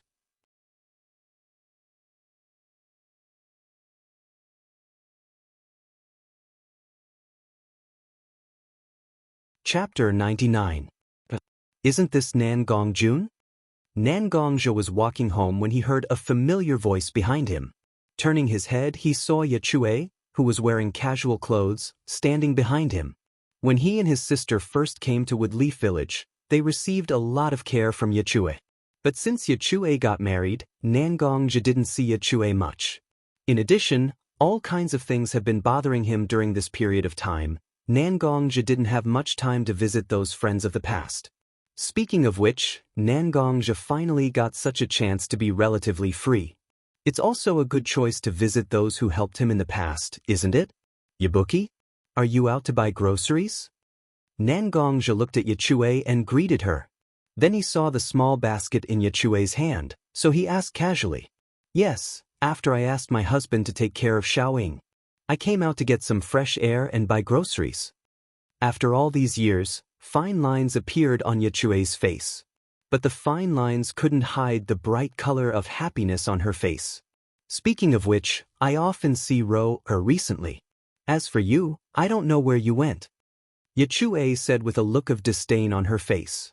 You ninjas always don't go home. You don't know my husband? Yechue and Nangongja scolded Haruno Chunin for almost 10 minutes. But are you sure this isn't a flash bomb? Nangongja felt that his eyes were about to be blinded by the flash. I still have something to find Ro. How about? Nangongja finally found an opportunity to take advantage of Ya's tiredness. He casually made up a reason to not be blinded by Yechue's flash bomb. Okay, then we'll talk at night. Yechue smiled and agreed. But Nangongja felt that something was wrong. After all, when did the two of us really meet at night? As if seeing the doubt in Nangongja's eyes, Yechue immediately said, "Didn't little sister Rower tell you? Yesterday, little sister Rower invited us to your house. She said that you haven't been back for too long. It's not easy to come back, so I decided to call some old friends over to celebrate." Nangongja was dumbfounded when he heard that.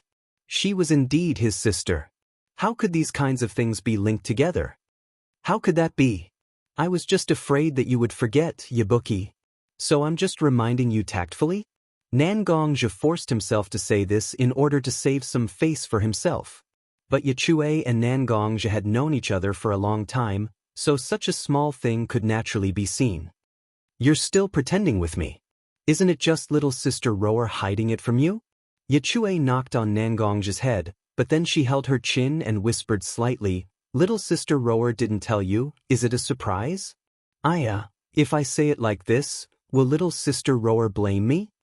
Looking at Yechue, who was whispering in front of him, Nangongja was speechless for a moment.